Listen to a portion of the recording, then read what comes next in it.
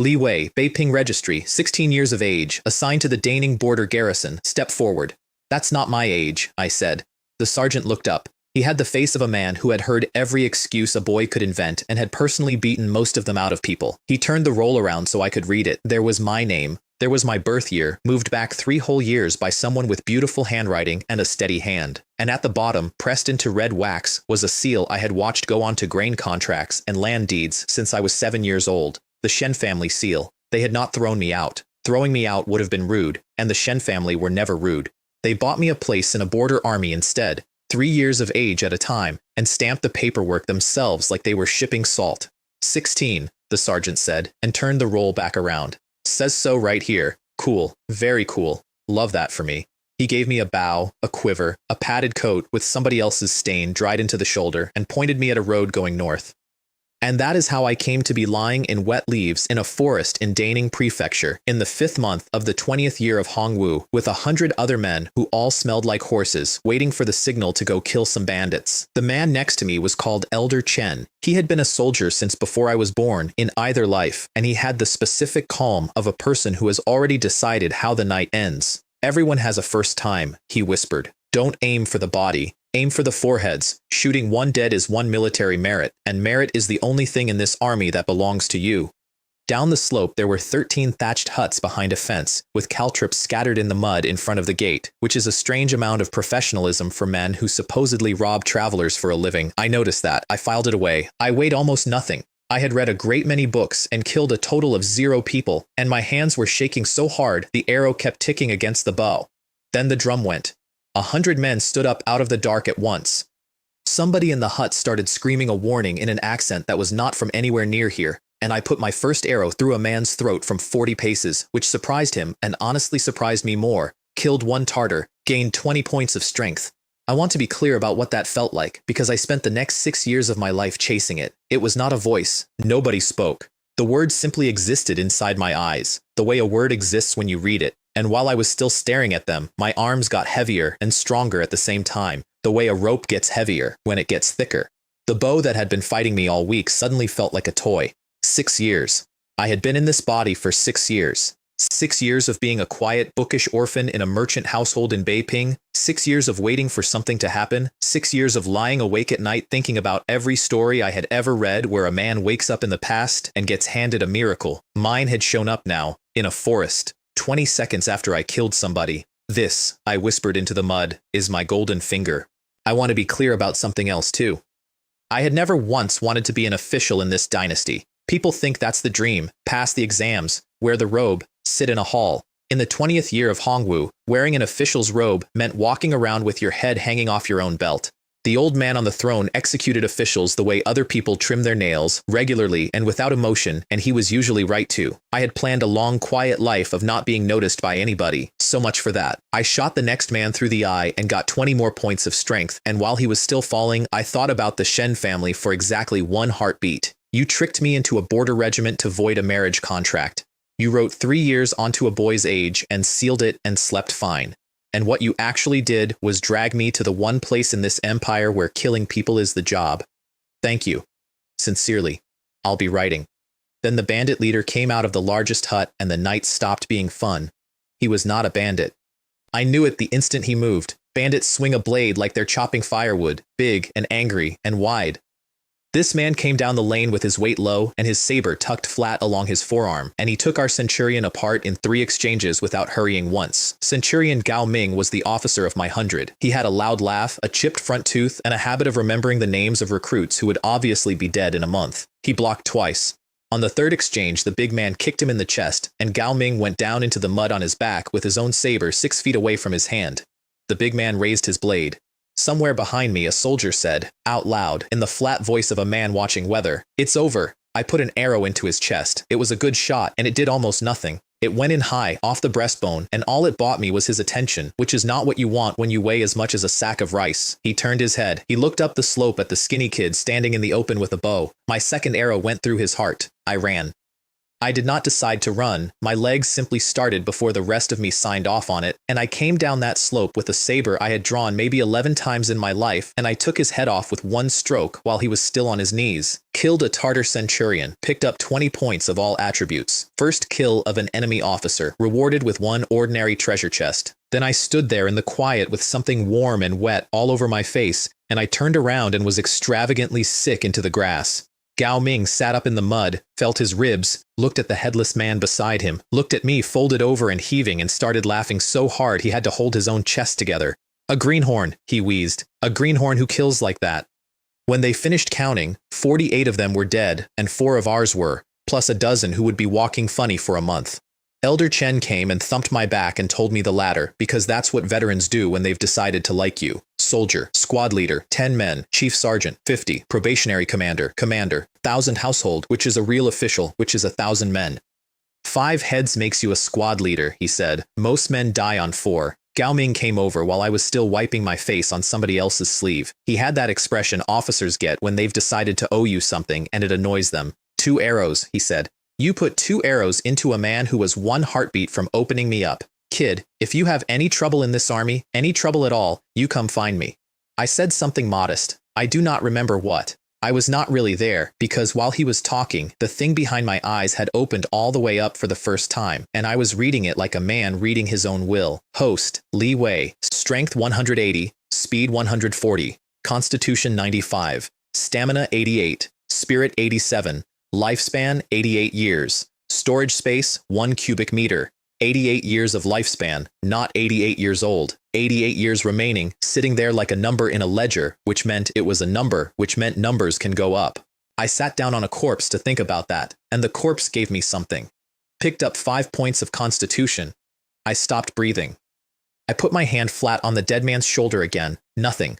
I crawled 2 paces and put my hand on the next one, picked up 5 days of lifespan, 5 days, from touching a dead man. I sat back on my heels in a burning bandit camp with my hands full of other people's last 5 days and thought the exact thought you are thinking right now. Then can't I just live forever? Emperors have burned whole treasuries on that question. There are men in this dynasty right now drinking mercury for that question, and I had just found the answer lying face down in the mud, free, in job lots. So I crawled the whole camp, everybody. Hand on the shoulder, count of 1, move on. 3 points of speed here, 5 days there. 1 point of strength off a man who had clearly not been trying. Behind me, the veterans were absolutely losing it. Look at the new one, somebody said, going body to body, making sure none of them are playing dead.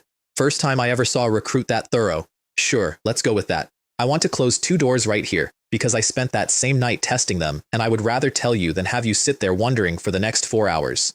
Door 1. It does not work on just anything with a heartbeat. There was a camp dog that had bitten a man's calf half through, and somebody put it down, and I got nothing. There was a deserter hanged the following week, and I got nothing off him either. Whatever was doing the counting had opinions about who counted, and its opinion was enemies of the great Ming, killed in the field, by me. I never once got away around that, and believe me, I looked. Door 2. Forever costs more than you think. 5 days a body. Sit with that number.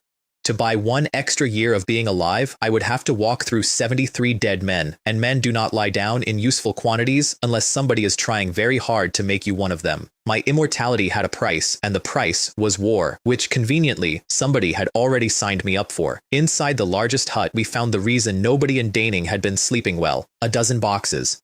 Hongwu copper cash in strings, silver in ingots, a little gold, and a tangle of jewelry that had been women's, and now was nobody's. Gao Ming whistled through the chip in his tooth. These dogs actually plundered this much. They're not dogs, I said. Listen to them. That's a Zhangzhou accent, all of it. And bandits don't post 2 sentries per gate and lay caltrops on the approach. Bandits post nobody and drink. He looked at the caltrops. He looked at me. He looked at the caltrops again, and then he went off to write a report that would eventually reach the Emperor of China, which is a strange thing to have happen because of a new recruit's opinion about accents. Nobody touched the boxes. Not 1 man out of 96 standing around a heap of silver in the dark in the middle of a forest with no witnesses. I asked Elder Chen about it, and he gave me the look you give an idiot child. The old Hong up there, he said, and he actually tipped his chin south toward Yingtian, 3,000 li away, like the man could hear him. Has no tolerance for that at all. Best case your head comes off. Worst case they exterminate your whole clan. Fair enough. So I squatted down, put both hands on the nearest box as though I were testing the weight of it, grunted like it was heavy, and quietly moved 100 taels of silver into the space behind my eyes. 100. Out of a dozen boxes.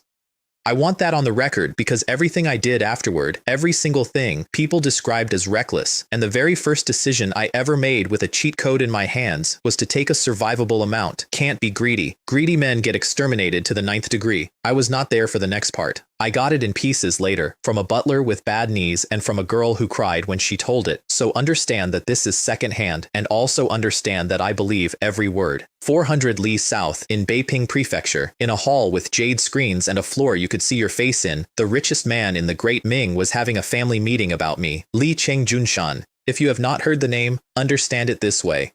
The imperial treasury had a bad year once, and his household did not notice. His eldest son, Li Chengbao, was reporting, and Li Chengbao had the kind of cold little smile that men develop when they have never once been hit. That boy has already been entered into the Great Ning military registry, he said. It is done. The second son picked up the tune. Once you are enlisted, there is no rest.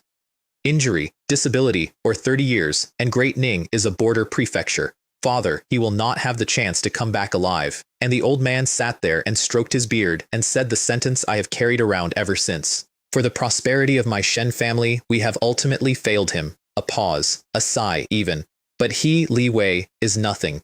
Here is what I was worth to them. His fourth legitimate daughter, Li Chenglihua, had been promised to me since we were children, on account of a small matter I'll get to. But there was a better offer on the table now. Xu An, brother of Madame Xu of the East Palace, and Madame Xu's son was the crown prince's eldest surviving boy, which meant that with the right marriage the Shen family would have a rope tied directly to the future master of the East Palace. You cannot marry a daughter to a prince's brother-in-law while she is contracted to an orphan, so the orphan had to go away. And when Li Chengbao asked to be allowed to handle the matter decisively, which is how rich men say the word murder, his father said, proceed as you see fit, and take the funds from the family treasury. That is the whole of it. That is the entire conversation. Nobody shouted, nobody was even angry with me. I was a line item. And then the doors banged open and a girl came in who was not supposed to be in that hall at all. Li Chengsu, the concubine's daughter, the one they dressed a step below the servants and remembered on holidays. She was the only person in that family who had ever brought me tea without being told to, and she stood in the middle of the main hall with her hands in fists and said, how could you treat brother Li Wei like this? Why do you want to put brother Li Wei to death? Her eldest brother did not even turn around. When did a concubine's daughter become allowed in the main hall? He said. Withdraw. Remember her. I did. And a very long way south of that, in Yingtian, in Fengtian Hall, an old man in a plain robe was reading memorials at a desk piled higher than his own head, and being told about 100 bandit incidents in a prefecture that used to have none. Hong Kang was about 50 then. He had a jaw like a spade and a face that had never learned to lie politely, and there was exactly one human being alive who could walk into that room without being announced. 111 incidents in a single spring, Hong Tai said. The crown prince, the eldest son, the one everybody, and I do mean everybody, loved. In one prefecture. It is not banditry, father. No, his father said. Someone is stirring it with a stick. He put the brush down. Batu Temur. The great Yuan had been driven out of the Central Plains, which is not the same thing as destroyed. North of the wall, it still called itself an empire, it still had a court, and it had Batu Temur, who the old man rated as another Li Qingbao Bao, which from Hong Kong was the highest compliment a dead enemy could get. He was massing in Liaodong, so the orders went out. Duke Zhou Kun, muster the army. The crown prince would handle the provisions personally, in his own hand, because his father said flatly, I don't trust those people. And the men he did not trust were his own revenue ministry. And to the Daning military commissioner, clear every bandit in that prefecture before Zhou Kun moves. And if he fails, Hong Tai asked, then I take his head. It should have ended there. It didn't. The old man sat back and rubbed his eyes with the heels of both hands, and when he spoke again, his voice had come down out of the throne entirely. Come here. He caught his son's sleeve the way a farmer holds a sleeve. You are tired. You are always tired. Listen to me. I have already lost your mother, and I have already lost Hong Lian. His grip tightened. I cannot lose you too. I did not know that name then. I would not know it for years. Remember it anyway. 9 days later, I stood on a drill ground in Ansha County while a 1,000 household named Zhao Huan read out from a stand what the 1st Centurion camp had done in the forest, and the number he read was 48 dead and a dozen boxes recovered, and every man on that field stood a little straighter. Then he read the merit law, which everybody already knew and everybody liked hearing anyway. 5 heads, squad leader. 10, chief sergeant. 100 heads, or the head of an enemy officer. centurion. Hereditary posts had been abolished in the 15th year of Hongwu, which meant nobody in this army got anything from their father. You got what you cut off. Gao Ming got 100 taels of silver and a commendation and took it grinning with his chipped tooth out.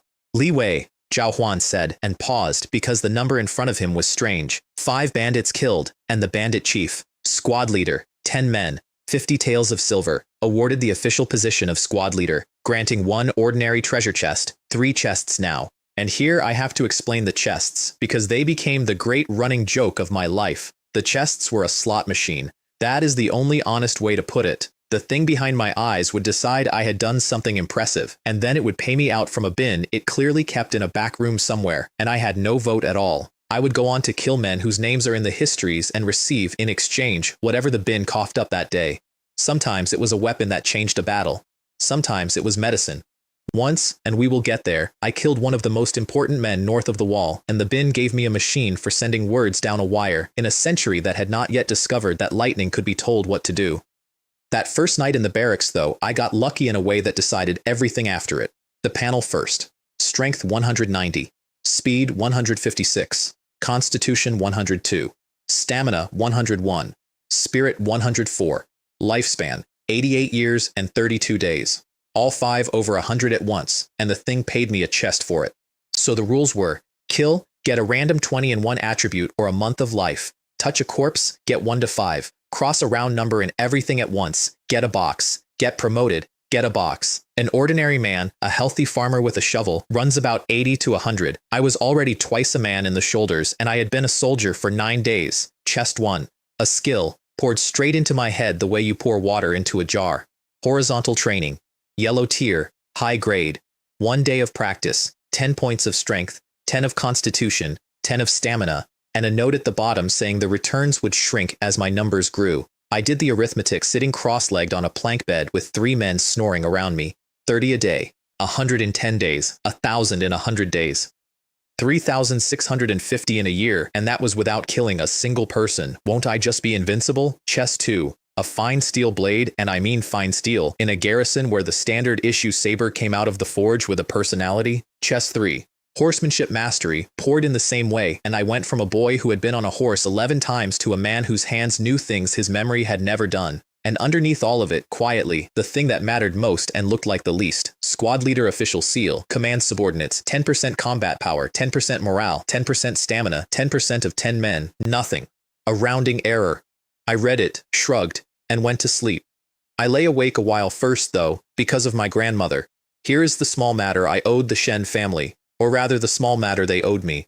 40 years ago, my grandmother pulled Li Qingjunshan's family out of a fire that should have finished them. Everything they had after that, the ships, the salt, the house with the jade screens, all of it stands on top of that one night. The betrothal was the thank you.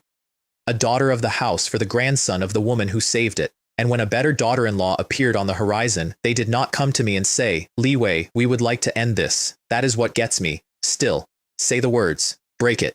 I'd have called you every name I know and gone off and been a clerk somewhere and lived to be 40. But you didn't want a broken contract. A broken contract leaves a boy walking around Beiping with a grudge and a claim. You wanted a dead one. You wanted the arithmetic clean. I lay there in the dark doing a piece of arithmetic of my own. I knew what year it was. 20th of Hongwu. I knew what was coming north of the wall inside the next 12 months because I had read about it in a life where it was already old news, and I knew that when the great Ming finally went for Batu Timur, it would not be with 200,000 men from the south alone. Border garrisons get spent first. Border garrisons are the cheapest thing an empire owns. The Shen family had put me exactly where the war was going to be. 6 nights I trained. Nobody noticed, because what does a squad leader do at night? He sits behind the horse lines and breathes strangely for an hour. 60 points of strength, 60 of constitution, 60 of stamina. Every morning my coat fit worse. On the 7th, in the black hour before dawn, the emergency drum went. My 10 men came out of the barracks doing up their coats with their hands shaking. They were farm boys. The oldest was 19. One of them, a kid named Da Mao, who had never in his life been further from home than the county market, said out loud what all of them were thinking. Squad leader, are we going out to suppress bandits again? And I heard myself say the first order I ever gave that wasn't about where to stand. Bandits have 1 head and 2 legs, same as you. Our armor is better than theirs. Our bows are better than theirs. When they see us on that road, they are the ones who go cold. I got my helmet on. We joined the army. Being afraid is free and it buys nothing. "Stay behind me and don't stop moving," which sounded very good and was very stupid, because when we got to the yard, Zhao Huan was standing on a mounting block in full armor with a written order in his fist and a face like a closing door. "It is not bandits," he said. "The prefect has issued the campaign order. 20,000 men. We march at first light against the Jianzhou Tatars." The yard made a sound I have never forgotten, half a cheer and half a groan, because a campaign is where merit lives and it is also where men stop existing, and I stood in the middle of it doing sums nobody else in that yard could do. The Jianzhou tribes had bled our prefecture all spring so we would look east while Batu Timur got ready in the north. This whole punitive campaign was a curtain being pulled across a stage. 20,000 of us were about to be walked into a country of 1 million people to buy time for an army that had not left the south yet, which was terrible, genuinely, historically terrible. It was also, and I am not proud of how fast I got there, an enormous field of men who were going to try very hard to kill me, and who each contained 20 free points. I went to get my bow. 20,000 men on a border in the 5th month looks less like an army and more like a town that has decided to move. Smoke to the horizon. Horse lines a lie long. Somewhere in the middle of it, a war council was deciding which unit would walk in front, and the answer was, the 1st Guard, 1st 1,000 household camp, which is to say, us. Encounter the enemy, kill them. The order came down. Leave no survivors. I spent that evening sitting outside the tent with a knife, carving my name into arrows. A quiver holds 50. I carved 111. Elder Chen watched me do about 60 of them before he could not stand it anymore. "Kid, what are you doing?" "Marking them." "Why?" "So they know who they came from." He worked his jaw around that for a while. What I was actually doing was making sure that if a shaft ended up in a man and somebody later pulled it out of him, the merit had my name on it in a place a clerk could read. But there is no way to say that out loud without sounding like an accountant, and the version where it sounds like a threat was better for morale. "You know a quiver holds 50, Elder Chen said. "That's why there's 111 of them." Gao Ming came by after dark and sat down on the arrow bundle without asking, which is an officer's privilege. He had a strip of dried mutton and he tore half of it off for me. "Tomorrow our camp goes first," he said. Then he stopped chewing. "I read your registry today." You don't look 16, Li Wei. You don't look anywhere near it. And your household registration is Beiping. Beiping is not Great Ning. Nobody walks 400 li past 3 recruiting stations to enlist in the worst posting in the empire. He turned his head. "Why are you here?" I could have lied. I had 4 lies ready. What came out of me was the true one, flat, with no self-pity in it at all, because self-pity is a thing you can only afford in a house. I was set up by someone. He did not ask who. That is the thing about border officers. They have all met somebody's someone. He looked out at the fires for a bit, and then he said, "I'm only a centurion. I'm not much. But as long as you're in my 1,000 household camp, I will do my best to keep you alive." He walked off, and I heard him say it to himself, low, thinking I was out of earshot. Whoever did this has real connections. How does a boy that age offend people like that? Good question. I've had 6 years to think about it, and the answer is that I didn't. That is the part that people never believe. I didn't offend anybody. I just stopped being convenient. Now, across the border, a man was arguing with his own chieftain and losing, and I want you to meet him properly, because he is the first person I ever killed who deserved better. Bayar Khan commanded 15,000 men on the Jianzhou border, and he was the only Tatar in that entire war who had actually looked at the Great Ming and seen what it was. "You still don't understand the Ming kingdom," he had told his chieftain, and it is in the record because a scribe was there. "You don't understand Hong Kang. If you understood him, you would not do this. Otherwise, how do you think the Great Yuan came to be driven out of the Central Plains at all? He wanted neutrality. Stay out of it. Let the Yuan court fight its own war." He was overruled because the Yuan court said jump, and his tribe had been saying how high for 100 years.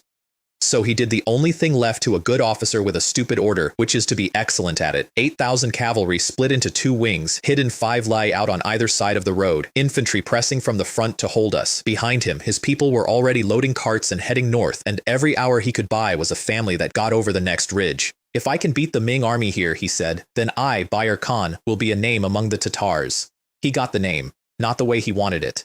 They came at us the next morning out of a low sun, and I found out what cavalry archery actually is, not the way it is in books. 5,000 men going flat out at an angle across your front, loosing on the pass, so the arrows do not come down in a rain. They come in sideways, like a hand slapping the whole line at once. The man 2 down from me took one in the eye socket before I had finished knocking. "Archers, form ranks," Wu Qiang's voice from somewhere behind the horses. 2,000 of us, 5 ranks deep.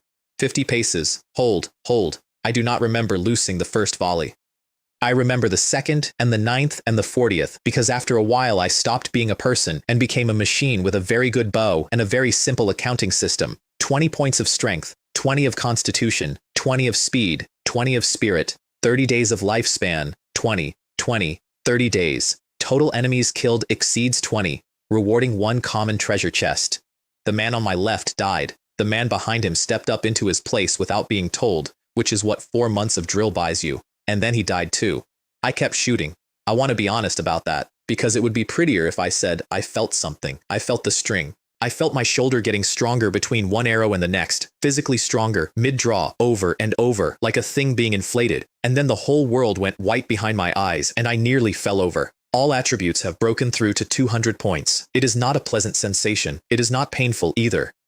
It is like being wrung out and refilled at the same time, every muscle rope in you unpicking and relaying itself, and it took maybe 2 seconds, and when it ended, I was standing in a shooting line in the middle of a battle with a body that had never been mine. I picked the bow back up. It felt like a stick. Archers, draw your sabers and engage. That was the moment the day turned, when both sides ran out of arrows and had to go and do it with their hands. I got out in front of my 10 and I said the only thing I could think of. Brothers, stay on me and kill.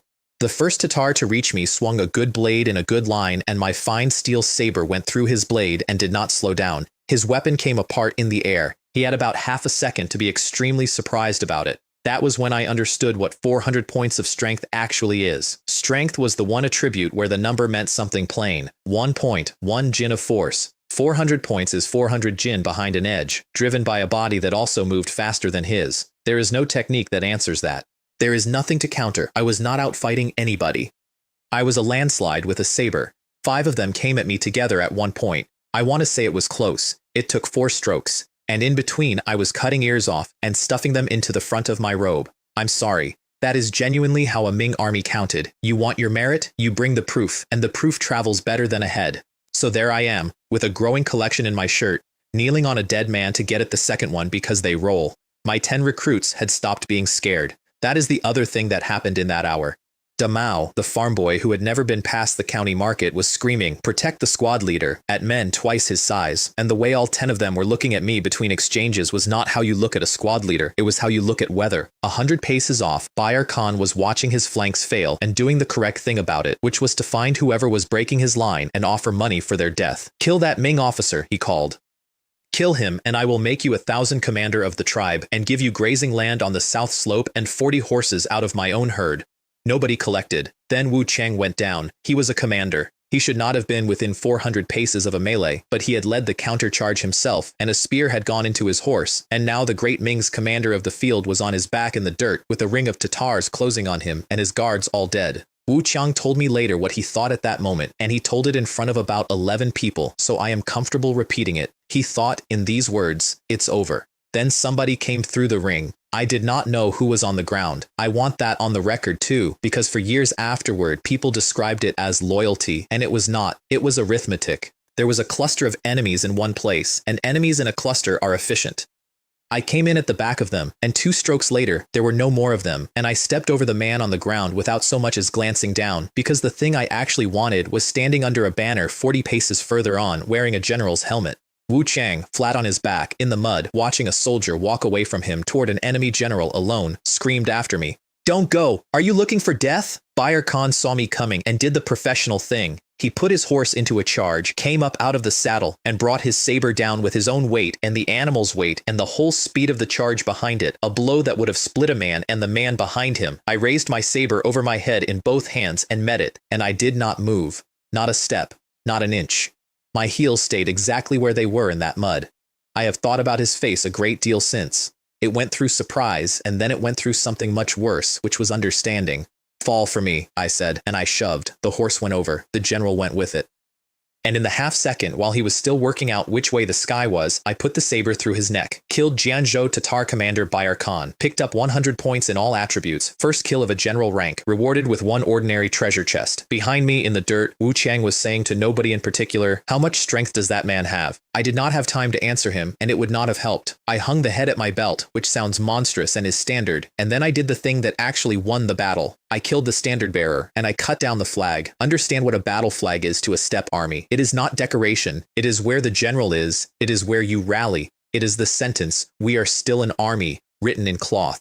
When it drops, the men who cannot see the general and cannot see the flag have exactly one piece of information, and it is bad. So I stood on the broken pole with the general's head hanging at my hip, and I put everything I had into my chest and shouted it across a field of 8,000 men. "Your general is dead. I killed him. Surrender or die." 15,000 Jianzhou Tatars came apart like a rope, not in an hour, in about the time it takes to walk across a courtyard. Jiangbo's cavalry closed the ring on the far side, and after that it was not a battle anymore. It was a harvest, and I chased runners until my horse gave out, because every single one of them was 20 free points with legs. The count happened at dusk, at a folding table, in front of a scribe with a brush and an assistant centurion who was having a bad evening. I walked up, opened the front of my robe, and let it all fall out onto the table. 58 ears, a general's head, and a folded, filthy, enormous piece of embroidered silk that had been the battle standard of the Jianzhou Tatars that morning. The scribe's brush stopped. He counted them twice. He counted them with the end of the brush because he did not want to use his fingers. "There are 58 of these," he said, and his voice did a thing in the middle. 58. "And this does not include the ones he killed with arrows." The assistant centurion looked at the pile, then at me, then at the pile. "Record it," he said. "Record all of it. And then take it to the military police yourself at a run and do not stop to tell anyone. Our camp came out of that battle at under 70%. Gao Ming found me sitting against a wagon wheel and grabbed my shoulder and said, 'Are you hurt?' and then stopped talking because he had just seen my back. Knife marks across the shoulder blades, a long one down the chest, both forearms opened, and a broken arrow shaft standing out of my left arm that I had snapped off at some point during the afternoon and then honestly forgotten about. The army doctor dug the head out with a hook while 3 men held a lamp. I did not make a sound, not because I am brave, because it genuinely did not hurt the way it should have, and I had already worked out that I should not say so. "Your physique is something else," the doctor muttered, packing it. "Look at that. It has already stopped bleeding on its own. I have been doing this for 20 years. Are you even human?" one of the men holding the lamp said. "My parents raised me well," I said. He laughed. Everybody laughed. I want you to remember that this was the first time anyone asked me that question, and that it was a joke, and that it stayed a joke for a long time, right up until it wasn't. Gao Ming sat down next to me on the ground with his back against the same wheel. "You walk through the gates of hell today, kid." "Lucky," I said. "The king of hell won't have me." He did not laugh at that one. "Listen to me. I know you want promotion. Everybody in this army wants promotion. But do not be reckless. Even generals who have fought 30 years cannot dodge the arrow they never saw. You are young." A pause. "You are very young." Fair. Also, at that exact moment, I was reading the following. Strength 489. Speed 432. Physique 351. Stamina 345. Spirit 332. Lifespan 88 years and 578 days. 1 battle, roughly 1,000 points, and just under 2 extra years of being alive. So I got up and I went and walked the field. There is no dignified way to describe what I did for the next 4 hours. I went body to body across half a li of ground in the dark, putting my hand on every dead man I could find, and collecting 1 point here and 3 there and 5 days somewhere else. When men from the burial detail passed me, I told them I was checking for Tatars playing dead, and they nodded, because that is a real thing that gets real men killed, and one of them clapped me on the shoulder and said I had a good head for a boy. I did not correct him. I was harvesting a battlefield like a man walking a bean row, and there was not a single part of it I could explain. Up in the general's tent, they were doing the arithmetic that decides careers. Wu Qiang and Zhang Bo were needling each other about the encirclement, the way men do when they have both nearly died and neither wants to say so. Then Wu Qiang got serious about the enemy, and this is the part worth keeping. "Their ironwork has become excellent," he said. "Their leather armor is better made than ours. Did you look at what we were cutting through today? The Yuan ruled the Central Plains for a century, and everything Han Smiths knew walked north with them. These are not the Tatars my father fought.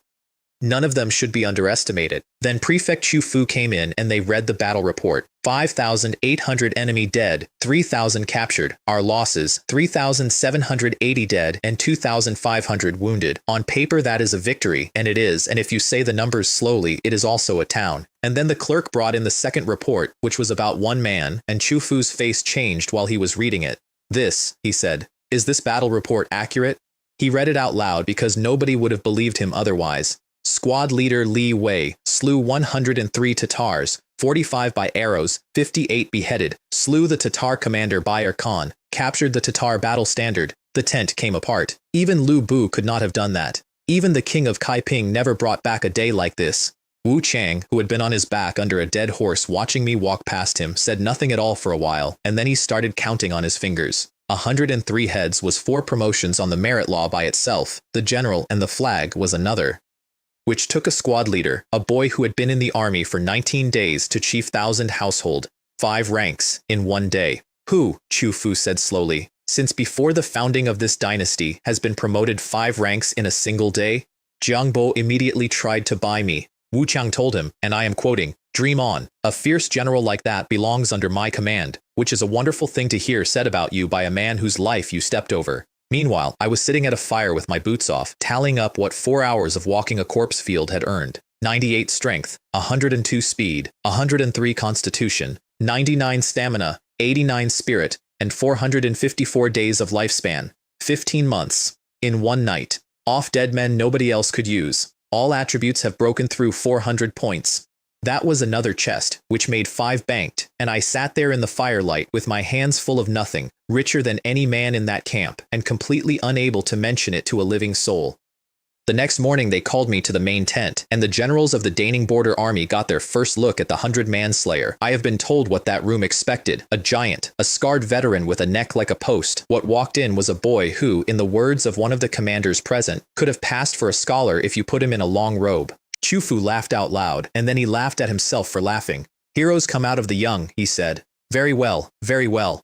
He read the commendation standing up. Promoted 5 ranks, chief 1,000 household, commanding 1,000 men, 100 taels of gold, a set of officers' armor, a saber, and a sword. "The saber is for the field," he said, putting them into my hands himself. "The sword is for standing in a hall." Then he said the thing that made me decide he was worth something, and he said it to the room, not to me. "As long as this official holds this seat, military merit in Great Ning will never be recorded unfairly, not for the son of a duke. Not for a boy nobody has heard of."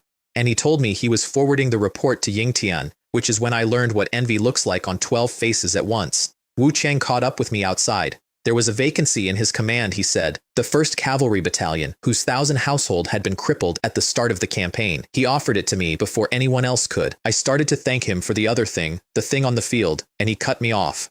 "Great kindness needs no words," he said. "Wu Chang has noted it. That is enough." Then, walking away, over his shoulder, casually, like a man dropping a coin in a bowl. "A chief 1,000 household is entitled to 50 personal guards. Pick good ones." I got back to camp and Gao Ming was waiting with his arms crossed, wanting to know what all the shouting had been about. "Chief 1,000 household," I said. Gao Ming went down on one knee in the dirt in front of a recruit with 19 days service. "Centurion Gao Ming," he said to the ground, "is willing to follow Chief 1,000 household Li Wei. Let me be your guard." I want to be fair to him, because it is easy to make that sound like worship, and it wasn't. Gao Ming had been in the army 11 years, and he had done the sum every long service officer eventually does, which is, I will never make commander on my own, not without a family name or a war that eats every officer above me. But a man who goes 5 ranks in a day is a rising tide, and a guard chief sergeant to a rising tide ends up somewhere his own merit never would. He was right too. He ended up somewhere he could never have gotten alone. So did nearly all of them. I made him guard chief sergeant on the spot and told him to pick the other 49. We were mobbed. Men I did not know were pushing forward to put their names down for a bodyguard post, which is the job where you are contractually obliged to die in someone else's place. Elder Chen got in early and looked smug about it for a week. Anyone with 2 working eyes could see where this was going. And then, in a tent, alone, with the flap tied, I opened 10 treasure chests. Because it turned out that every single rank I had skipped past still counted. Chief sergeant, probationary commander, centurion, deputy commander, commander. 1 chest for each rung of a ladder I had gone up in one jump, plus the ones I had banked. 10. 100 steps. Piercing yang, an archery skill, poured into my head like the others. A treasure-carved bow, yellow tier middle grade, armor piercing, and the note underneath said its draw scaled with the user's strength, which for most men is a formality and for me was a promise. A fine steel long saber weighing between 50 and 60 caddies. Rampage swordplay. A bottle of small returning pills, godly arrow barrage, mountain collapse fist, 500 taels of gold, which just appeared, in my storage, in ingots, and then the last 2, which were not weapons at all, and which I sat and stared at for a very long time. A complete fine steel refining method, a complete premium gunpowder refining method. I want to explain why I stopped breathing. The steel in this dynasty was made by men guessing at furnace colors. The gunpowder in this dynasty was mixed by ratio of thumb, and about a third of it was, being generous, sand. What I was holding was 300 or 400 years of somebody else's metallurgy, written out in an order a Ming ironmaster could actually follow. I did not use either of them for a long time. I put them away in the back of my skull next to the 100 taels of silver, and I thought, not yet, and I thought, but someday. There was also a tier ladder mentioned in passing at the bottom of one description. Yellow, then black, then earth, then heaven. Everything I owned was yellow. That is the sort of thing a man notices and files. And there was one more line which I nearly skipped past. Chief 1000 household seal. Commands 1,000 soldiers, 60% combat power, 60% morale, 60% stamina, 10% of 10 men had been a rounding error. 60% of 1,000 is an entirely different animal, and I finally understood what I actually had. It was never the sword. Anybody can be given a sword. What I had was that any unit standing under my seal fought 2/3 harder than it should, marched when it should have been finished, and did not break when it should have broken, and no one in it would ever know why, including them, which is when I stopped thinking about my own kill count. Above 1,000 household, one man's arm does not matter. I could kill 20 in an afternoon. 1,000 men under a seal like that could kill 2,000 while I was having lunch. My own hands had just stopped being the point. 50 guards knelt at dawn in a row and said, "Greetings, Chief 1000 household," in one voice. And I stood there in armor that fit and thought a thought that I am not going to dress up. So this is power. Wu Qiang came to see them off and gave them a speech I have never improved on. He walked the line, looked at each of the 50, and said, "A guard is a man who takes the blade meant for the one he serves. That is the whole job. So understand this now." He stopped walking. "If Li Wei dies on a battlefield, not one of you will outlive him by a day." Nobody flinched. Gao Ming looked pleased. The 1st Cavalry Battalion had 1,000 men on paper. When I rode in and had them counted, there were 689, because they had been the vanguard. And the vanguard is where the empire keeps its arithmetic. 2 deputies came out to meet me. Fan Qing, steady, quiet, competent. And a big, flat-faced man named Zhang Wu, who saluted a commander half his age without a flicker of anything on his face, and who I am telling you about now because in 15 years, he would be a duke. 689 survivors stood in a square and looked at their new commander, and their new commander did not have a single thing to offer them except one sentence, so I made it a good one. "I, Li Wei, promise every brother hear this. I will always be in front of you, not behind, not in the middle, in front." Nobody moved. A general who does not hoard his own life, and soldiers who do not fear death. If Li Wei ever hangs back from a fight, if Li Wei is ever greedy for his own skin, then any man in this battalion may take a blade and cut Li Wei's head off, and no one will avenge me. 689 men made a noise that scared the horses. "We swear to follow the Chief 1000 household to the death. 3 days to settle in," they told me. "Then we ride out again." 3,000 li south, my name arrived in a room I had never seen. The court of the Great Ming ran on paper, and the paper for that morning was provisions. 200,000 men, 5 months of grain, staged forward to Great Ning and Beiping inside of half a month, which the revenue minister reported the way a man reports something he has not actually done yet. Then the war ministry, Duke Zhou was moving, Duke Ying was moving, the Yongcheng Marquis was moving, and the main force would stand at Great Ning within the month. Hong Kong listened to all of it and said one sentence. "Tell Zhou Kun to bring me Batu Timur's head." Then the victory report from Daning came up the hall, and it was read, and it was received the way border victories are received, which is politely. And then the clerk hesitated and said there was a second report attached concerning one soldier. They read out 103. "One man killing 100, somebody said into the silence. "Even killing 100 chickens is not that easy." And the old man on the throne stopped hearing them, because he had seen it before. Once. 30 years earlier, on a riverbank, against Chen Yuliang, a man of his had come off the field having personally killed 78. And Hong Kong, who was not an emperor yet and was still a bandit with ideas, had grabbed that man's wrist and hauled his arm up in front of the whole army and roared, "Look at this! This is my brother! This is the god of war of this army!" Wen Qiao had been dead 19 years. "Oh," the emperor said, coming back into the room. "What did you say his name was?" And his eldest son said, "This general's name is Li Wei." There is a note in the record here from a man who was standing close that the emperor's face did something, not much.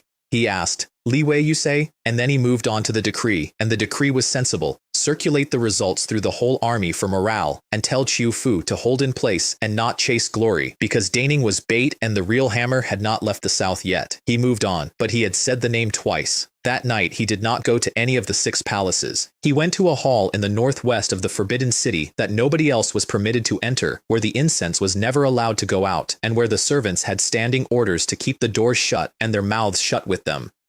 Hong Tai followed because Hong Tai was the one person alive who could.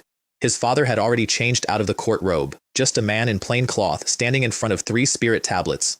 The first one is the one that tells you everything. It does not carry a single imperial title, not empress, not Xiao Qigao. It says in 6 characters, wife spirit tablet of Lin Shuzhen, and it says it that way because it was not erected by the Hongwu emperor of the Great Ming. It was erected by a starving orphan from Zhongli named Xu Guang, who had once been given a warm cake by a girl who hid it inside her coat and burned herself doing it, and who had never in 50 years managed to be anybody else in that room. The second, daughter-in-law, Wen Shulan, dead 10 years.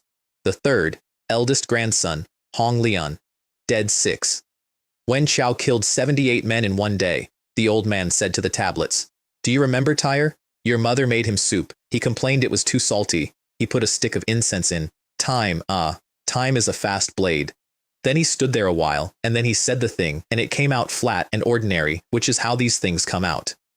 If my Hong Lian were still here, he would be 14 this year.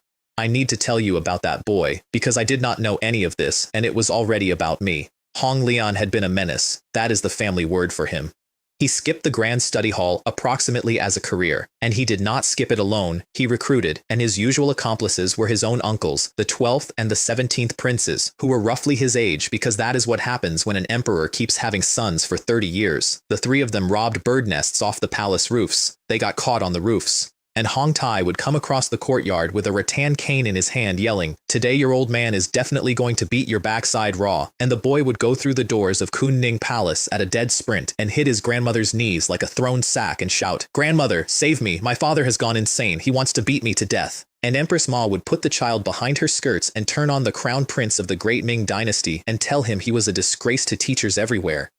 And then a man would come in from the audience hall, still in the dragon robe, still with the whole weight of an empire on him, and he would look at the standoff, and he would go down onto his heels on the floor like a farmer at a fence, and hold his arms out and say, "Hong Lian, come to Grandpa." And there would be, for a little while, no emperor in that room at all.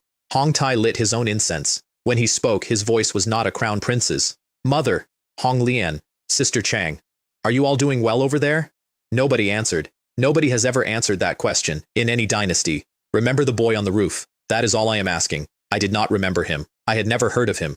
Meanwhile, a very long way north, I was learning what a war actually costs, and it was not costing me. 3 days after taking the cavalry battalion, we cut off a column of Jianzhou stragglers in open country, fighting men, carts, families, herds, all of it strung out over half a lie and heading north to get away from us.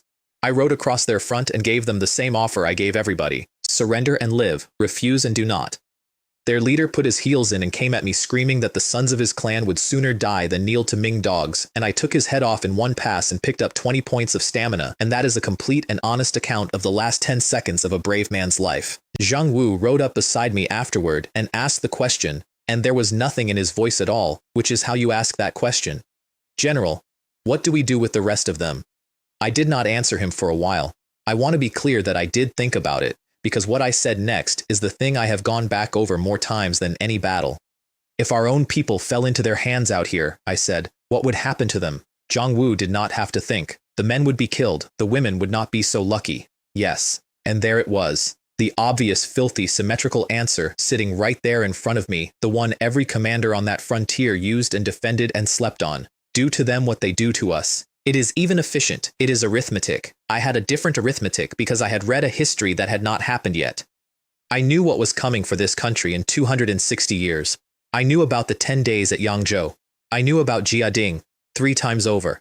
I knew about the order that would go out to every Han household in China. Keep your hair and lose your head. I knew it would be carried out by the descendants of the men riding around this exact grass right now. And I knew how it would be justified every single time by pointing back at what people like me did to people like them on days like this. I am not a good man. I want that understood before I say the next part, because I do not want anybody thinking this was mercy. No, I said, here is what we do instead.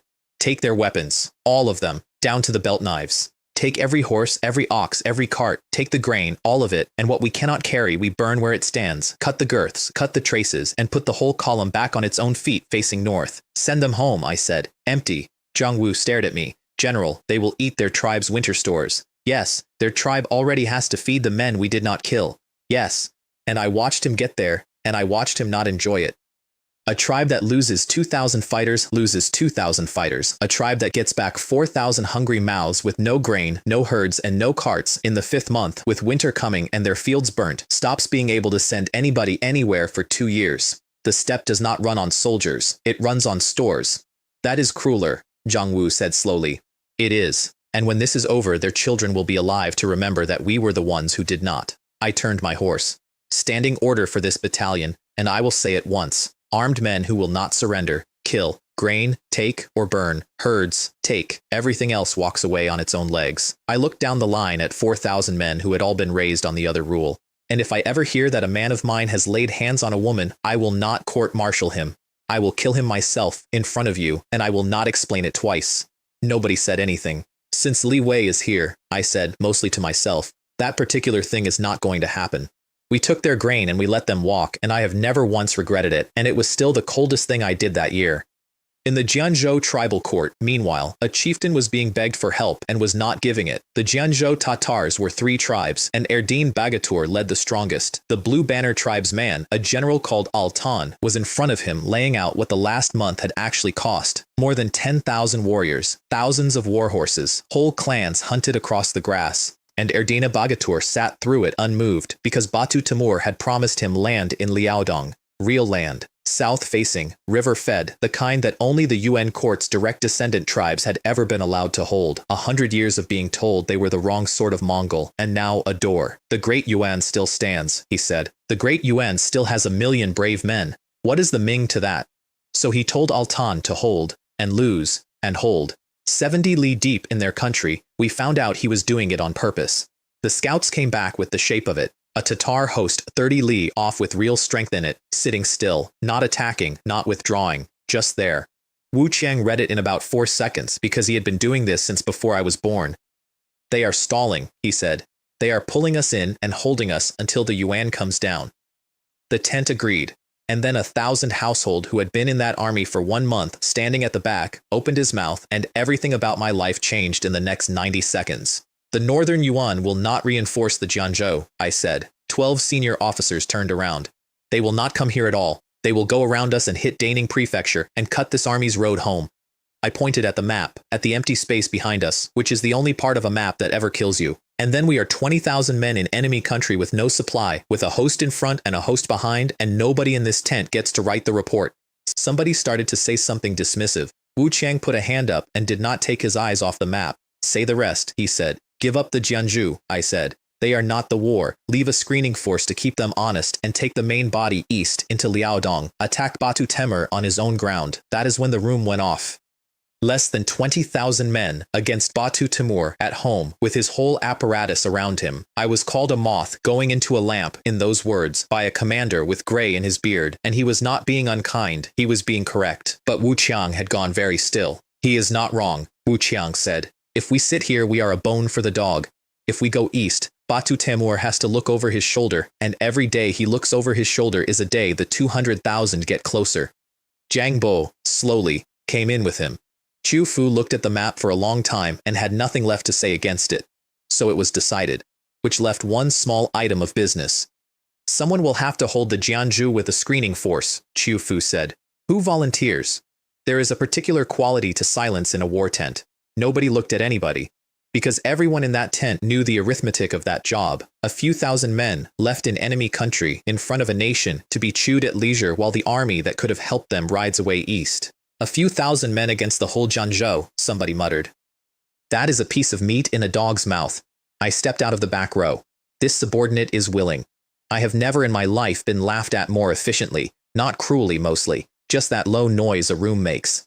A newborn calf does not know to fear tigers. Let the boy go. He killed 100 after all. Wu Qiang turned around and his eyes were not amused at all. Li Wei, are you certain? 4,000 cavalry, I said to Chu Fu. Cavalry only, no infantry, no carts. Chufu looked at me for a long moment, and then he did something that told me exactly what kind of man he was.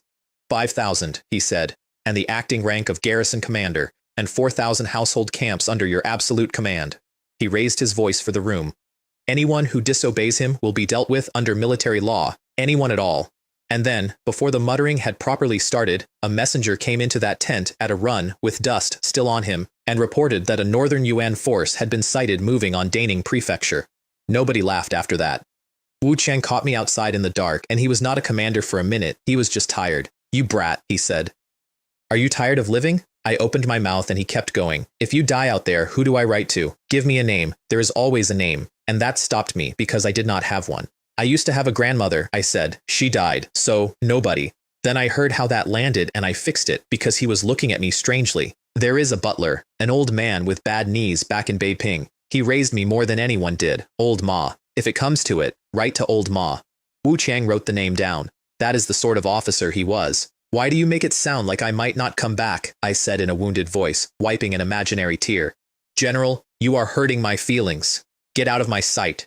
When this settles down, I am buying you a drink. No, he said. When you come back, I am buying. And he went off into the dark, saying, to nobody. He is barely 16. Why does he fight like a man with nothing to lose? Which was the first genuinely wrong thing that clever man ever said about me, and also completely fair, and also he was reading my age off a forged roll. There is a house in Beiping I should mention, because while I was volunteering to be left behind, a girl was climbing out of a window. Li Chengbao reported it to his father with his jaw tight. The wench is gone. Li Wei's old steward is gone with her. She has gone north to find him. Li Chengjunshan threw his cup. A daughter grown is a daughter you cannot keep. We should never have taken that one in, Li Chengbao said. And his father's head came around so fast that the eldest son of the richest house in the great Ming shut his mouth mid-word and did not open it again. Took her in. Remember that too. Great Ning is enormous, the old man said, recovering himself. She cannot find one soldier in it by wanting to, and if she dies out there, she has nothing to do with the Shen family. He rubbed his face. Is it done? The other thing? It was done. Men had already gone north, carrying a copy of my enlistment record so they would know which regiment to look in. If the battlefield does not take him, Li Chengbao said, our family has other ways. And then his father said the two sentences that I did not hear for years and that explained the entire rest of my life. Li Wei's grandmother, he said slowly, did not come from nowhere. That woman's background was not ordinary. And that girl is a danger to us. If anyone ever finds out where she came from, this family is finished. Then there was Beiping's other house, where a prince was reading about me by lamplight, Hong Zhan, fourth son, Prince Yan, 50,000 border troops of his own, and an order from his father to send 40,000 of them to Daning, which he was obeying and resenting in that order. He read the secret report twice. A recruit, he said, enlisted a few months ago. He set it down. My Beiping army does not contain a warrior like this. His general Zhou Ping, who was good at his job in a way that would matter later, said, Your Highness, should we quietly send someone to bring him over? Hong Zhan looked at him. Just looked. Zhou Ping was on his knees before the silence finished. If you happen to encounter this person, the prince said at last, you may make contact. You will not be obvious about it. When the room was empty, he stood at the window a while, and then he spoke to it. Now you really have gone too far. My imperial father is alive. My eldest brother is in his prime. His hands were on the sill. Do you want to push this prince somewhere he cannot come back from? And from the inner hall, where there had apparently been someone the entire time, a voice said pleasantly, Amitabha, this humble monk is only planning on your highness's behalf. A monk in black robes came out. He had a face like a good-humored crow and eyes that did not match it, and he had attached himself to Hong Zhan years ago at a funeral of all places and never left. Some years ago, said Monk Huizong, this humble monk promised to give your highness a white hat. Write the character for king. Put the character for white on top of it. Read what you have made. Your highness, the monk said, has the appearance of an emperor. Nobody in that room laughed, not then, and not 11 years later. The army went east. We did not. 5,000 cavalry, 4,000 household camps, and me, sitting in enemy country watching 20,000 friends ride over a hill and out of the story. The first night I had 2 prisoners brought in, scouts taken alive by Zhao Huan's men, which is harder than it sounds and worth a commendation. The first one spat at my boots and told me what my mother had been and what the Ming would be in a year. I took his head off in the middle of the sentence without changing expression and without saying one word to him, and picked up 20 points of strength and turned to the second one while the first was still going over. I ask, I said. You answer. He answered. 30,000 fighting men in the nearest tribal grouping, around 100,000 people all told. Standing orders from the chieftain: defend, do not engage, wait. Northern UN reinforcements were promised. Thank you, I said, and killed him too, and picked up 20 points of spirit. I am not going to pretend about that. He had told me the truth, and he had earned nothing by it, and I did it in front of my own officers on purpose, because there were 4,000 households standing behind me who had all been quietly wondering how much of the 103 was a clerk's exaggeration. Those 4 were Zhao Huan, who had promoted me and now saluted me, Tang Yi, Yuan Kai, and Sun Jian. Sun Jian was the one who talked. Commander, he said in the council, and the word commander had a little curl on it. We are 5,000 men. The correct move is to keep moving, harass where it is cheap, and withdraw toward Great Ning as the pressure builds. That is what a screening force does. Being beaten while backing up is not a plan, I said. Attacking is the plan. The one who moves first decides where the fight is. With 5,000 men, in their country, against 30,000. He looked around the tent for support and got some. I will not throw my brothers away for someone else's merit. I went very quiet, which people who knew me later learned to be afraid of. You are right, I said. You should not. And I gave him exactly what he had asked for. Sun Jian's camp would take the southern feint, ride loud, burn a few outposts, be visible, be a nuisance. And then he had my permission, in writing, to withdraw at his own discretion. Your merits and your failures will cancel out, I said. Go. He took it. Standing up, he even said, I will not let the brothers under my command die for nothing, and I think he believed himself, and I think that is why what he did afterward is worse. The other 3 said, we swear to follow the garrison commander to the death, and I have never been so relieved by a sentence in my life, because at that point I had precisely one idea, and it was insane. Here is the idea. I explained it to Zhao Huan on the ride north, because Zhao Huan was going to have to sell it to men who could count. If you were the Tatar commander, I said, and you knew the Ming main strength was in the south, and someone hit a tribe in the north, what would you think? Zhao Huan chewed on that. That the northern raid was the distraction. And what would you do? Reinforce the south, where the real army is. Yes, I said. So Sun Jian is going to be very loud in the south, and we are going to go and be the distraction. 4,000 horses, one night, 40 li. I put it to the men before the charge, and I have never given a shorter order. I go first. My guards carry the torches, and they stay with me. Every man in this battalion watches the torches and follows the torches. If the torches go into a gate, you go into that gate. Do not look for me. Look for the fire. The sentries in the watchtowers were talking to each other when we came out of the grass. One of them actually said, "Are you seeing ghosts?" And it is in my head still, because the answer came from Gao Ming and 3 of my guards at 80 paces in the dark, and it went through 4 throats in about a second and a half. The outer fence had chevaux de frise across the approach. My men went at them with axes. I did not have time for the gate. Rampage swordplay is not elegant. It is one motion that becomes a dozen inside the same breath, and when you put 900 points of strength behind it and hit a bound timber gate with a fine steel long saber weighing 60 caddies, the gate does not open. The gate becomes pieces. I rode through the hole in my own gate, and the torches came in behind me in a line, and after that it was fire. 20,000 people lived in that tribal camp. 10,000 of them were fighting men, and they were asleep. Their general Altan was 4 li away and comfortable when the first rider reached him, and he stood there in the dark with the report in his hand and did the clever thing, the thing I had spent 2 days building for him. Northern strike, small, fast, cavalry only, obviously a feint, drawing him off the main axis. He sent his reserves south. By dawn there was nothing left in the north worth defending. 10,000 of his warriors were dead, and the words behind my eyes had rolled over again. Host's attributes have all broken through 600 points. There is one part of that night my own men never understood, and I could not explain it, and I watched it happen from the inside like a man watching a trick he owns. 4,000 cavalry had ridden 40 li in the dark, fought through a camp for 3 hours, and were still going. Nobody sagged, nobody's arms gave out. Nobody broke and looked for a way out of the fire, which men do, which is normal, which is not cowardice. It is meat running out of fuel. 60% stamina, 60% morale, 60% combat power. Every man under that seal was running on somebody else's account, and they all thought it was because I had said a good thing about torches. 20 li out, in the gray, I had them counted. Numbers. First camp, 58 wounded. Second camp, 89 wounded.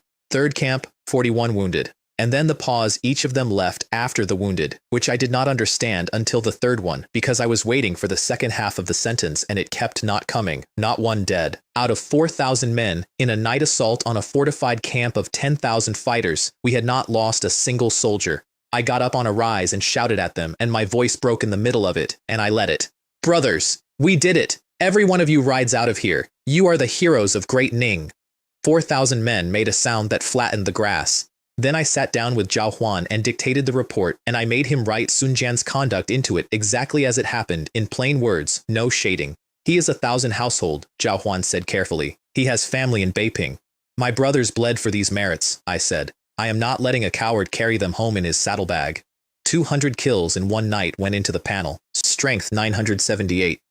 Speed 889, which is roughly 8 times what a healthy man has, and if you want to know what that is like, I could see individual arrows in flight and think about them on the way past. Chests, and here is where the slot machine showed me its sense of humor for the first time. Chest 1, a martial skill called Tiger's Roar, which came with a polite note explaining that it required internal force to use, and I had no internal force, so it went into the drawer. Chest 2, 10 large sacks of purgative powder, 10 sacks of laxative for destroying a tribal army in a night. I sat in the tent holding them, and then I started laughing, and then I stopped laughing because an idea had arrived. Every Dazi tribe on that grass has one thing in common. They water at one place. Meanwhile, in Daning, Duke Zhou had arrived ahead of his 200,000, and my career was being ended in a tent I was not in. Zhou Kun, Duke Zhou, Grand General of the campaign, with Fu Yud and the Yongchang Marquis Shu Jing as his deputies and the whole Huaixi crowd around him. And the first report to reach that tent about the garrison commander left behind in Jianzhou came from Sun Jian. It said I was reckless. It said I had thrown 5,000 men into enemy country out of vanity. It said I was, in all likelihood, already dead, along with everyone with me. Zhou Kun, who had been fighting since before the dynasty existed, put it down and sighed like a man losing something. Such a young and brave general, he said. And in the end, all he has is courage and no understanding of how to command troops. Send word. Recall him, if there is anyone left to recall. Then my pigeon arrived. Zhou Kun read it. Then he read it again. And then the Grand General of the Great Ming put his head back and roared with laughter in front of 30 officers. It seems I really am old, he said. I underestimated Li Wei. Zhao Yong had to explain the trick out loud for the room, tracing it on the map, the loud southern feint, the northern hammer, and a Tatar general reinforcing exactly the wrong place with exactly the troops he needed everywhere else. And then Zhou Kun's face closed up, because if that was what happened in the north, then he had just been handed a slander in writing. Sun Jian was stripped of rank in front of the assembled camp and put back into the ranks as a common soldier. His 2 deputies went down a grade each, and Sun Jian stood there while they cut the insignia off him and did not look repentant for 1 second. He looked at the north. He is a villain, he said later, to a man who reported it. He deserves to die. We had 5,000 or 6,000 Tatar cavalry on us within 2 days, which is what happens when you burn a tribal camp and then ride away slowly on purpose. They have caught up, Zhang Wu said, coming back at a gallop. Good. Then we leave all of them here. I had never used the treasure-carved bow properly. It was made for a man with a stupid amount of strength, and I had finally become stupid enough. You can put 5 arrows across a bowstring at once if you have the hand for it. What you cannot normally do is draw the string because 5 arrows means 5 times the friction and a draw weight no human shoulder will hold. I held it. 5 shafts left that bow together, and 5 men came off their horses, and I had the next 5 up before the first 5 landed. 100 steps. Piercing. Yang is a skill about where the arrow goes. Godly Arrow Barrage is a skill about how many. Together they are not archery, they are a weather event. Their commander was a 5,000 household chief, and he was brave enough to come and find me, which was efficient of him. He got 1 exchange. My saber took his blade in half and did not slow down, and then it was through his neck, and 50 points of everything came in at once. I cut his banner down before his body settled, because I had learned what that does. 4,000 of them died on that grass. 257 of ours did, and 480 were carried out. And when the runners started running, I called it off, which surprised people. Do not chase a cornered enemy, I said. Let them run home and tell it. Then I gave the order that did more for that battalion than any victory. Every brother who fell today goes onto a horse. Tie them on. We are not leaving one great Ming soldier lying in a foreign country. 4,000 men were listening. Hear me. Alive or dead, I will bring you home. That is a promise from Li Wei, and it does not have conditions on it. There is no describing what that does to an army. I did not do it as a technique. But I will not pretend I did not understand afterward what I had bought. We took every warhorse on the field, 3,000 or 4,000 of them, and we walked the ground picking up arrows one by one, because out there an arrow is not a supply item, it is currency. And on their own battle standard, before we left it, I wrote a message and staked it upright where the survivors would come back through. One day we are coming to the tribal court. One day we will take your chieftain's head off his shoulders. Tell him to wait for us. That night in camp, Zhang reported that the Tatar search parties were 40 li west of us chasing hoofprints we had made for them, and 40 li east chasing another set. Tong Yi was in an extremely good mood about it. Commander, if anyone ever speaks ill of you in front of me again, I am slapping them in the mouth, rank or no rank. I took the middle watch myself that night, not for effect. Those men had been sleeping under an hour a day for 6 days, and I did not need sleep the way they did anymore, and I was standing on a rise doing sums about how much worse it was going to get. Chests opened by torchlight. A body-protecting inner armor, thin as cloth, which I put on under everything and which a saber would not mark. Accumulating power strike, a technique for stacking force into a single blow, doubling it at the basic level and 5 times over at mastery, and 10 bottles of high-grade hemostatic powder. I looked at the 10 bottles for a while. Then I got up and walked down through the horse lines to where Gao Ming had the wounded laid out, and I put 5 of the 10 bottles into his hands. Half, I said. For the ones who will not stop bleeding. He held them like they were eggs. General, where did you? Use it sparingly, there is not much, and I cannot get more. 2 of those 5 bottles were used before dawn, on a boy from Zhao Huan's camp who had opened an artery in his thigh and had, in the field surgeon's professional opinion, about an hour.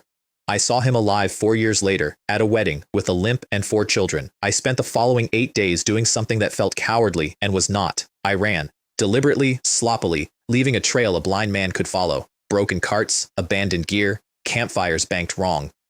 Hoofprints that told a story about a small force in a hurry with wounded slowing it down. The Tatar commander who took the bait was called Tolga, and he was so sure of the story that he told his own officers, if I do not tear this Ming force apart this time, I will not be able to face the chieftain. I brought him into a low basin with grass slopes on 3 sides and my archers lying on all 3. The whole battle took less than an hour.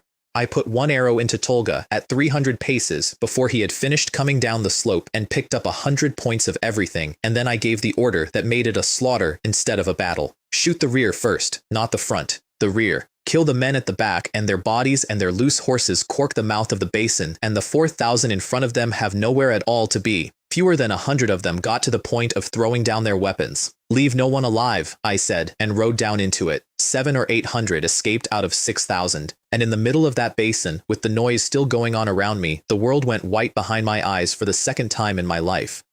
All attributes have broken through 1,000 points, a tier 1 treasure chest, and something else. A new line at the top of the panel that had never existed before. Inner breath, 0. Warrior inner breath. I did not know what it meant yet. I found out an hour later, walking the field, when a corpse gave me 1 point of inner breath and something warm turned over below my navel like a coal settling. Is this the first step to becoming a warrior? 2 other things happened on that field, and they are the reason I stopped being able to farm my way to godhood. The corpses had started giving 1 point instead of 5, and the kills had started giving 10 instead of 20. There it was, the tax. I was not a man walking a bean row anymore. I was a rich man being charged rich man's prices, and every step from here was going to cost double what the last one had. It is the oldest rule there is, and apparently it applies to miracles. Strength 1,445, speed 1,323, which is 13 times a man. Lifespan 88 years and 5,956 days, 16 extra years. I had picked 16 years of being alive up off the ground with my hands. The report of that reached Yingtian, and the court of the great Ming heard my name for the second time, and the reaction was recorded by 3 separate people because nobody could believe the shape of it. 4,000 men, reduced to 3,200 over a month, had pinned an entire tribal confederation in place, destroyed its cavalry arm twice, burned 20 of its camps, and killed Tatars in the tens of thousands. Are the Tatars fools? A minister said out loud in front of the throne. Or is this Li Wei simply that good at war? And Hong Tai stood up and called me, in front of the entire court, a leader among the new generation of great Ming's generals. That sentence was not about me at all. Every man in that hall who mattered had come out of Huaixi with the emperor 30 years ago, and they had the army in a grip, and the crown prince had just publicly hung a lamp on a boy from nowhere with no clan, no patron, and no Huaixi accent. Then he proposed a peerage, a hereditary county baron. the lowest rung of the nobility, and I want to be precise about why it mattered. County Baron and County Viscount existed only during the Hongwu reign. They were abolished afterward and never came back. I caught the last train out of that station and I did not know I was on it. The Emperor gave me all of it. Garrison commander in substantive rank, 100 taels of gold, the hereditary barony, and another 100 taels of gold on top, apparently for the sake of roundness. When the hall had emptied, father and son stood together a while. The Huixi are a good blade, the old man said. Used well, they are the strongest weapon in your hand. He did not say the other half. Tyre, you already have the bearing of a ruler. I want to note, without comment, that everything that happened to those men afterward happened after Hong Tai stopped being alive. In another Beiping house, the Shen family were delivering a dowry, 10,000 taels of gold, more than 100 boxes, 100 servants, for a concubine slot. Lord Lu, Minister of Rights, watched it come through his gate with an expression of faint distaste. It is only a concubine, he told his household. There is no need for ceremony. Merchants, they are climbing, and they are climbing loudly. His son Xuan was in a temper about something else entirely. Even father has never been granted a title, and they are handing baronies to border soldiers now. His father put him down hard and then explained because the boy was not bright and needed it. His Majesty is raising generals who owe nothing to Huixi, deliberately. Do you understand what that means? No. Sit down. Their real game was one room over and much simpler. Madame Xu ran the East Palace. Madame Xu's son, Hong Rui, was the crown prince's eldest surviving boy. That position will be Yunwen's, Xuan said, comfortable again. And 150 li north of that conversation, the war reached its wall. Huizhou City, then Kaiyuan City, then Jin City. Batu Timur had something like 200,000 armored men and more than 100 cannon, and the walls he was sitting behind had been built by people who had ruled China. Zhou Kun split his force. Xu Jing took the Yongchang column to Kaiyuan. Fu Yud took Jin City. 300 Ming cannon went with them, and nothing moved, for days, and then for weeks.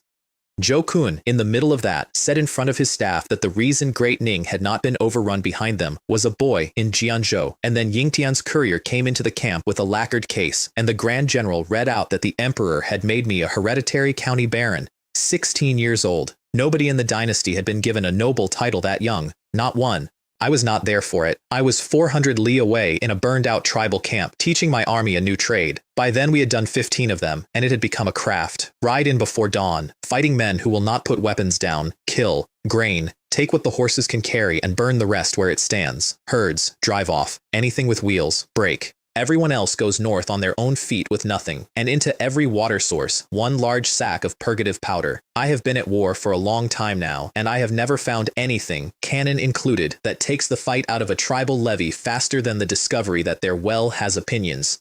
Commander, one of my centurions came up grinning with his hands full. 32 years for me today. 32. Promotion and wealth. 6 years in this army, said the man behind him, and I have never had a month like this. They were happy. I want that on the record too, because it is uncomfortable, and it is true. Those men were having the best month of their lives. Altan reached that camp about half an hour after we left it, which by then was practically a tradition. This, he said, standing in the ash, is the 15th camp of our clan destroyed. He was talking to himself. Everyone who could have answered him was walking north with no shoes. We had been out there 53 days when I called the officers together and asked them a question instead of giving an order. Before we go home to Great Ning, I said, do you want to do something big with me? I put a map on the ground. It had come off a dead Tatar general, and it was better than anything the Ming had because it was theirs, and it had the tribal court on it. Zhang Wu got there before I finished explaining, and I let him say it because a plan sounds insane from the commander and sensible from the deputy. He has been thinning them for a month, Zhang Wu said to the others. Every camp we burn, they detach men to search for us. Every column we let walk, they detach men to feed. They have search parties out, encirclement parties out, garrisons on 20 camps that are not there anymore. He looked up. Their court is the emptiest it has ever been. 40 li, I said. We ride at dusk. We are there before dawn. We break in.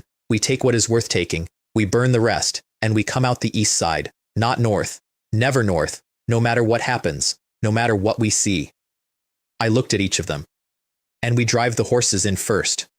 Zhao Huan blinked. The horses. All of them. We had by then 10,000 captured war horses walking along behind us like a very expensive rumor. Tell the brothers, I said, that after this one, I am taking them home. Before we rode, I opened the chests I had been sitting on and got a sword called Azure Rainbow, yellow tier, low grade, which I gave to Zhang Wu because I did not need it, And then the second one, which came with a description I read 4 times, heart protection pill, profound tier, high grade.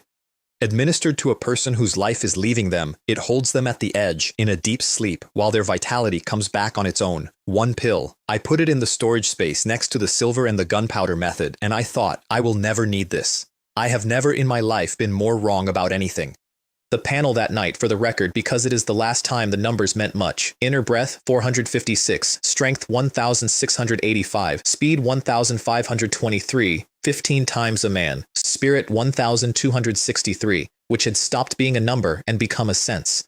I could feel a man intending to kill me from 1,000 paces away, in the dark, through a wall. And lifespan, 112 years, 210 days. I had started at 88. I had put 24 years on my own life in 1 summer, and every one of them had been taken off somebody else. At the tribal court, Erdeni Bagatur was having the worst council of his life. Nearly 20 camps, he said to Altan, and he was not shouting, which was worse.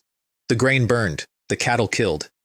The water, and here he had to stop for a second, the water ruined. Tell your chieftain, is this the outcome you have brought to your tribe? Altan begged for one more chance and got it, and got the tribal court's last 2,000 guard cavalry with it, and rode out to set a trap 40 li away with every man he could scrape together. One of the generals in that tent, a careful man, said the unsayable thing, that perhaps they should treat with the Ming. If we betray the great Yuan, Erdeni Bagatur said, the great Yuan will not forgive us. That is the whole tragedy of the Jianzhu in one line. They were not stupid, they were leashed. The last thing anybody said about me in that tent was this, and I did not learn it for years, and when I did learn it, I had to sit down. Judging by his surname, an officer said, this Li Wei may be a member of the Ming imperial house. How else would he be like this? They laughed. It was a joke. 2 li out, in full dark, 3,000 riders sat still, while 10,000 loose warhorses were walked forward in batches so small the sentries never registered a change in the noise. I have done a number of things on a battlefield.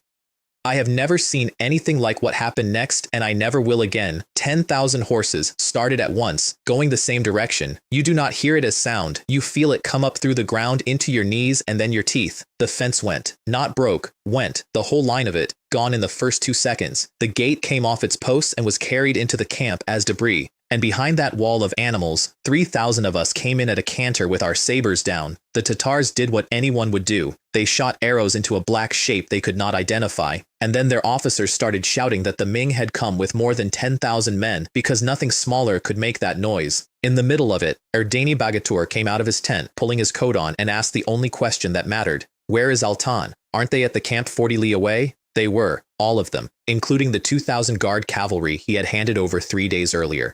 Altan, said the chieftain of the Jianzhou Tatars, in the dark, with his court coming apart around him. You have destroyed me. Several thousand household guards formed a ring of spears around him, which was correct, which was brave, and which was a mantis putting its arms up in front of a cart. A few hundred survived by holding torches high and standing very still while it went past. I found him because his men told me where he was. That is the thing about a bodyguard cordon. It is a sign. I came in through them with rampage swordplay, 1 stroke opening into a dozen inside the same breath, and the front rank of that ring stopped being a rank. Then I was through, and there was one man on a horse in a fur coat instead of leather, trying to get the animal turned. Running? I said. You are my military merit. If you run off, how am I supposed to get promoted? Killed Jianzhou Tatar clan chieftain Erdeni Bagatur, gained 200 points in all attributes, rewarded with 1 tier 1 treasure chest. I hung his head at my belt, and then I did the thing I had learned in my first battle, except that now I had inner breath, and inner breath in the throat does something to a human voice that people who have not heard it do not believe. I put it across the whole burning camp, and every Tatar in it heard me clearly. Today I, Li Wei of the Great Ming, have taken the head of your Jianzhou chieftain. Look at it. Those who offend the majesty of the Great Ming get this. By morning, half the tribal court was ash, and we were 20 li east of it, driving horses. Altan got there at full daylight. He went through the ruins on foot until he found a body without a head, and he knew it by the coat, and he went down onto the ground beside it and said, Patriarch once. And then somebody explained to him where his 2,000 guard cavalry had spent the night, and he understood all at once that he had been fetched and carried for a month by a boy he had never seen. The tier 1 chest gave me a complete set of construction drawings for a red barbarian cannon. Bore, wall thickness, trunnion placement, casting sequence, the lot. 200 years early. I looked at them for a long time in the saddle, and then I put them away with the rest. I do not need these now, I thought, but if the Great Ming ever falls into chaos, I will go south and make a country of my own. I want to be honest that I thought it exactly that casually. Like a man noting where a good field is. 400 li west, the actual war had stopped moving. Kaiyuan City. Xu Jing had 300 paces of open ground and hundreds of cannon, and he probed the walls for 5 straight days and got nothing because the cannon of that century fired solid shot. No shells, no bursting charge. A ball hits a wall and the wall is offended. Artillery in the 20th year of Hongwu was a way of frightening people and knocking men off a parapet, and that is all it was. Inside Kaiyuan, the one Yuan officer who understood the situation was Batu Timur's second, a general called Surin Bat, and he said it to his own staff and got nowhere. The Ming army out there is not the song, he said. Stop telling each other it is, and our great Yuan is being eaten from the inside while we hold these gates. At Jin City, Fu Yud put 200 cannon on the walls for 10 days and lost thousands of men and took nothing, and said out loud in his own tent, I underestimated Batu Timur. And then a pigeon came into the Grand General's tent from the north, and Zhou Kun read it standing up and said something that changed my life more than any battle did. He said, Li Wei, could this boy be the champion marquis of my great Ming? I need to explain what that is, because to a Han general, there is no larger thing you can be called. 1500 years earlier, a young man named Yang Wuji rode out of the Han border with a small force, went where nobody sane went, and came back having broken the Xiongnu. He was made champion marquis. He performed the sacrifice at Wolfjuksu Mountain, 1,000 li into the steppe, and for 15 centuries after that, every Chinese general who ever mounted a horse had exactly one dream, and it was that mountain. Zhou Kun was not being poetic. He was an old man doing a comparison. The Huaixi generals in that tent said nothing at all, and one of them said something worse. Luck, said Xu Jing, Yongchang Marquis, Deputy Grand General, uncle by marriage to the Crown Princess, and the single most arrogant human being I have ever met. If I had commanded that force, I would have washed that little tribe away entirely. Zhou Ping, Prince Yan's man, kept his face still and thought privately, what a waste, if only he were one of ours. And back in Daning, Prefect Chu Fu was glowing like a man whose horse had won, and then he called Wu Qiang and Zhang Bo in and shut the door and stopped glowing. Listen to me, both of you. Do not get close to these Huaixi braves. They started to answer. Military business and nothing else. No drinking, no gifts, no friendships. He tapped the desk. Getting close to those men does not end well, not for anyone. He was right about that too. Everyone in this story who gave me advice was right, and I only ever took about a third of it. The court in Yingtian heard my name for the 3rd time, and this time nobody said anything for a while. Then the Crown Prince of the Great Ming stood up in front of the assembled government and said the sentence that made me and made every enemy I ever had. He possesses the demeanor of the champion marquis of old. Substantive promotion to commander, 10,000 troops, 1,000 taels of gold, a general's armor, a sword, a bow. And the edict was drafted by Hong Tai personally, in his own hand, which sounds like a courtesy, and is not, because the words by the mandate of heaven at the top of a document written by a crown prince and not an emperor are a thing that in any other reign would have ended with a family being executed. His father let it stand. His father let Hong Tai do anything. And afterward, alone, the crown prince read the personnel file all the way through the way he read everything, and stopped on a line near the top, and frowned. His ancestral home is Beiping Prefecture, he said to an empty room. So why did he enlist in Daning? One line, in a file, that is where it started. There is one more room in that palace I have to show you, and it is the room nobody was looking at. Madame Xu came to the East Palace that evening with chicken soup and with her son. Hong Rui was a pleasant, clever, well-mannered boy, and his father was fond of him, and there is nothing wrong with any of that. Then Hong Tai asked, out of duty, after his other son. Li Yongxi was the second son and the legitimate one because his mother had been Wen Shulan, the crown princess, daughter of the god of war of the founding army. He was not yet 10. There were a dozen maids and eunuchs attached to his hall, which sounds like attentiveness and was surveillance. And when he came in, he stammered so badly on his greeting that the maid beside him finished the sentence for him in the tone you use with a slow servant, and his father was cold to him. That is the part I cannot forgive, and I have tried. When Shulan had died bringing that child into the world, Hong Tai knew, intellectually, precisely as well as you do, that a baby cannot murder its mother.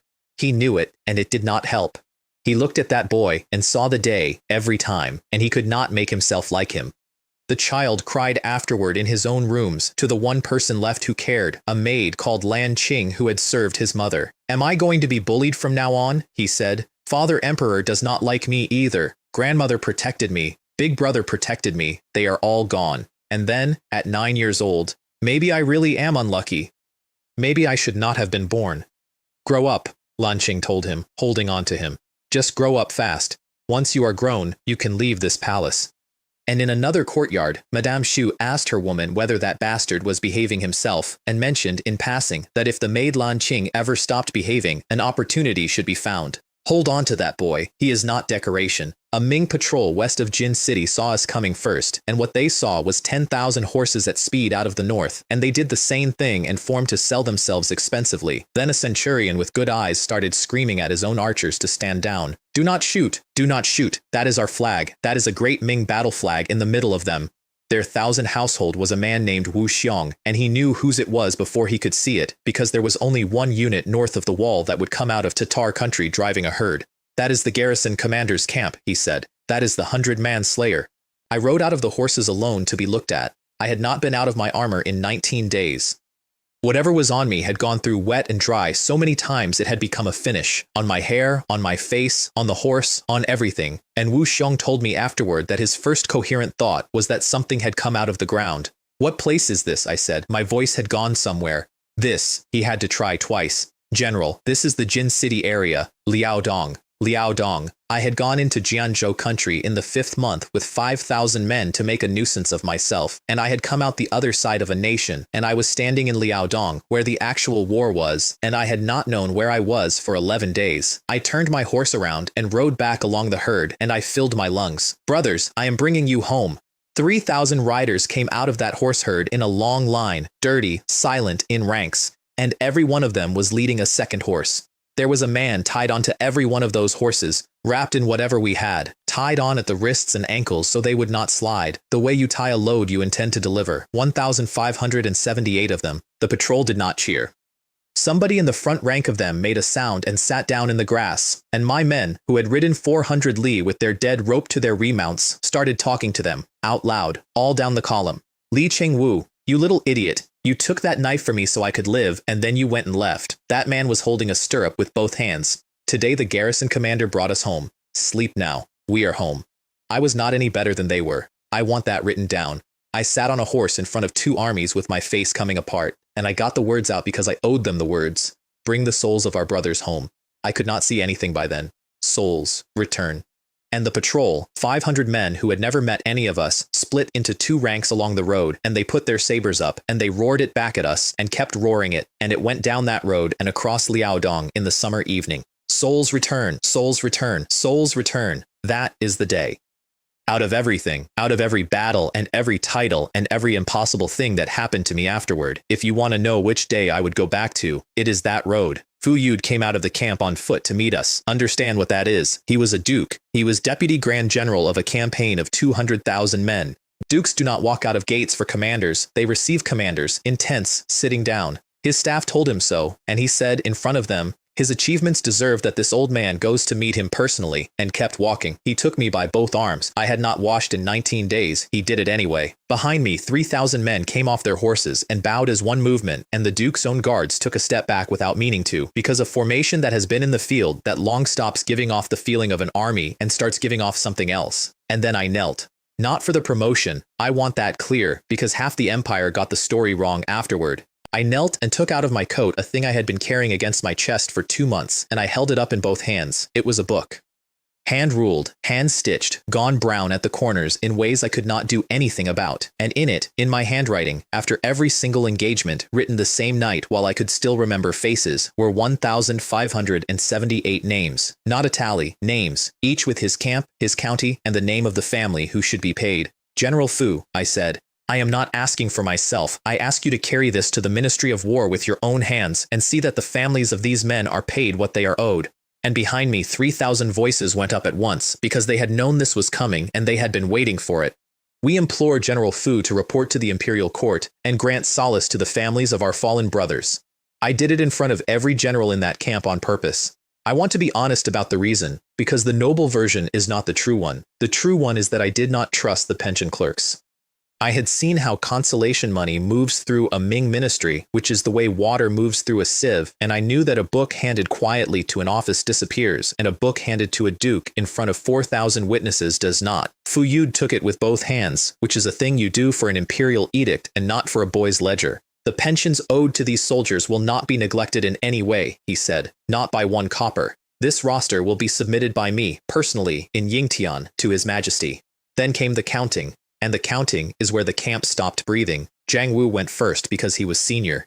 He walked up to the tables and turned out a sack, and the clerks began sorting ears into tens and stopped at 70-something. Then Zhao Huan in the 60s, then Tang Yi, then Yuan Kai, then the centurions, and then the ordinary troopers, and ordinary troopers were coming up with 15, 20, 30 apiece. The final number, from 3,200 men in 53 days, was more than 23,000 Jianzhou Tatars. A staff officer went down the tables with a brush, and he got about halfway and then just stood there. "Are you people even human?" he said. Nobody answered him. Jiang Wu, who was a literal man, took it as a question and gave the true answer, which he had worked out on his own over the summer and never once said to my face. "The general killed at least 800 of them himself," he said. "Probably 1,000. We only ever caught the ones he left behind. Afterward, they gave us hot water. I do not have a joke for that part. They set up a bathhouse for 3,000 filthy men, and they put out clean uniforms, and they brought in meat and flatbread. Actual meat, and grown veterans stood in line with their hands full of clothes and did not talk. The ground under those tubs ran dark and kept running dark for an hour. Fu Yud said something to his Huaixi generals that evening that I did not hear about for a year. There is always a higher heaven above this sky, he told them. I hope none of you will dwell on the past. They had no answer for him. They did not forgive me for it either. The Imperial Guards came 4 days later in red cloaks, and that was the day I learned that the court of the Great Ming paid me twice for everything. 2 edicts. The first made me a hereditary county baron with 1,000 taels of gold. The second, written in the Crown Prince's own hand, promoted me to commander of 10,000 troops, with another 1,000 taels of gold, general's armor, a sword, a bow, and a red cape, which nobody below the rank of commander is permitted to wear, and which was, I admit, the part I liked. There was a line at the end of the second edict that was not official language at all. I hope one day I may see Li Wei's figure in Yingtian. And while the envoy was still reading, the thing behind my eyes was totting up my wages. First imperial edict received, 1 chest, conferred a noble title, 1 chest, conferred a hereditary noble title, 1 chest. Second imperial edict received, 1 chest, promoted to commander, 1 tier, 1 chest. 5. For standing still, in clean clothes, while a man read out loud. I want to describe the feeling accurately, because it became a joke between me and myself that lasted the rest of the war. Every soldier in the empire dreads a courier from the capital. A courier from the capital means orders, and orders means somebody has decided where you are going to die. I started looking forward to them the way a laborer looks forward to the end of the month. Red cloaks on the horizon, payday. And when I turned around from all that gold, I finally read the room. There were perhaps 20 senior officers standing behind me, and I would say 4 of them were pleased. The rest were doing the sum. Younger than every officer in that camp, no clan, no province, no patron, no Huaixi accent, 3 ranks and 2 peerages inside 1 campaign, and the crown prince writing his edicts by hand. Walking out, I said it to myself so I would not forget it later. The throne is growing me to hold Huaixi down, and then, because there is no point pretending to be better than you are, since you are growing me, how could I possibly refuse? Fu Yud caught me alone by the horse lines. No staff, no witnesses. He looked at the ground rather than at me. "General Li Wei," he said, "from now on, in this army, be careful." That was the entire conversation.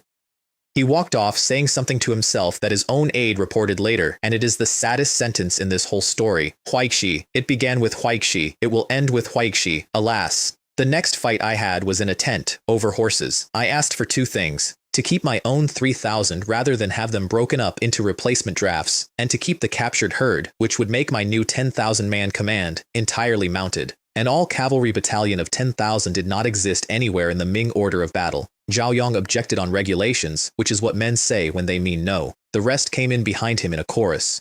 Fu Yud let it run for a while. Then he said 11 words, and the room stopped. This matter has already received the approval of His Royal Highness the Crown Prince. They left with faces like closed doors. 7,000 frontier veterans transferred in to fill me out, and about 9,000 horses came across, and I had 10,000 cavalry. There was one more thing that happened in those 3 days that I did not expect and did not handle well. My old 3,000 thought I was leaving them. They had heard commander, they had heard 10,000, they had heard new battalions, and they put it together the way soldiers do, which is badly, and one afternoon I came out of a tent and found the whole camp on its knees in ranks. Zhao Huan spoke for them, and Zhao Huan was a garrison commander with 10 years in. This subordinate has been enlisted almost 10 years, he said to the dirt. This subordinate has served under 6 officers. Then he lifted his head. This subordinate only obeys the general. 3,000 men said it after him. Who, I said, when I could, told you I would abandon you? The chests from those days gave me 2 things worth using and 2 things worth hiding. The Tiger Head Broadsword, yellow tier middle grade, about 80 caddies with a property on it called sharpness that made it cut iron the way a spade cuts wet clay. And Golden Bell Shield, a martial skill, pour every drop of inner breath outward into the skin, and blades have a hard time finding anything to open. And then the 2 I put away with the steel and the gunpowder. Complete blueprints for a flintlock musket in a century where the state-of-the-art was a hand cannon that you lit with a stick and prayed over, and complete construction plans for a treasure ship, 9 masts, the kind of hull that could carry a province across an ocean, which the Ming would not actually build for another 20 years. Fire method, steel method, cannon, musket, and now ships. I sat in that tent looking at the 4 of them together, and I thought, at this point, if I do not end up founding something, it will be pure laziness. I also took 1,000 taels of my own gold out of the 2,000 the court had just given me and had it sent to the families on the roster, on top of the state pension, not instead of it. I did not tell anyone, and I am telling you now only because you should know it was not a gesture. 1,000 gold buys peace of mind, and I wanted to sleep. 15 days later, the Great Ming siege of Jin City had killed more than 10,000 of our men and taken not one gate, and Fu Yud was standing in a war tent asking the walls how he was supposed to explain it to Zhou Kun, and how Zhou Kun was supposed to explain it to Ying Tian. And Li Chengbi, who had been quiet all week, chose that moment to become extremely friendly. General Li Wei has been so successful in the north, he said warmly. I wonder whether he would be willing to take on the attack of the city. Zhao Yong, right on cue. With General Li Wei's ability, perhaps it would not even take 5 days. I have been in a lot of rooms since. That one was the clearest lesson I ever got in how power actually works. They were not challenging me. They were relocating a failure. Half a month of dead men needed a name on it, and if a boy with no clan took the assignment and did not break the city, then the campaign had not stalled. The boy had failed. Every face in that tent was doing the same thing, waiting for the show, and Fu Yud, to his enormous credit, tried to save me. General Li Wei returned 6 days ago, he said flatly. His command is cavalry. Cavalry do not attack cities. This discussion is finished. I stood up. This humble general is willing to take on the breaching of the city. Fu Yud turned around so fast his cape went with him. Do you understand what you have just said? I did. And the Huixi were locking it in before I finished the sentence, congratulating me, insisting it be minuted, doing everything but writing it on the wall. 2 conditions, I said. First, from 2 hours from now, every cannon we have fires on that wall in rotation and does not stop. Second, the moment the gate is open, the entire army goes in behind me and does not wait for a second order. I looked at the map. And we do it at night. Dark helps cavalry more than it helps a man aiming down a wall. And how, Zhao Yong said, delighted, does the general intend to breach the gate itself, since we appear to have no siege engines? This humble general has his own methods. Here were my methods. The Tiger Head Broadsword weighed 80 caddies and cut iron. My strength was standing around 2,000 caddies of force. Accumulating power strikes stacked that and multiplied it, and I had inner breath now to run along the edge. I was going to walk up to the gate of Jin City and cut it open with a sword, like a man opening a crate. They had handed me the credit for taking a city because they were sure it could not be done. I was more than happy to accept the gift. I said one last thing on my way out, sweetly, in front of everybody. Every soldier in my battalion should thank General Zhao and General Li Cheng. Without their generous recommendation, this achievement would never have fallen to us. I bowed to them. After the city is broken, I will be sure to thank the 2 generals properly. Before that night, I sat alone and looked at a thing that had appeared on my panel when I took 10,000 men, and it changed how I did everything afterward. A second panel, underneath the first. A list of every officer directly under me, with a number next to each name. Loyalty. My old brothers were 90 and above, nearly all of them. The lowest of the men who had ridden Jianzhou with me was in the 80s. 60 was the line where a man stops being reliable, and I knew that the way I knew all the rules, which is to say the panel told me nothing, and I worked it out by watching, and 4 of my 200 guards were reading under 50, inside my personal guard, the men who sleep across the door. I did not confront them. I did not have them beaten, and I certainly did not have them killed, because a dead spy is a message, and a transferred one is a shrug. Over 4 days, I moved all 4 out into line commands in different battalions, each with a plausible reason, and I never said one word about it. Somebody had put them there. The Shen family had money and hired men, but the Shen family could not place people inside a commander's guard. That takes an office. And there is one office in the Great Ming that does exactly that, and its men wear a particular uniform, and you do not say its name out loud in a camp. Gao Ming asked me why, once, when he had counted the transfers. Because of human nature, I said. Because of the word loyalty. You only need to know one thing, Gao Ming. The men standing next to me have to actually be mine. There was a new seal in the panel too, and by then I had stopped being surprised. Assistant Commander's official seal, 10,000 troops, 80% combat power, 80% morale, 80% stamina. Inside Jin City that same night, a prince of the Great Yuan was having a very good dinner. Arslan Taiji, Prince of Yun'an, had singers in and half his general staff around the table, and he was in an excellent mood because for half a month the famous Ming army had thrown itself at his walls and gone home in pieces every time. Somebody proposed a toast to Ming persistence. It got a laugh. To be fair to him, and I try to be fair to men I killed, he was the one who said, "The Han have a saying, an arrogant army is bound to lose." He said it, and then he drank anyway. Outside, 200 Ming cannon opened up and kept opening up, one battery after another in rotation so the noise never stopped, and in the flashes of the muzzles the men on the walls started to see something on the plain that they could not make sense of. 10,000 cavalry in red, standing still in the dark, 300 paces out. "Cavalry?" a UN officer said on the wall. "Against a city? Are they killing themselves?" Behind us, out of earshot, Zhao Yong was saying the same thing more elegantly to Fu Yud. "It is putting the cart before the horse. They have not even brought ladders. This attack will fail." I rode out in front of 10,000 of my own men and gave them the shortest speech of my career. "Break this city and every one of you has a name. Follow the red cape. And if I go off this horse, I let that sit for exactly 1 second. You do not stop. You do not come back for me. You keep going until this city is open." Then I put my head down and rode at the gate of Jin City alone, ahead of everybody, into the arrow fire. 10 paces out I stood in the stirrups and put every point of strength I had and every drop of inner breath into my right arm and shoulder, and the words came out of me involuntarily, the way a man grunts lifting a stone. Accumulating power strike. The first blow went into the gate and stayed there. Sparks came off it in a sheet, and the sound was not a wooden sound because that gate was iron-faced and backed with 8 iron pillars set into the stone. The second blow took it apart. Not open. Apart. Iron went past my shoulder in pieces the size of a man's chest, and the beam over the top came down, and there was a hole in the wall of Jin City with a boy in a red cape sitting in it on a horse. Above me, a Yuan officer was screaming a question at the night that I have thought about with great satisfaction ever since. How is this possible? How can a blade cut open a city gate? Then rampage swordplay went into the press behind the gate, one stroke becoming a dozen inside the same breath, and my guards came in on both sides of me, never in front. They had learned in Jianzhou that getting in front of me was the most dangerous place on any battlefield, including for them. The scouts reached Fu Yud's command post at a dead run. The gate was open. Half a month of siege, 10,000 casualties, 300 cannon, and it had taken less than half an hour. Fu Yud put his head back and laughed until he had to hold the rail. "Li Wei," he said. The crown prince called him the champion marquis, and by heaven he has lived up to it. And beside him, in a voice that had come apart in the middle, Zhao Yong said, "This is impossible." Zhao Yong and Li Chengbi worked it out standing there in the dark, both at the same moment, and neither of them could say it out loud.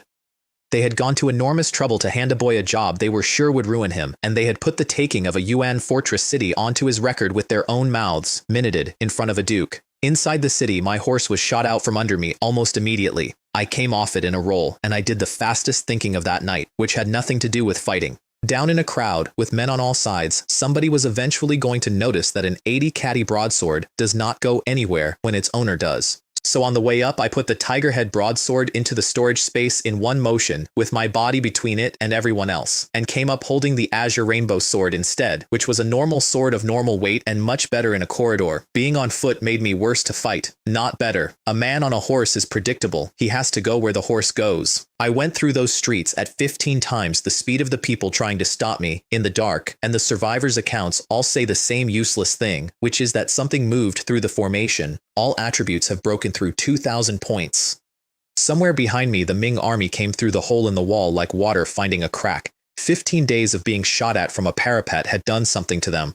Fu Yud said afterward that he had never in 40 years seen his own troops go into a city with that much appetite. Total enemies killed has exceeded 2,000. I remember reading that one and having no reaction at all, and noticing that I had no reaction, and filing that away as a thing to worry about later. The UN supervising general in the Eastern Quarter was doing his job, which was standing behind his own retreating men and turning them around. He saw a red cape and he pointed straight at me and screamed for someone to kill him. That one there, one stroke. Killed Northern Yuan's 5 myriad general Borjigan Khan. gained 100 points in all attributes. And then I did the calculation that tells you exactly what kind of person I was that year, and I am not going to dress it up as strategy. The Huaixi generals were coming into this city behind me. Somewhere in it was the Prince of Yun'an, the highest-ranking man in Jin City. If they got to him first, then the report that reached Yingtian would say the Huaixi took the Yuan commander and Li Wei opened a gate. I turned my 10,000 cavalry toward the prince's mansion and went to get there first. Arslan Taiji had been told to run and had refused. If I flee, he said, how do I face the Grand Commandant? I am a prince of the Great Yuan. Am I to be frightened by these people? Then he did something I have to respect and cannot forgive, which was to send his own household guards to block the streets behind his retreating soldiers and force them to turn around and die in front of him. 2,000 of those guards came at me in the courtyard, and Arslan Taiji came at me himself with a heavy broadsword, and he was good with it, and he was a prince who had trained since he could walk, and he was fighting a landslide. I let the broadsword go past and put the azure rainbow sword through his chest. He was still on his feet, holding my forearm, and he asked, in perfectly good Chinese, "Who are you?" "Great Ming General, Li Wei." And this is the part I have kept, out of everything from that city. The Prince of Yun'an of the Great Yuan looked at the man with a sword in him, and his face changed completely, and he said, "It's you." He had never seen me. He knew the name. In one summer, my name had crossed the whole frontier and reached a man in a fortress 400 li away, and it had arrived as a piece of bad news. "If you have no last words," I said, "then die." Killed Northern Yuan Yun'an Prince Arslan Taiji. Gained 200 points in all attributes. Rewarded with 1 tier 1 treasure chest. I carried the head out to the courtyard steps and held it up where the torches were, and the fighting in that quarter of Jin City ended in under a minute. Outside the walls, Fu Yud was already dictating. The credit for breaking Jin City, all of it, belongs to Li Wei. While the rest of the Ming army chased Yuan's soldiers through the streets for merit, I stayed exactly where I was, because I had just taken the residence of the richest man in Liaodong, and I had read enough history to know where a Yuan prince keeps things. My first order in that mansion had nothing to do with money. Nobody touches the household staff. Any servant in this compound who kneels, lives. If I hear otherwise about a man of mine, he answers to me and not to a court. Then we found the treasury, behind an iron door in a brick and stone room with no windows. The azure rainbow sword opened it in 4 cuts. I have seen a lot of wealth since. I have never again seen a room like that one. Gold in bar and in leaf. Silver by the chest. Jade, worked and raw. Coral, pearls. A wall of stacked bolts of the kind of silk that is not sold, only given. 200,000 or 300,000 taels of gold in value, at a conservative guess, sitting in one room, in a border province, belonging to one family.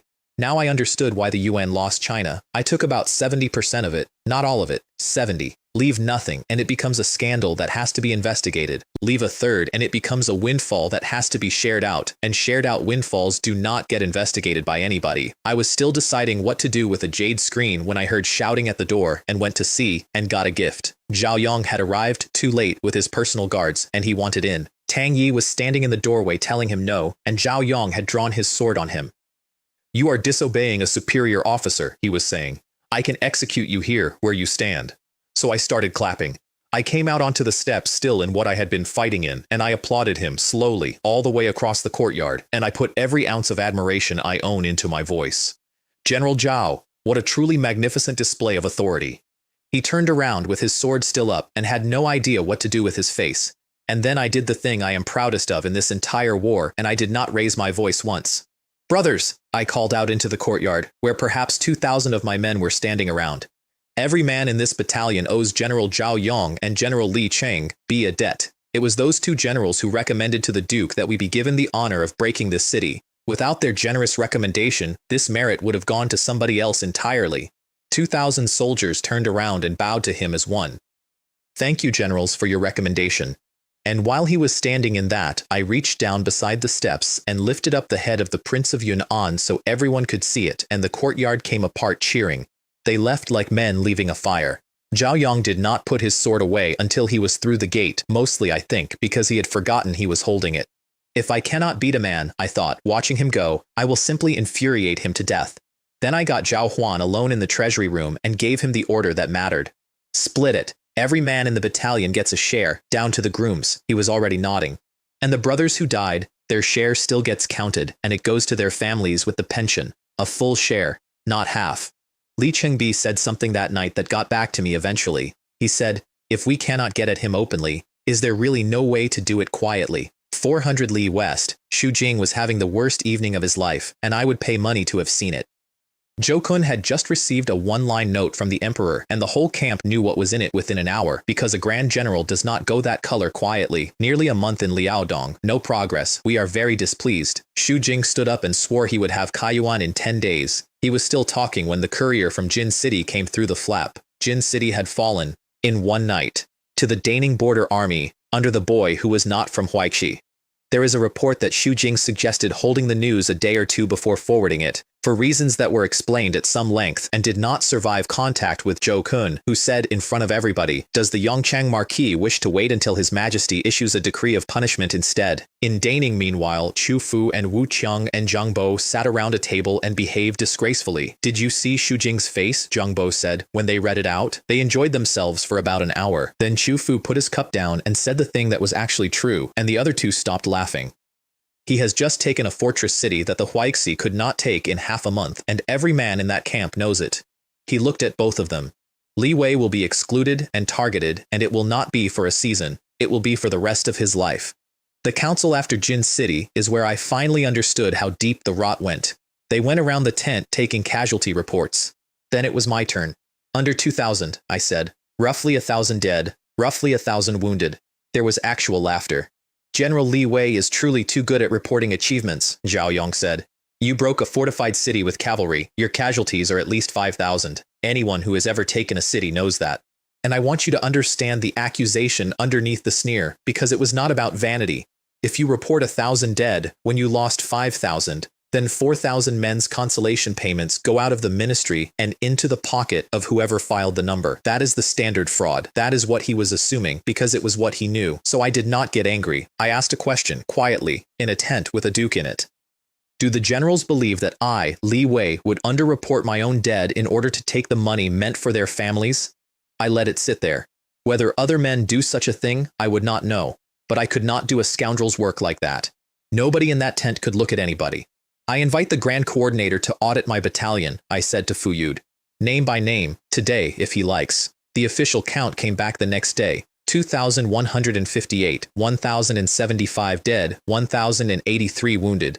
The Huaixi columns, who had come in through a gate that was already open after the fighting had started, had lost more than 5,000 between them. The army's total was over 10,000. The silence in that tent lasted a long time. Fu Yud finally asked the honest question. "General Li Wei, how, genuinely, how does a unit take a city and lose a tenth of what everyone else loses?"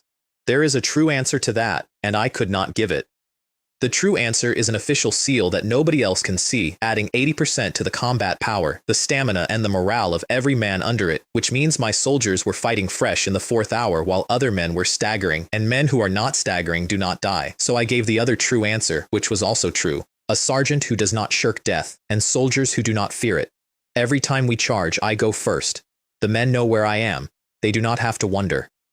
"But General Li Wei is flesh and blood," Fu Yud said. "One day you will go first and not come back. Does that not frighten you?" "If one day I die charging on a battlefield," I said, "then that is the honor of a soldier, and I will have no complaints." I went to the wounded tents that night before I went to my own bed, and that is where the war stopped being a game to me. I can tell you the exact hour. There were close to 1,000 of my men in there. The army surgeon attached to my battalion was an old man named Yan, who had been doing this for 30 years and had the flat voice of somebody who has run out of ways to be upset. "How many of them live?" I asked him. 3 in 10, he said. "If we are fortunate, 3 in 10 would already be considered not bad. 3 in 10, out of 1,000 men who had survived the actual fighting. Why?" And he told me, and it was not what the histories say kills soldiers. 2 things kill soldiers. The first is bleeding you cannot stop, which is most of it. The second comes later, 5 days later, 7 days later. The wound goes bad, or the jaw locks, and a man who was sitting up and eating on Tuesday is gone by Sunday. If bleeding could be stopped properly, Yan said, this old man is confident of 6 in 10. More. Then he added, with genuine professional pride, because it was the truth as far as anyone in the world knew it, "The hemostatic medicine prepared by our great Ming's Imperial Medical Academy is already the finest in the world." It was. That is the part that got me. It was the best there was, and it was not good enough, and there were 900 men on the ground in that tent, and I had 12 bottles in my storage space that were better, and I had been carrying them around like a man carrying a lamp through a dark house full of people and not lighting it. I took all 12 out and put them in his hands. This is my family's hemostatic powder, I said, because I had to say something and there is no explaining a treasure chest. It works. Please use every bottle of it on my brothers. All of it. Tonight. Yan opened one and smelled it, and his hands changed. I went back to my tent and opened chests and got 10 more bottles, which I sent straight back over. And underneath the bottles there was a folded page, and I read it and had to sit down on the ground. The complete preparation method for the high-grade hemostatic powder. I sat there for a very long time with a piece of paper in my hand, and I did the arithmetic that I could not stop doing. 900 men in one tent. 7 in 10 instead of 3 in 10 is 400 men. 400 men out of one battalion, out of one city, in one campaign. The Great Ming had 2 million soldiers. And I want to be honest about the next part because it is not flattering. I did not walk out of that tent and hand the recipe to the state. I waited. I waited 3 days, and I let Yan find out for himself what the powder did, and I let him be the one to come running. I have been asked about that since. Here is the reason, and it is not modesty. If I had gone to Fuyud and offered him a miracle out of my own pocket, I would have been a boy with a secret, and the Empire's response to a boy with a secret is to find out where he got it. If Yan brought it to the council screaming, then it was a family heirloom that a duke had to be seen not to take by force, and nobody would ever ask a single question about its provenance. I had had a golden finger for one summer, and it had already made me into a person who thinks like that. I noticed. I did not stop. While I was doing arithmetic in a hospital tent, 2 people were arriving at the gate of Huizhou City, 400 li away, having walked most of it. An old man of about 50, with knees that had never recovered from 30 years of stone floors. And a girl in a coarse pale purple coat that had been a good coat about 2 provinces ago. The gate sergeant was a young man named Little Liu, and he took their travel permits and read them out because that is the procedure. Old Ma Li Cheng Su, registered, Beiping Prefecture.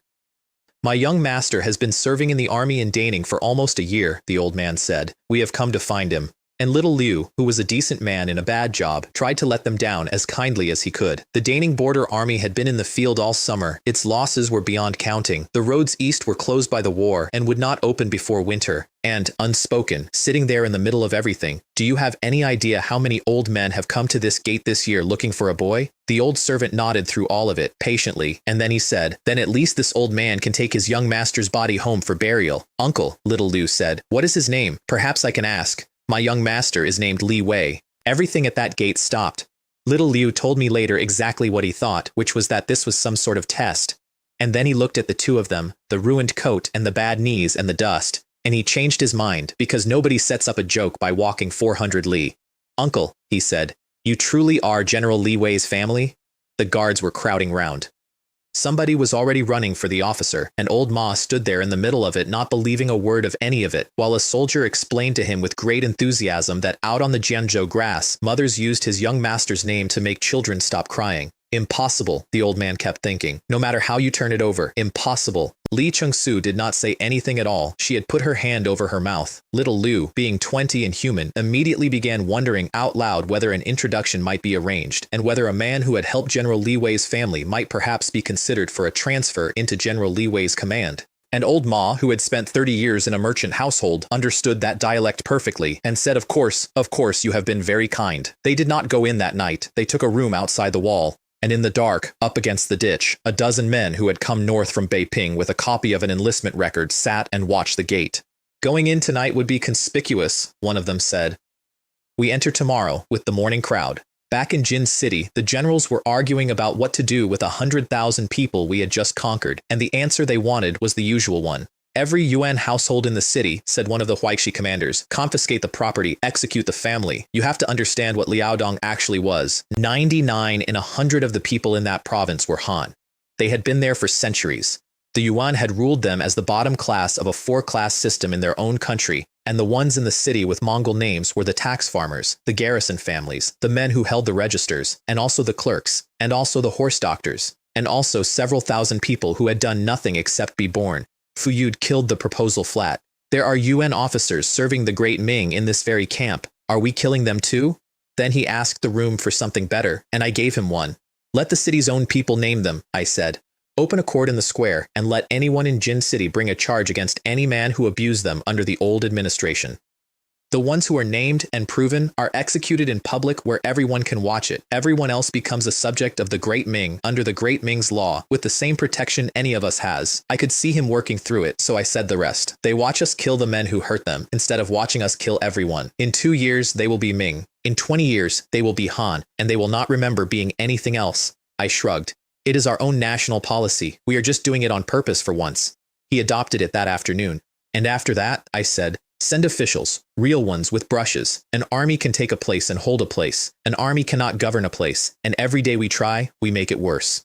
3 days after I gave Yan the powder, he came into a council of the general staff without being announced, without knocking, past 2 guards, and stood in front of a duke with his sleeves still wet. It works, he said. The ones who were bleeding and could not be stopped. All of them stopped. All of them. He was shaking. 7 and 10. Nearly 8. And then the room turned and looked at me, and Fu Yud was stuck, and I watched him be stuck, because a duke cannot ask a subordinate to hand over a family inheritance. That is not law, it is worse, it is manners, and if the story got out that Fu Yud had leaned on a boy for his family's medicine, it would follow him into his grave, so I stood up before he had to say anything. So that the soldiers of the Great Ming do not die of their injuries, I said, I am willing to present the formula of my family's hemostatic powder to the imperial court.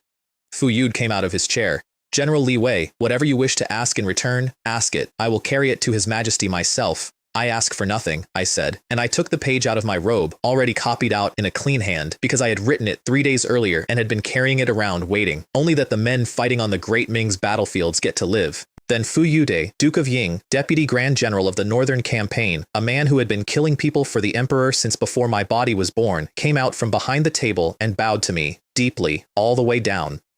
This bow, he said before anyone could object, is not about rank, it is not about hierarchy. This bow is for the 2 million soldiers of the Great Ming, and every general in that hall stood up and bowed, and that included Zhao Yong, and it included Li Chengbi. I found out much later what Li Chengbi said to Zhao Yong that night, and it is the only decent moment either of them has in this story. Were we right, he said, to keep going after him the way we have? And then, after a while, perhaps we truly went too far. Fu Yude gave me a present the next morning and led me down to Arslan Taiji's stables to collect it. It was a horse, black, with a coat that threw the light, and a build like nothing else in that yard, because it was not a Chinese horse at all. It was one of the old Western breed, the kind the Han Dynasty went to war over, the kind that comes off the Fergana grass and sweats what looks like red at the shoulder when it runs. Prince Arslan Taiji owned it for 2 years, Fu Yud said. He never once rode it. Nobody ever rode it.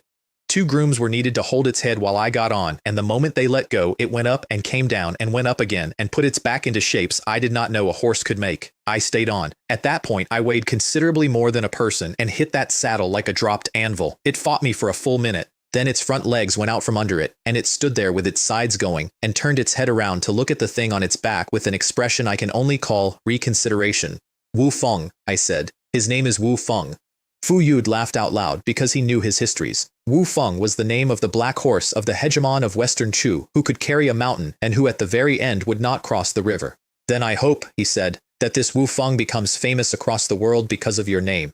He did. He carried me for 11 years, and he is in every painting of me that exists, and none of the painters ever got him right. In Beiping, a prince was reading my file out loud to a monk, and he had stopped being amused by it. 4,000 cavalry pinning tens of thousands in place, Hong Zhan said. Their cavalry arm destroyed, 20 camps burned, the tribal court raided, and the chieftain killed in his own compound. And then he crosses a nation and takes the gate of Jin City in half an hour. He put the paper down. One link after another, and every link is deliberate. This child is not ordinary. Monk Huizong, who was better at reading emperors than at reading almanacs, explained the political half of it.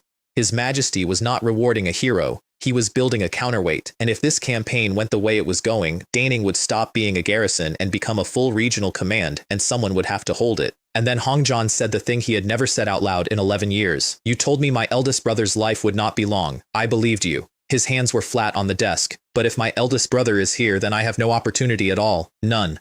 Not one. If I am wrong, said the monk pleasantly, Your Highness may have this poor monk's head.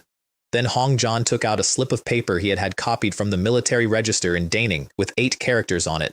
My birth year, month, day, and hour. Hongwu, the 5th year, the 7th month. Cast it, he said. Monk Huizong worked for a long time, long enough for the lamp to need trimming, and when he finally looked up, the black-robed monk who had promised a prince the throne of China had an expression on him that Hong John had never seen before. From these birth characters, he said slowly, this child should be entirely mediocre. Then you have miscalculated. No. The monk looked at the paper again. Either these characters are wrong, or this person has defied his fate and changed his own destiny. Nobody said anything for a while. If this child cannot be brought over in the future, Monk Huizong said, then he will be an enemy of the First Order. I would like to be able to tell you that I felt something at that moment, a chill, a shadow crossing me on the road. I did not. I was 400 li away eating flatbread. The court of the great Ming heard my name for the 4th time, and by then had stopped pretending to be surprised in any interesting way. Is he actually, someone said out loud in front of the throne, the champion marquis come back? Hong Tai promoted me to commander over 5 garrison battalions, gave me another 1,000 taels of gold, and raised me 2 full grades of nobility at once, from hereditary baron to hereditary county viscount. He wrote both edicts himself again.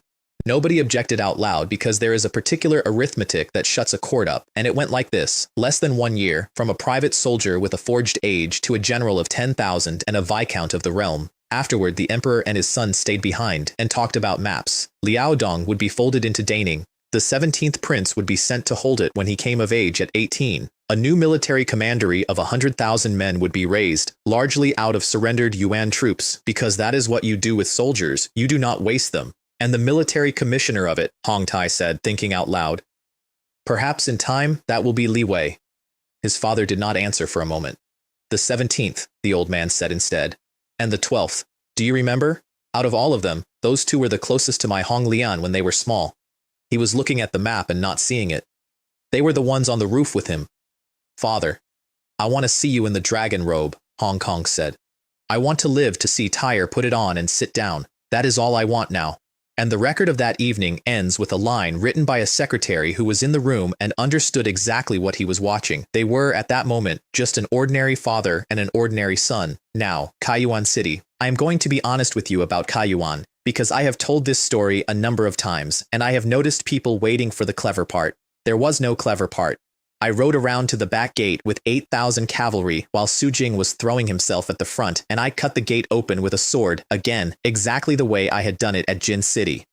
Because it turns out that when you find something that works on the fortifications of the 14th century, the 14th century does not have a counter ready by the following Tuesday. The men on that wall watched 8,000 horsemen come out of the east with no ladders and no rams and no engines at all, and one of them said, and I am told he said it cheerfully, let them come closer and shoot them. It is merit walking up to us. Do not miss. Wu Feng went through the arrows without me steering him. He simply moved, twice, small, and they went past. And I remember thinking, with genuine warmth, good horse. 10 paces. Accumulating power strike. 3,000 caddies of force stacked and multiplied. Inner breath run out along the edge. Then rampage swordplay into what was left. My own men said it better than I can. One of my centurions, watching from 100 paces back, said, the general's strength is like the hegemon of Western Chu, who broke city gates with his own hands. Today, I have actually seen it. Tang Yi rode to Zhou Kun's command post to report. The Grand General asked how the city had been breached, and my 1,000 households said, with enormous satisfaction, he cut through the gate. So, 2 cities, 1 method, and I would love to tell you I had a second method in reserve. The interesting man in Kaiyuan was inside it. Surin Bat was Batu Timur's second, the one general on that whole frontier who had correctly understood what the Great Ming was, and he had been ordered to hold Kaiyuan for a month. When the East Gate came down, he did the arithmetic in about 4 seconds and decided to disobey. Live army, dead city. He pulled his soldiers off the walls and out through a side gate to the east.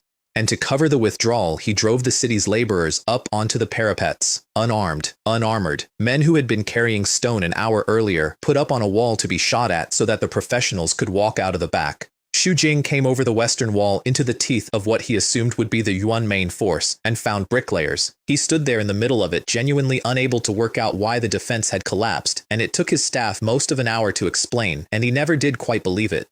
Surin Bat came down the central avenue at speed with about 600 of his household men around him, and there were 2 Ming columns converging on that street. Xu Jing from the west, me from the east. We both wanted him. There is nothing complicated about why. He was the second man of the northern Yuan in Liaodong, and whoever had his head owned the report.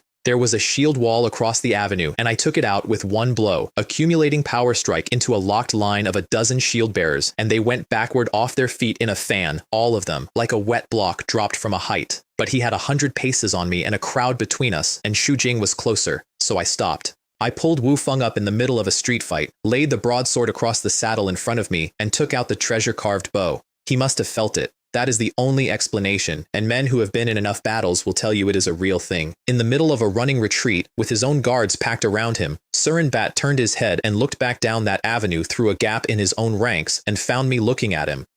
I poured inner breath into the shaft. 4 of his guards saw the draw and did their job. They threw themselves across him, in armor, in a line, 3 deep at the shoulder. The arrow went through all 4 of them and then through him.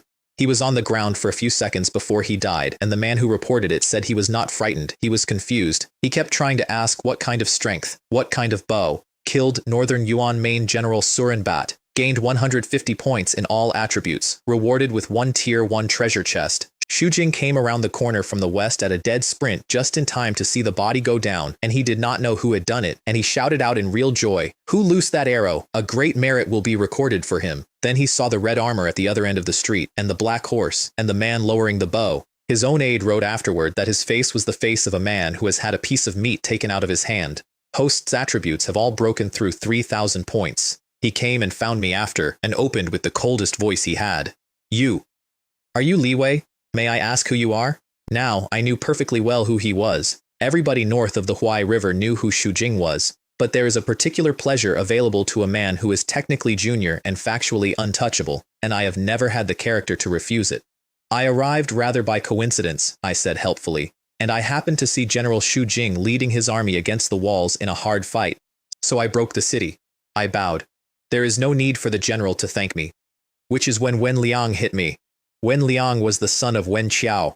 He had inherited a dukedom, an army posting, and precisely none of the qualities that had earned either, and he swung at my head with everything he had. I caught his fist in one hand. It is difficult to describe how that felt from my side without sounding cruel, so I will just say it. It was like a child pushing a door. I held it there for a second so he could feel that it was being held, and then I shoved once, palm open, and put him face down in the dirt of Kaiyuan in front of his own staff. "General Chong," I said, "you have swung at me several times now. I have pushed you once. How are you this fragile? His father broke armies for the founding of this dynasty. I have read everything ever written about Wen Qiao. Whatever that man had, it did not survive 1 generation, and it was not this boy's fault, and I did not care." Zhou Kun arrived and did not ask what happened, because he had been told on the way, and he took Wen Liang apart in front of everybody. "If he had not brought his army into this city," the Grand General said, "should tens of thousands of great Ming soldiers have died for your so-called military achievements?" Wen Liang tried to speak. "If your father's spirit knew how stupid you are, he would be ashamed. Half a year's pay, docked, on the spot. Then they brought in Surinbat's body on a board. Good archery," Zhou Kun said, looking at it. "1 arrow, 1 kill. Whose was it?" And the entire Huaichi half of that tent stood there and said nothing, because they knew, and admitting it out loud was more than they could physically do. Zhang Wu stepped forward. "Grand General, that arrow belongs to our commander." Zhou Kun reached down and drew the shaft out himself and turned it over in the lamplight and found 2 characters carved into the wood by a boy sitting outside a tent a year earlier with a knife and too much time. Li Wei. He gave us tiling next, and he gave it to both of us at once, which was the single worst decision of the campaign and which I understood perfectly at the time. Tiling was Batu Timur's supply hub. More than 4/5 of everything his army in Liaodong ate came through it. Whoever took Tiling took the war. Both columns will advance on it, Zhou Kun said. Whoever arrives first has the primary merit. A race between the Huaixi column and the Daning column for a fortress full of the enemy's grain. Nothing bad has ever come of that. 2 days later, the Red Cloaks came again, and payday arrived twice in one afternoon. The substantive rank of commander over 5 battalions, and the hereditary county viscount, and 2 more chests for the bin. Xu Jing and Wen Liang stood through the reading with their jaws set, and one of them said afterward, and it got back to me the way everything did, "Has His Majesty abandoned Huaixi entirely to value a child this much?" And then Chu Fu did something that nobody expected, least of all me. He was prefect of Daning, and acting commander of the whole border army, more than 50,000 men, and he called in his commanders and handed the entire thing to me. "While Li Wei is with this army," he said, "Li Wei acts as commander. All military dispositions are his. My seal will be on the orders, and his mind will be behind them." Wu Qiang and Jiang Bo both started talking at the same time, and Chu Fu raised his hand. Since this campaign began, he said, and there was real bitterness in it, our Daning border army has hauled grain. We have built roads. We have dug latrines for the men from the south. 50,000 soldiers of the frontier, doing chores while the war happens somewhere else. He looked at me. My men have been asking me for a year why they are not allowed to fight. I have not had an answer. Now I do. Wu Qiang got his request in before Zhang Bo's mouth was fully open, which caused a certain amount of unpleasantness between them for the rest of the month. Then Chu Fu cleared the room and said the last thing, and it was the same warning I had been getting all year from every decent man in that army, and it never once stopped being true. An open spear is easy to dodge. A hidden arrow is not. He also explained something I had not fully grasped, and I am glad he did. You think they resent you over merit. That was last year. He tapped the table. You are not competing with Huaixi anymore. You are replacing it. Every campaign this empire fights for the next 30 years is now more likely to be led by you than by them, and every man in that camp did that arithmetic the day you were made a viscount. I sat down that night with 8 treasure chests and had the single best evening of my life. 3 ordinary ones gave me 800 taels of gold, 20 bottles of hemostatic powder, and a pearl the size of a plum that lit a tent well enough to read by, which is not useful, and which I liked enormously. The 5 Tier 1 chests are a different matter, and I am going to list them because between them they were worth more than every battle I ever fought. A complete blueprint for a fire wagon, more than 100 crossbows mounted on a single chariot, launched by powder charge, sequenced. Nothing like it would exist for decades. 10 stalks of 100-year ginseng, which I mention because it later kept a man alive for 4 days. A cold iron blade called 7 Star, so fine that a hair dropped on the edge came apart on its own. And then the 2 that made me put my hands over my face. The first was called postnatal Xuan art, a cultivation method, profound tier, low grade, 1 day of practice, 15 points of inner breath, and 15 of spirit. I had spent a year building the outside of myself with horizontal training and had been picking up inner breath 1 point at a time off corpses like a man collecting rain in a cup. This was the other half of the machine, and it had finally arrived. And the last one was an inheritance. Zhuge mechanism art. Yellow tier, high grade. Everything the Marquis of Wu ever designed poured into my head in the space of a breath. The repeating crossbow. The wooden ox and the flowing horse. Gearing, linkage, counterweight, the entire body of work of the greatest engineer China ever produced, sitting behind my eyes as though I had spent 30 years learning it at his elbow. Of everything in that tent, of everything I ever got out of a chest, that was the most valuable thing, and it was not close. I sat there a long time, and then I said something out loud, alone, to a man who had been dead for 1100 years. Marquis Wu, rest easy. Your junior, Li Wei, will make your mechanism art flourish again.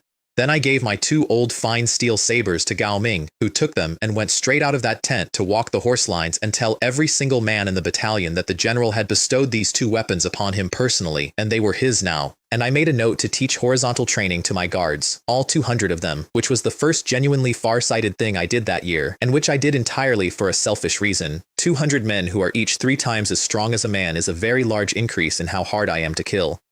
In Liaoyang, the Grand Commandant of the Northern Yuan finally sat down and read about me properly. Batu Timur was not a fool, and he was not a savage, and if you think of him as either, you will never understand this war. He was a competent imperial officer administering the last province of a collapsed empire, and he was very tired. Of the 70,000, he said to his staff, less than 30,000 came back. Of the 60,000, less than 20,000. He did not raise his voice at all. You told me Liaodong was solid as a mountain.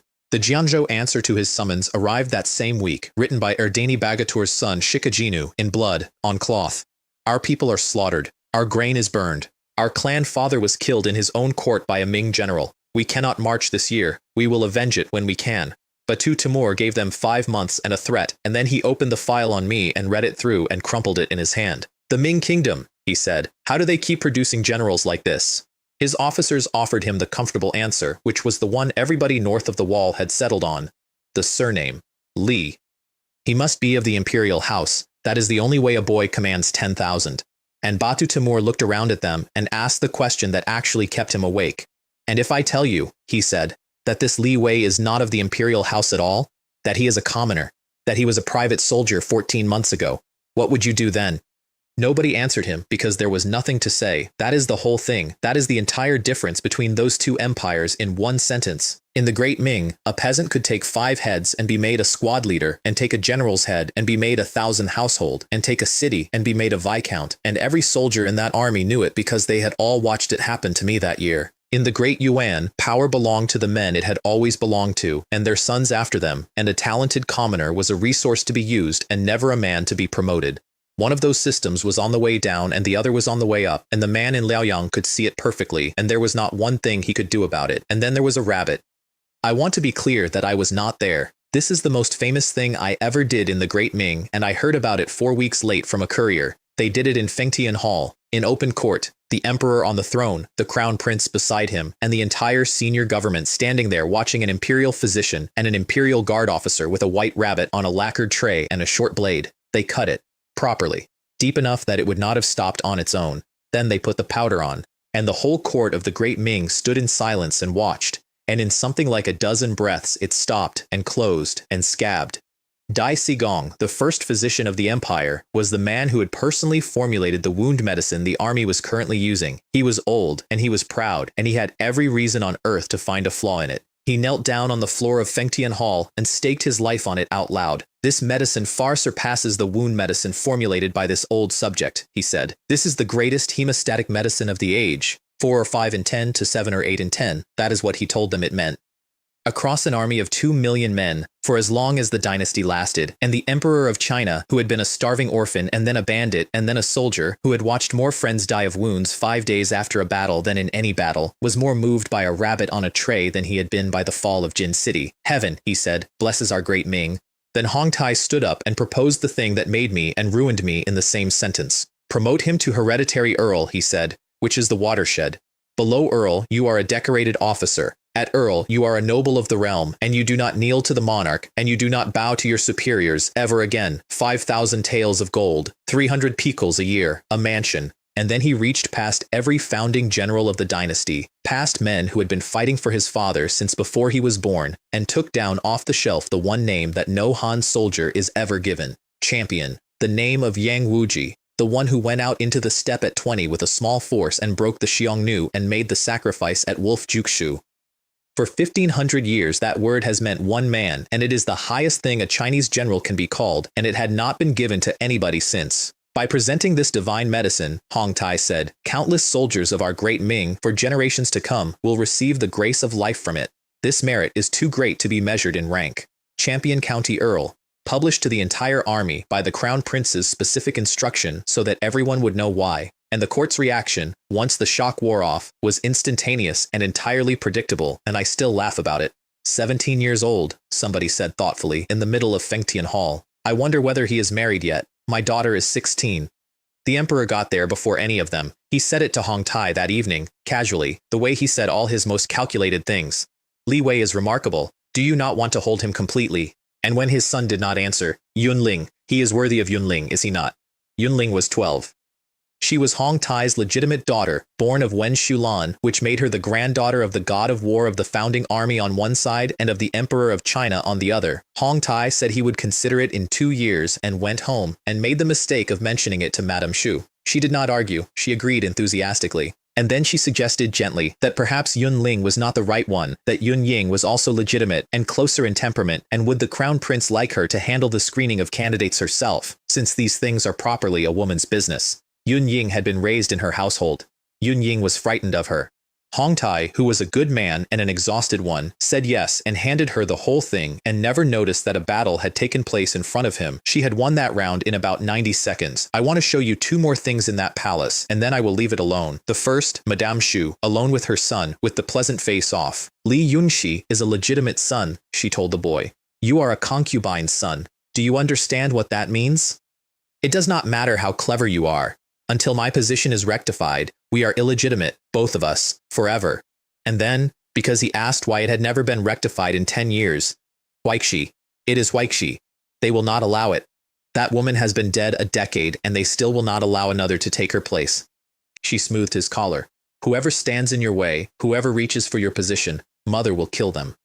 The second, a little girl called Yun Ying, kneeling in front of her stepmother in that same house, shaking, being instructed that she was not to greet her own half-brother in the corridor without permission. There is no kinship in an imperial family. I did not invent that sentence. A eunuch wrote it in a diary that year. In Beiping, the Shen family were getting impatient about a body. There has still been no word, Li Chengjunshan said. Father, he is a child in a border regiment, Li Chengbao said. He has been in the field a full year. He is dead, and nobody bothers to write about a dead private. Then, comfortably, as for the other matter, our men have found the old steward and the girl. After this, it will be a permanent solution. And then their household steward came in without being announced, which he had never done in 20 years, and had to be told twice to speak. There was a general in the Daning border army, he said. The soldiers were calling him a war god. He had killed 100 men in his first battle. He had broken the Jianzhou tribes and taken their chieftain's head in his own court. He had cut open the gate of Jin City with a sword. He was not yet 17. He commanded 10,000 horse, and he had been given a hereditary title. And his name, the steward said, is Li Wei. Li Chengjunshan's face went through something. Are you telling me, he said very slowly, that this Li Wei is the Li Wei who left this house?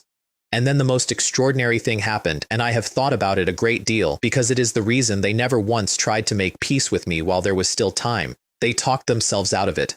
Father, that is impossible, Li Chengbao said, and his brothers came in behind him one after another, and you could hear the relief building in the room like water. That boy was a child. He read books. He could brew wine, and that is the whole of it. Wine. He had no strength, no schooling in arms, no connections. There must be tens of thousands of men named Li in this empire. They were not being stupid. They were being human. They could not afford to believe it, because the moment they believed it, they would have had to sit in that room and understand exactly what they had done and exactly what was coming, and no one does that voluntarily. For the record, brewing was the only trade I had ever had in that house, and most of the money from it went into the family accounts. Find out who he is, Li Chengjunshan said at last, whatever it costs. And when the room emptied, he sat there alone for a long time with a face his sons would not have recognized. Chu Fu gave me 50,000 men, and I gave the Daning border army what it had wanted for a year, which was work. 3 Liaodong cities in 10 days. The method did not vary much, and I have already admitted why. Cavalry to break in, infantry to occupy, and the gate opened by hand. At Qingqing, the accumulating power strike had gone somewhere new. 10,000 caddies of force released at once, and the blow put out something invisible past the edge of the blade that killed a dozen men standing behind the gate who had not been touched by anything. I stopped and looked at my own hand for a second after that one. Standing orders, every city, the same, so nobody had to ask. 1,000 men to garrison, 2,000 to logistics for the wounded and the dead. Everybody else rests half a day and we move. Wu Qiang was having the time of his life. Before you came, he told me, we spent the entire war hauling grain and digging drains. Do you know what that does to a soldier? And on the 9th day, a young squad leader from the Huizhou Gate detail came into my camp having talked his way through 4 checkpoints and told me that an old man with bad knees and a girl in a purple coat had come through his gate looking for me and that both of them were alive. I had to turn around and look at a map for a moment. Uncle Ma and Yu Er, both of them, alive and 400 li away and safe. Little Liu, I said when I could do it properly. Name it. Gold, rank, a transfer, a commission. Anything in my gift, and I have quite a lot in my gift this month. He knelt down and asked for the one thing I would not have offered. General, let this subordinate stay by your side. You have understood what that means, I hope. My guards go where I go, and I go in first. It is the single most dangerous posting in this army, and it is not close. Even if I die on the battlefield, he said, this subordinate will have no regrets. I have never in my life been able to argue with that sentence. I took him. Send a rider tonight, I told Gao Ming. Tell them both that I am well, that I am with the army, and that the moment this war is finished, I am coming to them, word for word. Do not let a clerk improve it. Zhou Kun rode into my camp himself with the imperial guards behind him, which a grand general does not do for a delivery, and I understood before he dismounted that this one was different. The edict took a long time to read.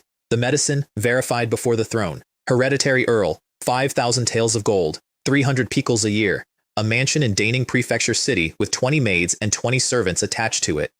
And then the last line, and Zhou Kun read that one slowly on purpose. The title of champion is bestowed. He shall be honored as Champion County Earl. I want to tell you honestly that I was not composed. I had spent a year being extremely calm about things that should have frightened me, and I stood in a burnt courtyard in Liaodong and could not make my hands work properly. An earl of the great Ming does not kneel to the monarch. An earl does not bow to a superior officer. There were perhaps 20 men in the entire empire who did not have to kneel to Hong Kang, and every single one of them had been fighting for 30 years, and now there were 21. Zhou Kun took me aside afterward, and he was not kind about it, and I have never stopped being grateful. Have you felt it? He said. The vastness of imperial grace? He did not wait. That title is too high. Do you understand what has just been strapped onto your back? You have been given the name of Yang Wuji. Every general in this empire now measures you against a man who never lost. He tapped my chest with 2 fingers. From today, you are not permitted to lose, not once. Not a skirmish. This subordinate will defend this title with his life. Then somebody outside told somebody else, and the city went up. 50,000 men of the Daning border army in a place that still smelled of the fighting, roaring one word across the walls at each other for the better part of an hour. Champion County Earl, our general is the Champion County Earl. And Gao Ming, who a year earlier had been a centurion with a chipped tooth and a decade of dead ends in front of him, and who had knelt in the dirt and traded a company command for a bodyguard's post on a hunch, stood in the middle of it looking insufferably pleased with himself. When it comes to placing a bet, he said, to no one, who in this army can compare with me? 200 li west, the Huaixi generals were losing their minds, and for once I understood them completely. A child, Shujing said. How is a child worthy of the name champion? Do you know what that title is? That is the highest honor a Han general can hold. 1,500 years, and it has been given once. How can it be handed to a boy who was a private soldier last spring? Wen Liang was worse, and his reason was more painful. His father had broken armies for this dynasty and died on campaign at 40, and nobody had ever offered Wen Chao that name, so they organized. Every Huaixi general in the northern army would write a memorial to the throne, personally, demanding the title be withdrawn. I do not believe, Shujing said, that His Majesty will ignore all of us at once. He was going to find out, and in Beiping, Prince Yan read the same news and saw straight through to the bone, and it frightened him more than any battle report had. The moment that title went on him, Hongzhan said, he was bound to the great Ming for the rest of his life, not to the throne, to the dynasty. He was very still. Unless I one day sit on that throne by proper succession, that man is my mortal enemy. There is no third road. Things that are too rigid, Monk Huizong said comfortably, break easily. Your Highness need only wait and watch the performance. And then, pleasantly, the way he said everything, this child perhaps will not live to see the future at all. In Liaoyang, Batu Timur had finally accepted that no one was coming to help him. The Yuan court had sent back word that Liao Dong could not be reinforced this year, in language that made it clear they did not consider it worth the trouble. Perhaps this, he said, is what the Han mean when they speak of those who sit high in the imperial court and know nothing of the suffering below. He was not being poetic. He was a man watching his own government decide he was expendable, in writing. If Liao Dong falls, everything is lost, he told his staff, and our great Yuan may cease to exist entirely. So he stopped defending and made a plan, and I will say this for it. It was the best plan anyone made in that entire war, mine included. Teeling would be the bait. Let the Ming come at it.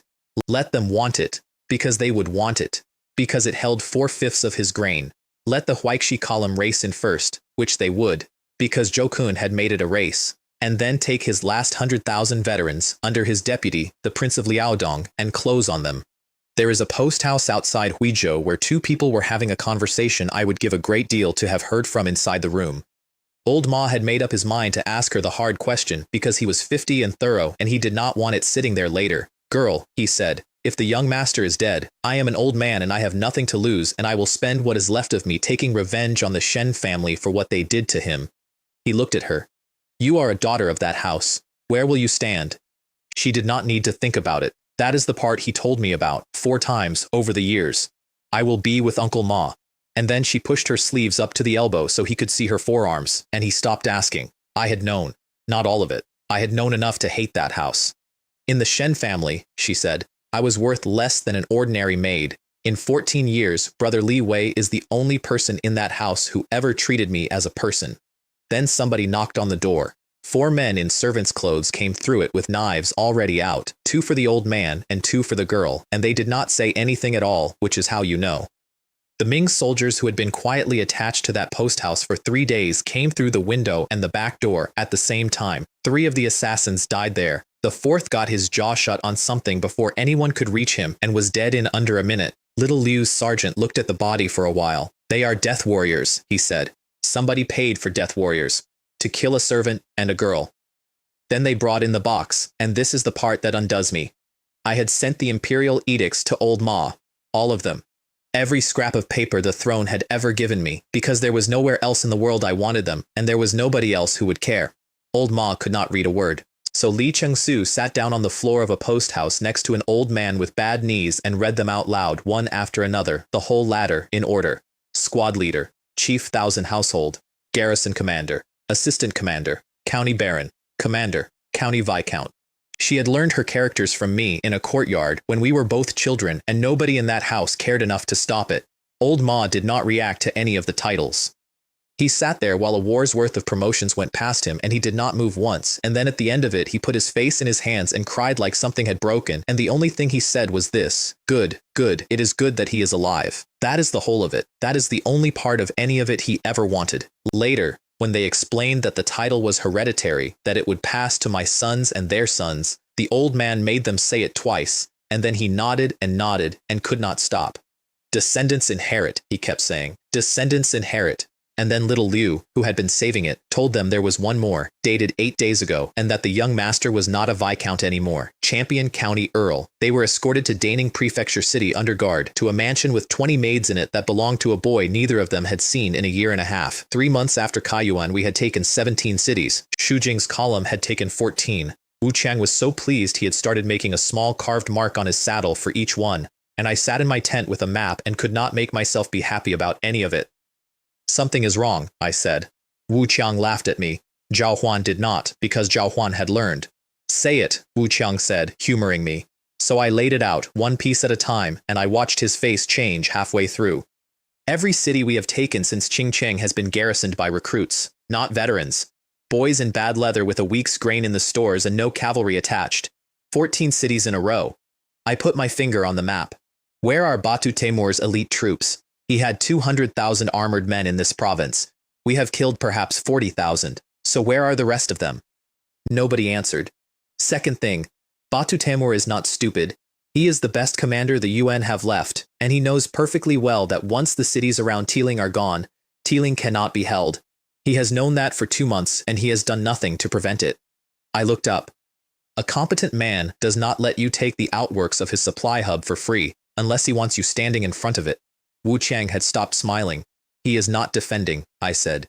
"He stopped defending in the summer. He is setting up a counterattack, and the only counterattack available to him that wins this war in one afternoon is Tiling." And then I said the thing I had been turning over for 2 days and hoping I was wrong about. "Fill a city with lamp oil, strong liquor, and kindling. Put men in the cellars, let the Ming break the gate and pour 80,000 soldiers into the streets to chase the merit." I sat back. "Then light it. It would not matter if it were 100,000 men. It would not matter if it were 200,000. The tent was very quiet. Then Tang Yi said what half of them were thinking, and he did not even say it nastily, he said it practically. "Then let them burn." And I want to be honest, that a part of me had already spent an hour with that idea, and that it was not a small part. Xu Jing had called me a lucky child in front of 30 officers. Wen Liang had swung at my head. Zhao Yong and Li Chengbi had tried to hang a failed siege around my neck.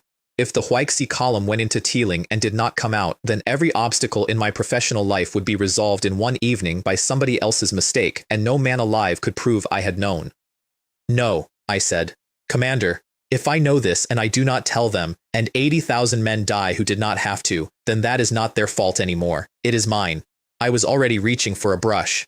"I will use any filthy trick that exists against a foreign enemy. I will not use one against our own." I wrote the warning myself. I did not dictate it because I did not want a clerk's hand on it, and I kept it to one line because I have never met a man who reads a long warning from someone he dislikes. "The UN army may be lying in ambush inside Tiling. Caution is advised." I sent 50 of my own guards to carry it. And then I turned around and put my entire army on a war footing anyway, moved 20,000 cavalry to within a night's ride of Tiling, and pushed 30,000 infantry west along a road they had no business being on.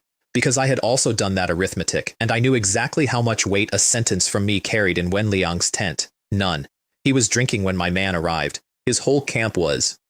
They were 3 days out from the greatest prize of the campaign, and nobody could catch them, and the gate guards looked at my guard the way you look at a dog in a kitchen. Wen Liang read one line, laughed out loud, and read it to the room. "He wants us to be cautious," he said. "He wants us to slow down. Do you understand what this is? He cannot get to Tiling first, so he would like us not to get there either." He told my man to go back and tell his general that the merit for Tiling was already spoken for. Then he tore the letter in half and in half again and dropped it. "I used to think this Li Wei was at least straightforward," he said. "I did not expect him to stoop to something this contemptible." One man in that tent argued, Zhou Ping, who had come north with Prince Yan's 40,000, and who I did not like and did not trust, and who was, on that specific evening, the only competent person in the building. Send scouts, he said. Whatever his motive is, scouts cost us nothing. If the ground outside that city is empty, we have lost an afternoon. Wen Liang allowed the scouts, because refusing would have looked strange, and forbade any change to the plan. The scouts went out 20 li in every direction and came back and reported that there was nothing outside Tailing. They were completely correct. There was nothing outside Tailing. Inside the city, the Prince of Liaodong was telling his generals something that explains the whole Yuan Empire in one paragraph. Genghis Bold was a true Genghisid, a descendant of the line, and he was Batu Timur's deputy and the best soldier the Yuan had left after Surinbat.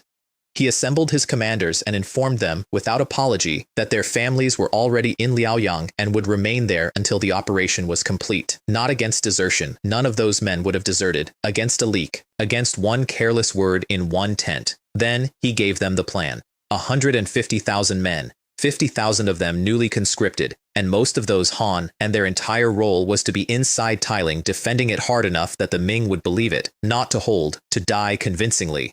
The Grand Commandant has set the strategy, he said, when one of them tried to raise it, and it will not be altered. The city was already packed. Lamp oil in the granaries. Liquor in the storehouses, kindling under the floors of half the buildings on the main streets, and 2,000 men who had sworn to die, waiting underground with fire in covered pots. Tailing had a civilian population. It was still living in the city when they finished the preparations. Nobody moved them. 300 cannon opened on Tailing at dawn, and Wen Liang led the assault in person, which I will grant him. First man into the city goes up 2 ranks, he shouted along the line, and takes 1,000 gold with him. The defense was ferocious. That is the part nobody could have called. Those recruits fought for a day and a night on those walls, and they fought like men holding the last thing they had, because that is what they had been told, and it worked. It worked so well that it convinced Xu Jing of the wrong thing entirely. It seems, he said, watching them refuse to break for the 4th time, that Li Wei's letter was alarmist after all. Does an army defend like this if it intends to abandon a city? And then, satisfied at last, he truly did not have good intentions. The gate went down on the 2nd morning, and 75,000 Ming soldiers went into Tailing. They took the wall. They took the gatehouse and the 2 flanking towers, and then they went into the streets after the retreating garrison, and the streets went back, and the men in the front kept going, because there was 1,000 gold on the table, and the enemy was running. Then the cellar doors came open all along the main avenue. The whole city took at once, not building by building, at once in a rolling sheet, because it had been laid out weeks earlier by men who knew what they were doing, and Tailing in the 11th month was dry as paper. Wen Liang was in the middle of it, and he could not make it fit into his head. How can this be? He was shouting at people who could not hear him. Has Batu Timur lost his mind? This is his own city. His own people are in there. He had understood everything except the one thing that mattered, which is that Batu Timur had already decided he was going to lose Liaodong, and had moved on to deciding what to buy with it. 20,000 Yuan cavalry came into the Ming rear from the north an hour later. Then 70 or 80,000 infantry closed a ring around the entire city on all 4 sides outside the fire. Xu Jing had 5,000 men and his command staff on a rise to the east, and he got it in one look. Li Wei was right. He tried to break west because west was home, and found Yuan banners standing across the western road in depth. His eldest son-in-law was inside the fire. 4 of his 10 commanders were inside the fire. Wen Liang was inside the fire. Something on the order of 80,000 Great Ming soldiers were inside a burning city, with the gate they had come in through now held against them from the outside. Ma Jun said it out loud, which somebody had to. Nearly 80,000 brothers who went in are going to die in there. And Xu Jing, Yongcheng Marquis, Deputy Grand General, the most arrogant man I ever met, drew his saber and said the only correct thing available to him. This ambush is my fault, mine, Xu Jing's, and no one else's. Xu Jing will live and die today with all of you brothers. And he put his heels in and charged 100,000 men with 5,000. Behind him, Ma Jun said the last hopeful sentence anybody in that army said that morning, and he said it the way a man says a prayer he does not believe in. Li Wei still has 50,000 Daning border troops. He will come. We came in on their rear at an angle out of the northeast while the whole Yuan encirclement was facing inward at a burning city. I want to describe the first 3 minutes of that battle, because that is the only part of it I actually enjoyed. 20,000 Daning cavalry came over a low ridge with the fire behind us throwing our shadows 100 paces out in front, and at the head of it was a black horse out of the Fergana grass and a great Ming battle flag, and I had 7 arrows across the string. 7. The treasure-carved bow had stopped being a bow and become an engine. Each one went through 5 or 6 men before it stopped. Then 20,000 bows behind me put a volley into a formation that had no idea it had an outside. Then we were into them. I went straight for their cavalry commander, because I had learned my trade in Jianzhou, and my trade was very simple. He got his blade up, the blade did not matter, his arms did not matter, and the man went down through his own guard. Then I cut his standard down, and 20,000 Yuan horsemen lost the ability to find each other in the dark. Congratulations to the host. All attributes have broken through 4,000 points. That charge was around 800 kills. I know because I checked afterward, and I have never once been able to explain to anybody why a man would check. Somewhere in the middle of it, I passed within 40 paces of Xu Jing. He was on foot by then, on his third weapon, with perhaps 600 men still around him out of 5,000, and he looked up and saw the red armor and the black horse, and his aide wrote down what he said because it came out of him involuntarily. Li Wei, he came for me. I looked at him for about a quarter of a second and rode on. I want to be extremely clear about this, and I have never softened it for anyone. I did not ride 400 li to save Xu Jing. I did not care whether Xu Jing lived. I came for the 80,000 great Ming soldiers who were in that city because their commander tore up my letter, and if Xu Jing had been the only man on that field, I would still be sitting in my tent. He knew it too. It is one of the reasons what happened afterward happened. And then the second thing arrived, and this is the part that broke Genghis bold. 30,000 Daning infantry came out of the west. Out of the road, my men had spent 2 days marching along for no reason anybody could see. They came up behind the Yuan cordon that was holding the western road and put 10,000 arrows into its back, and the ring around Teeling stopped being a ring and became 100,000 men in a bag. Genghis Bold's command post came apart in stages. First, the confusion. Why is there a Daning border army out there at all? They are supposed to be 100 li east. Then the arithmetic. Then the understanding, and his own officers recorded it, and it is the highest compliment I ever received from an enemy. The Grand Commandant's plan, he said, has been seen through by Li Wei. He was looking at the map, and everything on it had reversed. He saw it, and he did not stop it. He went along with it. He waited for us to burn the city. He waited for the ambush to come out of hiding and commit, and then he closed on the men who were closing. Nobody in that tent could speak.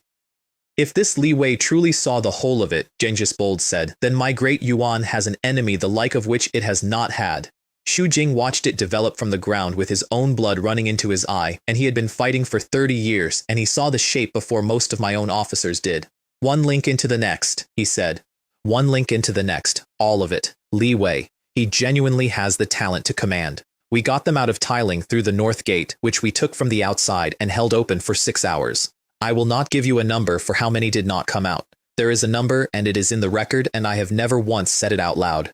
And when it was finished, I gave the order I always gave, and by then 20,000 men said it along with me before I had finished. Every brother who fell goes onto a horse. Tie them on. Nobody stays in this country. We ran Genghis Bold down 20 li east with about 1,000 men left around him. He formed them into a square on open ground, which is what a professional does, and waited.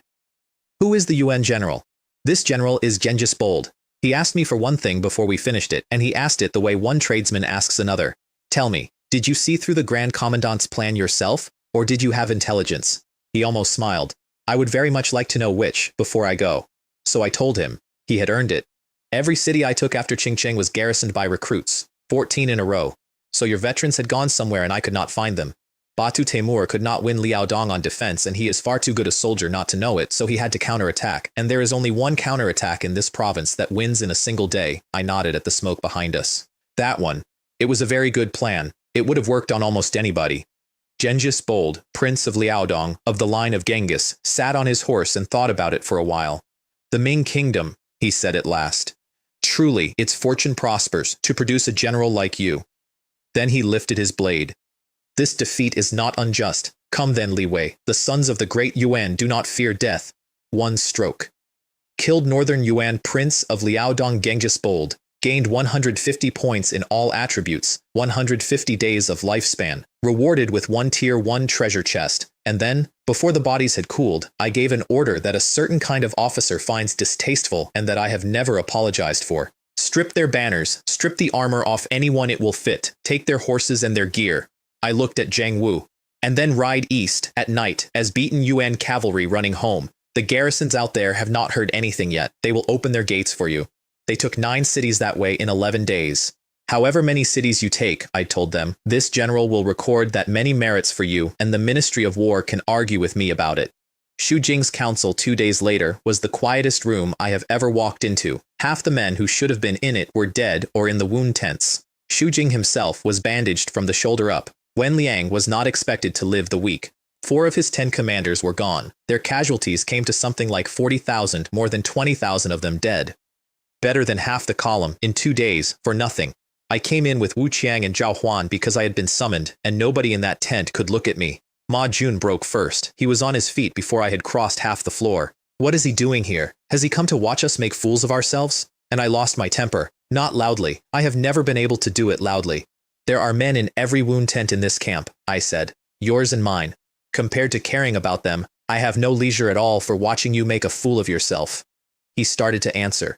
And if the generals of this column believe that what happened at Tailing is a matter of my amusement, rather than a matter of your own command responsibility, then I have nothing further to say to any of you. Zhou Kun came in on the end of that and finished the job. If the commander had not brought the Daning border army to your rescue, he said to Ma Jun in front of everyone, would you be standing here saying that? Would you be standing anywhere? Ma Jun had gone gray. By feeling, he has saved your life. By reason, he has saved the lives of the 50,000 soldiers under your command. Choose which of the two you would like to be ungrateful about. And then Xu Jing got up. He came down the length of that tent with his arm in a sling, and every man in it watched him do it, and he stopped in front of me and bowed. Properly, all the way. General Xu Jingyu thanks the commander for his rescue. Then Zhou Ping bowed. Then 2 more. Then a dozen. And then Ma Jun, last, through his teeth. And it must have taken more out of him than the battle. I returned the salute, because I was an earl and did not have to, and because a man who does not have to is the only man whose courtesy means anything. Leading the army to reinforce is a soldier's duty, I said. There is nothing to thank. They brought Genghis Bold's head in on a tray, and Zhou Kun looked at it for a long moment. Killing this man, he said, is cutting off Batu Temur's arm. Xu Jing formally accepted responsibility for Tailing in front of the whole staff and asked to be punished by Yingtian, which took more courage than the charge did. And then the tent emptied, and Zhou Kun, Duke Zhou, Grand General of the Northern Campaign, a man who had been making war since before the dynasty had a name, turned around and saluted me. This old man must also thank you, he said. If you had not brought your troops, the 100,000 under my command would have ceased to exist. He would not let me speak. Great kindness needs no words. I have noted it. That is twice in this story that a much better man than me said that exact sentence. There is one more room from that week, and it is Xu Jing's own tent. Afterward, with the flap shut, Ma Jun wanted revenge, not on the Yuan. There will be a way, he was saying. In the capital, in the ministry, there is always enough. I have this from an aide who wrote memoirs in his old age, which is the only reason I know it at all. What good is being unconvinced, Xu Jing said. He was sitting on a camp stool with his arms strapped, and he sounded for the first time in his life like a tired man. Before, you could look down on him with seniority. That was something. But he came for us. If he had not, we would all be in that city. He came for the soldiers, Ma Jun said. He said so himself. He did not come for you. Yes, Xu Jing let that sit. Now answer me one question honestly, and think about it before you do. If it had been the other way around, if the commander had gone into Tailing and the Daning border army had been in that ring and it was us on the ridge with 20,000 horse, he looked up. Would you have sent them in, straight away? Would you have charged? Ma Jun opened his mouth, and then did the one honest thing he ever did in this story. We would have saved them, he said, but not that fast. That, said Xu Jing, is what I admire about him. That child's character is beyond anything I can imagine. Chu Fu told me he was going to memorialize the throne to have me made commander of the Daning Guard, which is the whole prefecture, every soldier in it. I told him the truth, which was that the plan had worked because 30,000 infantry had marched 2 days along a road for no stated reason, and not one man in that column had asked why. If a single one of them had talked in a village on the way, Genghis Bold would have moved, and we would all be dead. It was not generalship.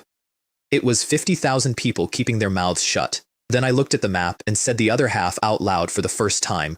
Liaodong is not the war. Liaodong is the first half. As long as their court exists somewhere north of here with a man on a throne calling himself the Emperor of the Great Yuan, every tribe on that grass has somebody to obey. I put my finger somewhere very far north. The war ends when we go and get the court itself. Wu Qiang looked at where my finger was and made a small noise. Zhou Ping brought the Beiping generals to thank me in private, which cost him something, and they meant it. If General Li Wei ever comes to Beiping, he said, say the word, and your brothers there will go through fire for you. And then, because I was tired and because it had been a long month, I said something careless. I should visit. My ancestral home is in Beiping Prefecture. Zhou Ping's head came up. Beiping? He said. Then why in heaven's name did you enlist in Daning? There are reasons, I said. That was all. 2 sentences in a tent, to a man who worked for Prince Yan, and it went into a report the same week, and it is the fuse that eventually burned down the Shen family. I did not plan it. I have been given credit for planning it ever since. 8 chests came out of Teeling, and one of them changed how I fought forever. The dull ones first. 10,000 taels of silver, 20 fine steel blades for my guards, a bottle of fasting pills, a blade skill, 2 skill points, and the recipe for something called bone forging powder, along with 20 bottles of it, which tempers tendon and bone from the outside, while horizontal training builds from the inside. I started putting that into my guards immediately. And then there was an egg. It was the size of a man's head, and it was warm, and I sat and looked at it for a long time before the description finished loading in behind my eyes and told me what to do, which was to put 1 drop of my own blood on the shell. It came apart about an hour later, and what climbed out of it was a golden eagle. It went up my arm, sat on my shoulder, and looked at me sideways with an expression I can only call proprietary, and then the world tipped over. I was looking at my own tent from 40 feet up, and then from 200 feet, and then from high enough that the whole camp was a pattern and the river was a line, and I could still feel my own boots on the ground the entire time. Shared vision. I want you to understand what that was in the 20th year of Hongwu. Every commander in history until that morning had fought with a paper map, 4 scouts, and a guess. That is the whole art. That is why ambushes work. That is why armies get lost. That is why Teeling nearly ate 80,000 men. And now I had a thing that sat on my shoulder and could go up to 1,000 feet and show me the far side of a hill. There is a word for what that is, from where I came from, and there is no word for it here, so I will just say that I had a machine in the sky. No matter how perfect an ambush is, I thought, sitting on a camp stool with a bird on my arm and everything reorganizing itself in my head. No matter how perfect, from above there is no such thing as hidden. In Liaoyang, the Grand Commandant of the Northern Yuan kicked a table across a room. 150,000 men, Batu Timur said. Lost. Say it again. His officer said it again. The fire, the ring, the certainty of it, and then 20,000 cavalry coming out of the northeast with a black horse in front, and 30,000 infantry coming out of the west where there was no road. Batu Timur sat down on the floor of his own hall, which is not a thing a grand commandant does. I accounted for Xu Jing's 100,000, he said. I accounted for Fu Yude's 100,000. I did not account for the border garrison. 30-odd thousand of the 150 came home. He had under 130,000 men left in the whole province, half of them raw, no reinforcements coming, and a standing order from a court 800 li away forbidding him to withdraw. Then there is nothing left but to fight the Ming to the end, he said, getting up. And if we lose, I intend the Ming to pay for it. And at the door, quietly, to no one. If that child does not die, he will be the ruin of my great Yuan. Yingtian's reaction to Teeling was to want somebody's head, and the somebody was obvious. The emperor threw the report on the floor of Fengtian Hall. Xu Jing. He has disappointed us too much. And then every sensor in the building came off the wall at once, because it turned out that Xu Jing had spent 20 years being personally offensive to a truly remarkable number of people, and they had all been keeping a list. It was Hong Tai who saved him. He stood there and made the argument that it was an error of judgment and not of loyalty, and then he made the argument that actually worked. If the court destroys a marquis for a mistaken assault, he said, then the next time this dynasty is in peril, no man will dare take command of anything.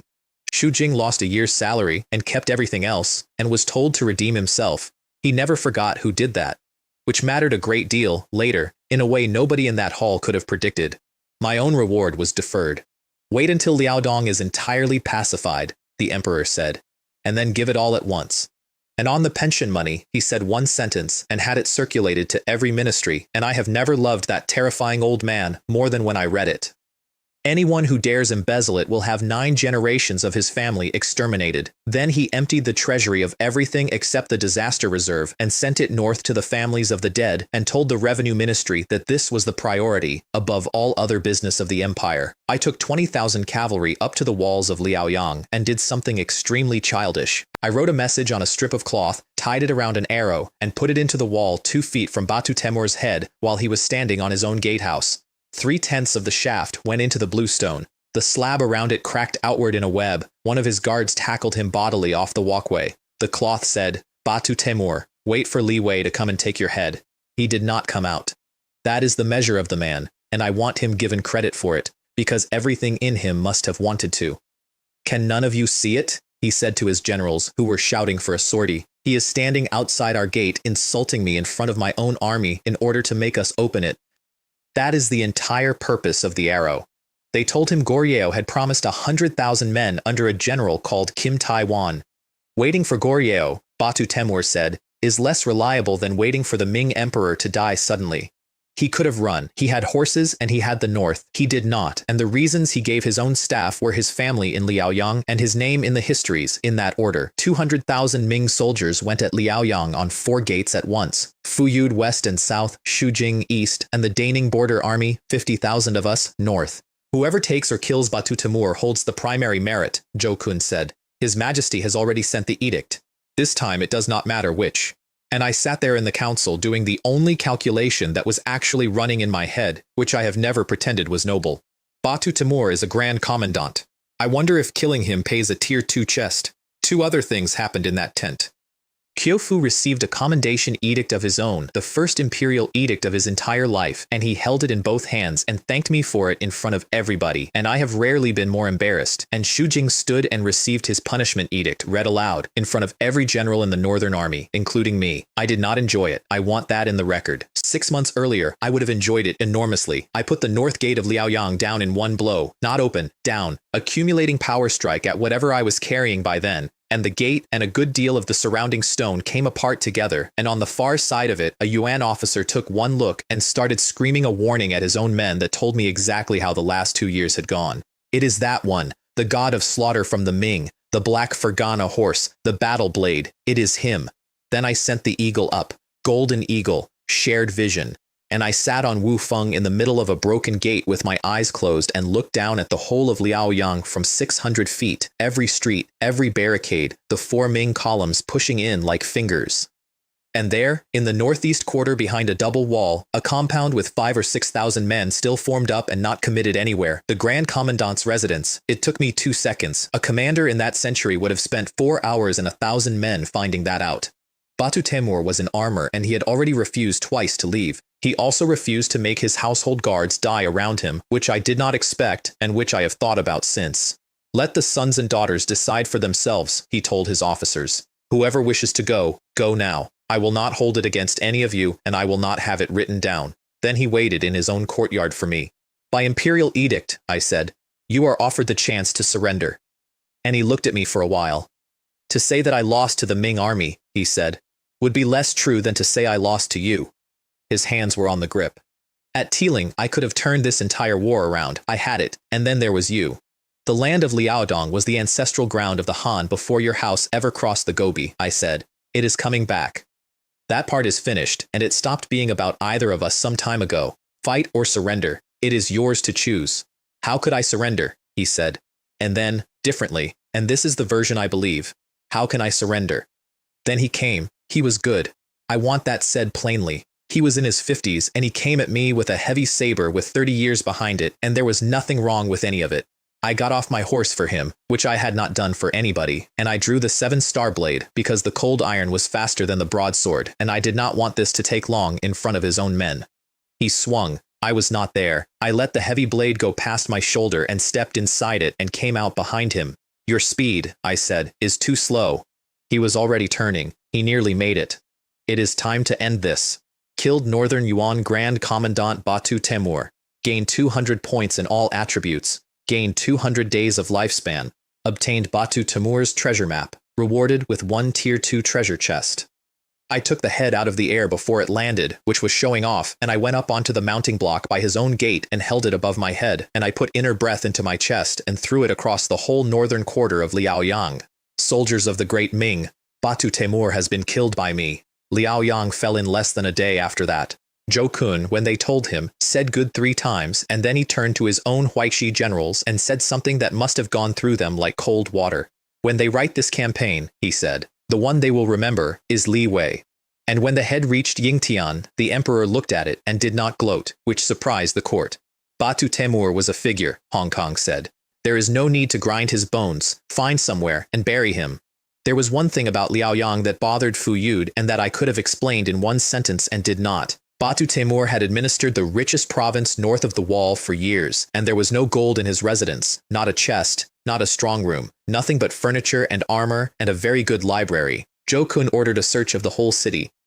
And I stood there with my hands behind my back, looking politely puzzled because I had a map behind my eyes that had arrived 20 minutes earlier, and I already knew that everything Batu Timur had scraped out of Liaodong in 9 years was in a hole in a forest near the Goryeo border. With this map, I thought, that is mine. I am not going to dress this up either. I had been in the Great Ming's army for a year and a half, and I had given that army a medicine that would save it 100,000 men. I had also decided some months earlier, in a saddle, casually, that I was using this empire's momentum to make myself larger, that everything I was accumulating was for a country of my own, if this one ever came apart. Both of those things are true about the same person. I have stopped trying to reconcile them. Zhang Wu chose that afternoon to start on me about the girl in Danning because news travels and my guards had no discretion whatsoever. The general's wedding wine, he announced to the tent. I will definitely be drinking it. I let them have it. And then I went outside and stood in the cold for a while, because the same thought that had made me smile had gone somewhere else on its own. Not content with taking my life, you sent men to kill an old servant with bad knees and a girl you raised in your own house. 9 chests that night. And this is where the thing behind my eyes finally showed me its whole personality. The 5 ordinary ones gave me 1,000 taels of gold, 10 more bottles of powder, a fist technique, a compass, and blueprints for a mechanical crossbow tower. The 3 Tier 1 chests gave me the manufacturing method for cement, the mining method for anthracite, and a martial skill called Berserk. Black Tier, which triples strength and inner breath for a short burst and then puts you flat on your back for 5 days afterward. I read the 5 days part twice and filed it under absolute last resort. And then the Tier 2 chest. I want to explain what a Tier 2 chest was to me at that moment. I had opened somewhere over 60 chests in 18 months. Exactly one of them had ever been Tier 2, and I had bought it by hunting down and personally killing the Grand Commandant of the Northern Yuan, which is the single hardest thing I had done in my life. I opened it with actual reverence. It contained a map of the Great Ming and its neighboring countries. A map, a general map, of countries, that I could have bought in a shop in Yingtian for 11 taels of silver. This, I said out loud, alone, in a tent, in Liaoyang. What the hell? I sat there for a genuinely long time. I had already been given, months earlier, out of an ordinary chest, a treasure map to the Imperial Jade Seal of China. The seal. The one carved out of the He family's jade, the one that has passed through every dynasty, the object whose entire meaning is that the man who holds it is the legitimate emperor of everything under heaven. That came out of a common chest, sandwiched between a bottle of pills and 100 armor-piercing arrows. And the most precious chest I had ever earned, bought with the death of the last great general of the Yuan, gave me a map of Korea and Annam. You could at least have given me the 9 tripods, I told the ceiling. You had one job. My luck, I have decided in the years since, is genuinely terrible, and it is the funniest thing about my life. 9 days later, I took 400 guards out on what was officially a sweep for Yuan remnants, and was actually the largest robbery in the history of the northern frontier. The forest near the Goryeo border. Ground that rang hollow under a boot. The azure rainbow soared down into the seam, lever, and a trapdoor came up out of the leaf mold. I went down alone with the night pearl in my fist, and the light went out into a chamber and did not find the far wall. Gold in the hundreds of thousands of taels, silver in the 500 or 600 of thousands, jade, pearl, worked jewelry, and bolts of cloth stacked to the ceiling. 9 years of a province, in a hole. I stood in the middle of it and said thank you out loud, sincerely, to a man whose head I had cut off 11 days earlier. Batu Timur, every copper of this you saved 1 coin at a time, and I am going to be honest with you, this is a considerable help. I took all of it. The map had a second mark on it, some distance further east, and when I checked it, I found the other half of what he had been building. Arms and armor for 10,000 men, packed and greased, the equipment for the counterattack that never happened. My storage was full. I closed it up, marked it, and left it where it was. I am coming back for that. I have not forgotten it. Neither, unfortunately, has anyone else. Coming out of that forest, I nearly started a war with Korea. Little Liu came in at a gallop with his horse blown. General, cavalry to the east, 10,000 at least, and 40 or 50,000 behind them on the road. He got his breath. We have 400. Goryeo had finally come, 2 years late, with 100,000 men to help an ally who had been dead for a fortnight, which tells you everything about that alliance. Liaodong is Great Ming territory now, I said, and got back on Wufeng. We are soldiers of the Great Ming, so we will go and defend Great Ming territory. 400 against 10,000 on open ground with nothing behind us for 60 li. I put one arrow into the dirt a foot in front of their commander's horse, and then I gave them the only sentence I had. This is the territory of the great Ming. One more step is death. And 400 guards behind me roared it back 3 times, and the front rank of the Goryeo cavalry could not hold their horses because animals feel that before people do. Their commander sat there for a long moment. His name was Kim Tae-won, and I knew exactly who he was, which was a strange thing to be standing in a field knowing. In 4 years, that man would take the throne of Goryeo himself, end the dynasty, and found Joseon, and rule for 600 years through his descendants. He needed a way to leave that did not look like leaving. His adjutant, who must have been a very clever man, provided one loudly, at length, about supply lines and the lateness of the season, and Kim Tae-won allowed himself to be persuaded. Today, he said, turning his horse, I, Kim Tae-won, withdraw my army, not because I fear you. Of course not. Nobody thought that. I watched him go, and I will admit the thought I had, because it was not a nice one. How convenient it would have been if he had taken one more step. Then killing him would have been entirely within my orders, and a very great deal of the next 6 centuries would have gone differently. I did not shoot him. 2 reasons. 1, it restarts a war with 100,000 men in it. And 2, and this is the real one, there were 400 men standing behind me who had followed me into a forest to help me steal, and if that had turned into a battle, every one of them would be in that field forever. I have made a lot of decisions. That is one of about 4 that I am sure was correct. It snowed on Liaoyang the week the campaign officially ended. I stood on the wall out of armor for the first time in 14 months, in a red cloak, watching a province go quiet, and I did the arithmetic that everybody does. A year and a half. That was all it had been. A year and a half since a sergeant read a forged age off a roll. At the victory banquet, in the middle of a very long speech from somebody, Xu Jing stopped listening. He was looking across the hall at me. He looked for a long time. Then he leaned over and said something to Wen Liang that no one else at that table heard, and Wen Liang made a noise loud enough to turn heads. What Xu Jing said was this: "Look at him properly. Does that Li Wei not resemble Hong Lian?" And then, when Wen Liang could not answer him, "If you do not look closely, you would never see it. But look at the eyes and the line of the jaw. There is something of Hong Lian as a child in him. In armor, it is impossible. Out of armor, in ordinary clothes, like this." He sat back and reached for his cup. "A nephew resembles his mother's brother, the saying goes. Ah, I am an old man drinking too much. I want to lay this out very plainly, because I did not know any of it, and every single person in that hall did. Xu Jing's niece was Wen Shulan, the crown princess, dead 10 years. Her eldest son was Hong Lian, the imperial eldest grandson, dead 6 years at the age of 8. Xu Jing was that boy's great-uncle by blood and had carried him on his shoulders.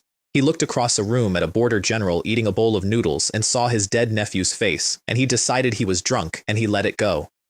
Wen Liang's reaction was worse and had nothing to do with me. Hong Wu, the 15th year, had taken Empress Ma and the eldest grandson within months of each other, and for the men of Huixi that had been the end of the world, because those two were the entire bridge between them and the throne. If he were still alive, Wen Liang said into his cup, how would our Huixi have come to this? Also at that banquet, a new prefect of Liaodong arrived and read an edict. His name was Han Yi. He was thin and severe and about 30, and he read the words Commander of the Daning Guard and the Commander's Seal, all troops of Daning Prefecture, 1,000 taels of gold, and a mansion in Yingtian with a plaque above the gate reading Champion. Then he leaned in and delivered a private message, which is what he had actually been sent for. His Highness the Crown Prince is quite eager to meet you, Han Yi said. He looks forward to the day the general comes to Yingtian. Wen Liang went to Zhou Kun about me, which was the worst decision he ever made and which produced the single most frightening scene of that entire winter. You are Huixi too, he said. Do you not understand what this Li Wei's rise means for us? In 10 years there will not be a Huixi general left holding a field command. Zhou Kun did not shout at him. That was the terrible part. He looked at the middle distance for a very long time, long enough for the room to become uncomfortable, and then he said 2 names. Gao Chang was from the Huai River. Nobody moved. Guo Yong was from the Huai River, and then, into a silence you could have leaned on. And then, I am told the effect in that hall was physical. Gao Chang had been the first minister of the dynasty, the man who ran the whole administration during the founding. Guo Yong had been chancellor. Both of them were Huixi. Both of them had been executed, and the second one had taken something on the order of 30,000 people down with him, and every man standing in that room had a relative in one of those lists. We of the Huai River are not the masters, Zhou Kun said. We are the subjects, and His Majesty is not the man he was 30 years ago, and the Crown Prince will not carry us forever out of sentiment. He looked around at all of them. Do not imagine that the families of meritorious officials cannot be slaughtered. Imperial power is supreme. If you genuinely lose your sense of what you are standing next to, the consequence is not disfavor. He let that sit. It is death. They also settled the future of Liaodong in that hall, and I put two things into it that I am still quite proud of. 180,000 UN soldiers had surrendered over the course of the campaign, and they had to become something. The plan was 3 new guards out of them, which is sensible, and my 2 amendments were these. Station the 3 of them far apart, and never let 2 of them be in the same place at the same time.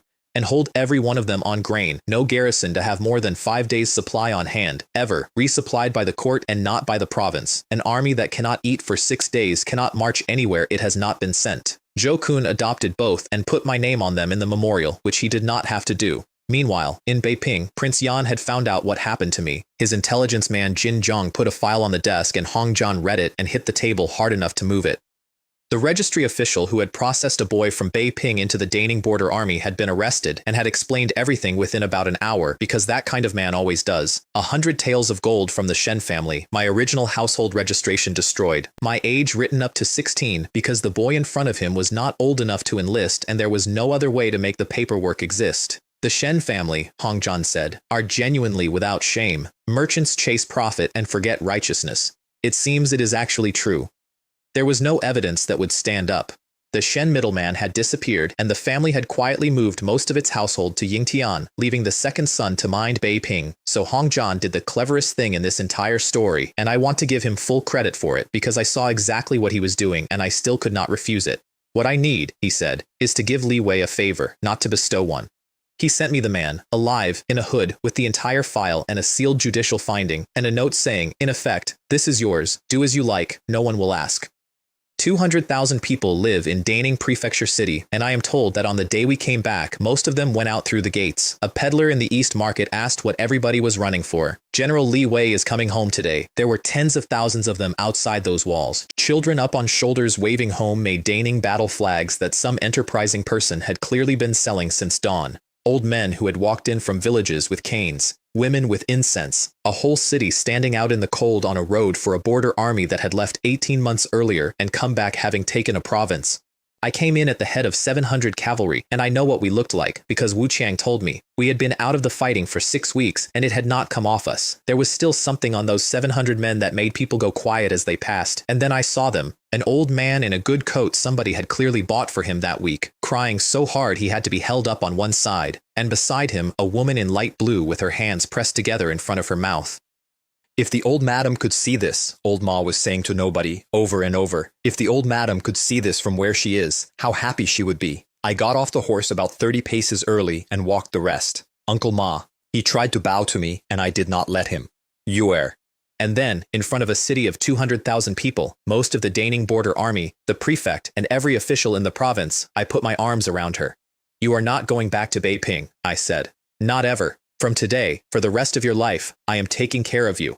She was crying, and she still argued because she had spent 14 years being taught the answer she gave me. I am a concubine's daughter, she said. I am not worthy of you. There is no such thing, I said.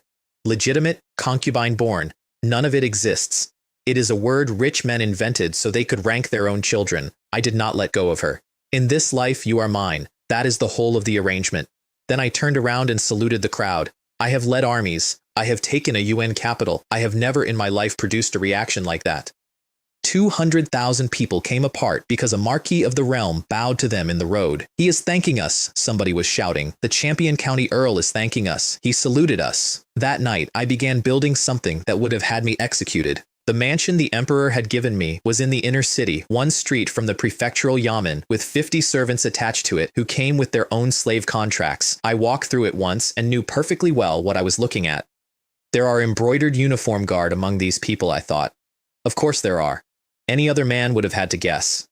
I opened the loyalty panel and read them like a shopping list, and then I did nothing at all about it, and I want to explain why, because it is the single most useful decision I ever made. The things I intend to do, you will never uncover, because I know which of you is watching, and you do not know that I know, and from now on the information you send south is the information I choose to hand you. Then I gave 3 orders. The first, to old Ma. Buy these medicines, and here is the list, and do not concern yourself with the price. and take in displaced children off the roads, as many as present themselves from anywhere in the prefecture, and see that they are fed and housed and that the papers are properly drawn. The second to Gao Ming alone, with the door shut. Find me a mountain valley, I said, somewhere with no road to it, and train men in it. He looked at me and did not ask what kind of men, because he already knew from the way I had said it. What I was describing was a private force of assassins, held outside the law by a serving general of the great Ming, and if one word of it reached Yingtian, it would not be an offense, it would be treason, and it would not stop at me. Gao Ming knelt down on the floor of my study. This subordinate's life, he said, already belongs to the general. The third order was to old Ma again, and it was this: go and buy a phoenix coronet and a bridal gown, and do not economize. The next morning, I cleared the training ground of my own residence and had the gates shut. Nobody comes within 50 paces of that wall, I told the sentries. Anyone who does is executed. I do not care whose seal they carry. 700 guards stood in ranks in the yard and had no idea what was happening. There was a stone lion at the end of the yard, one of a pair, several hundred caddies of carved granite that 4 men had needed a sledge to bring in. I walked up to it and hit it once with my fist. It came off its plinth and went 20 paces through the air and put a crater in the packed earth of my own training ground. And then, while everybody was still looking at it, it fell apart from the inside, the whole block, into gravel. Nobody said anything for a while. Then somebody at the back said, in the voice of a man who has read one book and is now going to use it, in ancient times the hegemon of Western Chu could lift a tripod, but the general has shattered a stone lion with his hand. Do you want it? I said. 700 men went very still. Not the title, not the pay, that. I nodded at the gravel. Do you want to be able to do that? Gao Ming was on his knees before I finished the sentence, and what he offered was not his own service, because he had already given me that. This subordinate's descendants, he said, are willing to be the general's retainers forever. 699 men went down behind him. Then hear it plainly, I said. Outside this wall, you are my guards, and that is a post in the great Ming army, and it is all you will ever say you are. Inside this wall, you are my retainers, and so are your sons. Most of them could not read, so I had spent 2 days drawing horizontal training as a sequence of pictures. 700 sheets. I handed them out, gave them half an hour to get it into their heads, and then collected every single sheet and burned them in a brazier in front of the whole yard. Anybody who teaches this to an outsider is executed, not discharged, not flogged, executed, along with the outsider. And I put 5 extra taels of silver a month on every one of them out of my own purse. A private in the Great Ming earned 1 tael. My guards earned 6. Then came the vats. Bone forging powder is not pleasant. 10 vats in a shed, the water going gray and then black, and men sitting in it with their teeth clenched making noises they would deny afterward for the better part of an hour, and then climbing out and getting straight back in 10 days later because after the first one they could feel what it had done. Within 2 months my guards were roughly twice as strong as the men around them, and nobody could work out why. The first step in building my own power is complete, I thought, standing in a doorway watching 700 men soak in black water. I did not put it more elegantly than that, even in my own head. Hong John's man came the next week, a young officer called Shu Kai, with a great gift, he said, and behind him 2 guards holding up something in a hood. I read the file first, all of it, standing there in my own hall, while the man knelt on my floor with his forehead already opened from hitting it on the flagstones. It was the Shen family, he said. He said it perhaps 20 times. It was all the Shen family. They came to me. What could I do? What could a man like me do? He was the one who had written 16 on the roll. Everything that has happened in this story, everything I have told you, every man who died under my command, and every city that came apart, sits on top of a single number written in ink by a middle-aged clerk in a district office in Beiping for 100 taels of gold on an ordinary afternoon. I thanked Shu Kai and asked him to convey my sincere gratitude to His Highness the Prince of Yan, and I meant it, and I also understood exactly what had just been sold to me and at what interest. Then I drew the azure rainbow sword and took the man's head off in my own hall, killed an enemy, gained 1 point of strength, 1 point, a whole human being, start to finish, and the thing behind my eyes valued him at 1 point of strength, which is what a dead man on a battlefield had been worth to me 2 years earlier. Old Ma was standing in the doorway. He had come in with tea and had not managed to leave. He went the color of paper, and he put the tray down very carefully, and I watched an old man who had raised me from a child understand, all at once, what the last 18 months had actually consisted of. I did not apologize, but I did not do that in front of him again either.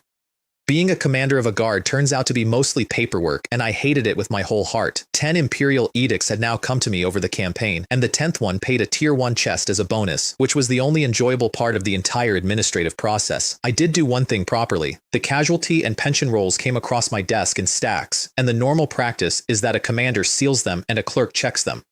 I read every line myself, both times, all the way through, and it took me 11 days. Those were my brother's families. I was not putting a seal on that blind. Chu Fu, who was teaching me the job like a patient uncle, approved. Pay and pensions pass through your hands now, he said. Those are the two things that end careers. Everything else is negotiable. Those two are about being able to sleep. And I got to hand out promotions in my own hall, which was the best day of office work I ever had. Wu Qiang and Zhang Wu to commander, Zhao Huan and Tang Yi to commander, Yuan Kai to garrison commander. Only Zhang Bo missed out, and he took it in a way that told you exactly why. Every day like this, I said to Chu Fu at the end of that month, looking at a desk with more paper on it than a siege, and I would genuinely rather be on a battlefield. I got married on a drill ground. They offered me the mansion. There was a whole plan for it, a banquet, the prefectural officials, the correct number of courses, a man who knew about seating. I said no, and I married her in the military camp instead, in the open, on the parade ground of the Daning border army, with bonfires down both sides and 20,000 soldiers as the guests. Chu Fu came and officiated in person, in his official robes, in the mud. The three bows are the same everywhere in China, first to heaven and earth, then to the elders, and when we turned for the second one, there was one man standing there. Old Ma stood in the place where two families are supposed to be, on his own, with his hands shaking, and he could not get through it. He got about halfway down and had to stop and press his sleeve against his face, and 20,000 soldiers stood in absolute silence and let an old servant take as long as he needed. Old madam, he said when he could, do you see this from the heavens? The young master is married. Then the third bow, to each other. Afterward he gave me a box. My grandmother had left it with him before she died with instructions that it was not to be opened until my wedding day, and he had carried it 400 li across a war to give it to me on a parade ground. Inside were 2 pieces of white jade, a matched pair, on cords. They had belonged to my father and mother, both of whom died before I could remember either of them. One had a single character carved into it. The other had a different one. I put one of them on. I did not think about it for one more second than that. I had been given a jade pendant by my dead grandmother on my wedding day, and I put it round my neck and went to drink with my army, and it stayed there for the next 2 years in plain view, in front of dukes and princes and the whole of the great Ming, and not one of them looked at it closely enough, not one, until somebody did. I poured 3 bowls that night. The first I poured onto the ground. To the heroic spirits of the brothers who followed me into Jianzhou, I said, and who are on the Liaodong battlefield tonight. 20,000 men said nothing at all. The second, also, onto the ground. To the brothers of Daning who are standing watch on the border wall right now, in the cold, tonight, and who could not come. And the third one I drank. And this one is for you lot. There is meat and there is wine, and there is a great deal of both. Brothers, drink until you fall over. That is an order, and I will be enforcing it personally. There were no rituals. There was no seating plan. There were bonfires and 20,000 soldiers and the loudest, filthiest, happiest noise I have ever been in the middle of, and if I am honest, it is still the best night of my life, and I have been to imperial banquets since. In Beiping, Prince Yan was constructing an elaborate plan to acquire me, and it collapsed inside a week. He had asked Zhou Ping for an honest assessment first, and Zhou Ping, who did not like me particularly, gave him one. A fierce general of the age, he said.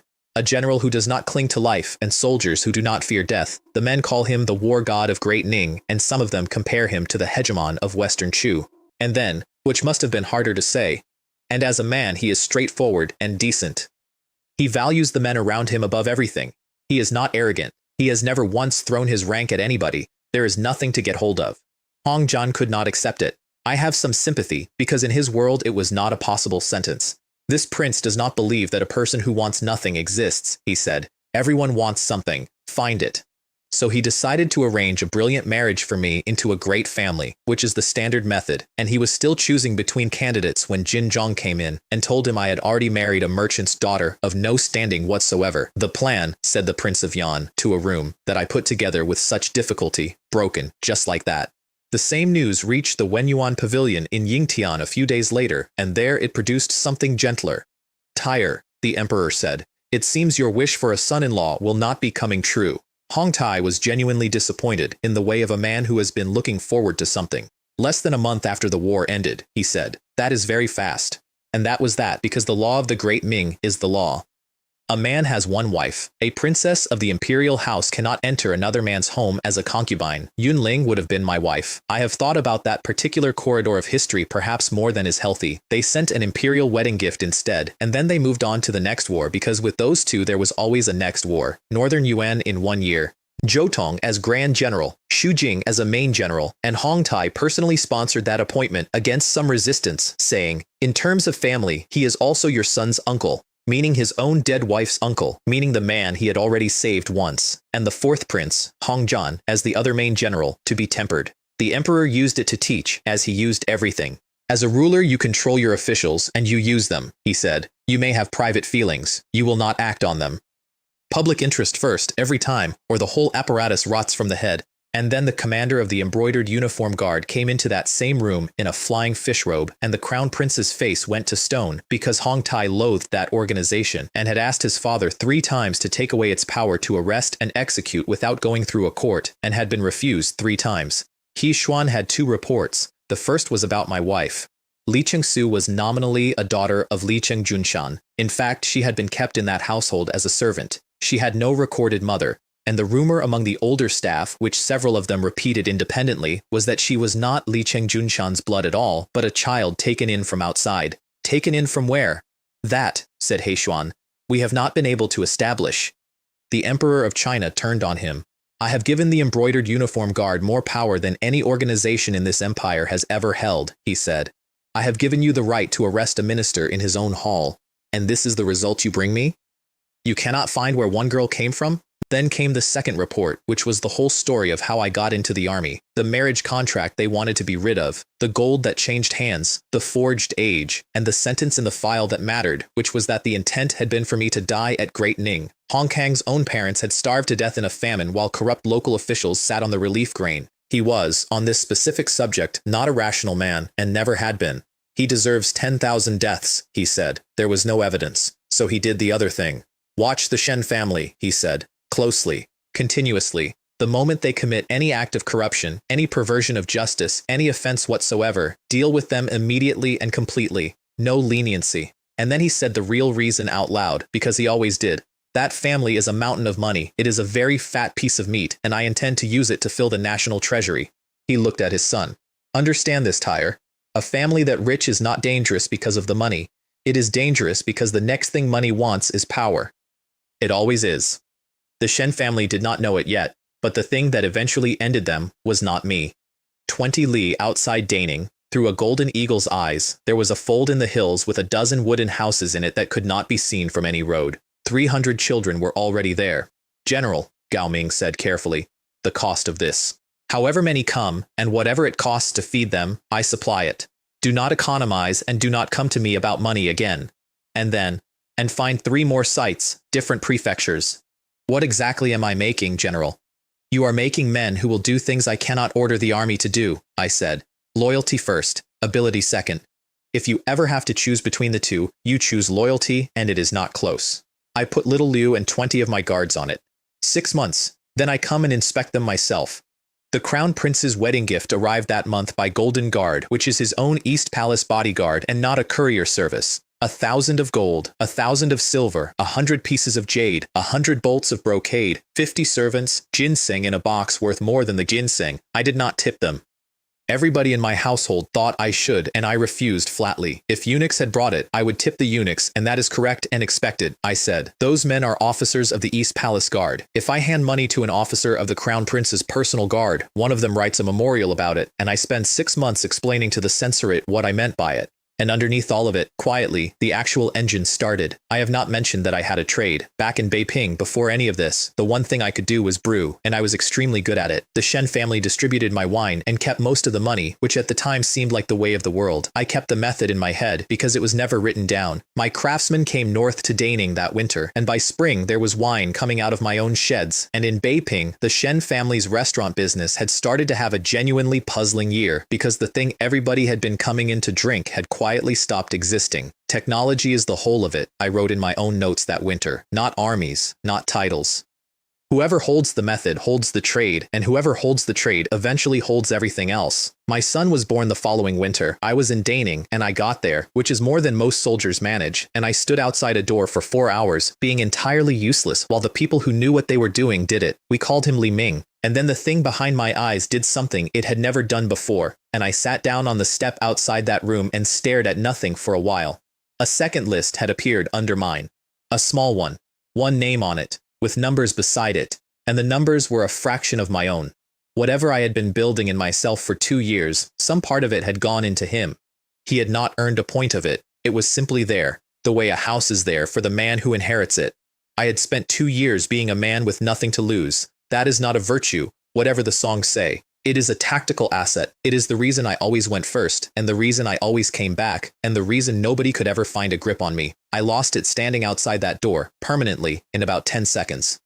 6 months later, my black guard came out of the forest. Their first work was in Beiping, and it was not against a person. There were 18 Shen family caravans on the northern roads that year, and over a period of months, they stopped arriving. No banners, no demands, no survivors who could describe anybody. Goods simply ceased to exist between one town and the next, and the escorts with them. The Shen family could not prove one thing. They could not even establish who to accuse, because the only man with an obvious grudge was 400 li away with 50,000 witnesses and a public schedule. I want to be honest about what this was. It was not justice, and I have never called it that. I bled that family through their ledgers for 2 years, because a house like theirs does not feel a knife, it feels a bad quarter, and I wanted them to lie awake doing arithmetic exactly the way I had lain awake doing arithmetic in a barracks. Then the edict came, and the great Ming went north for the last time. Zhou Tong, Grand General.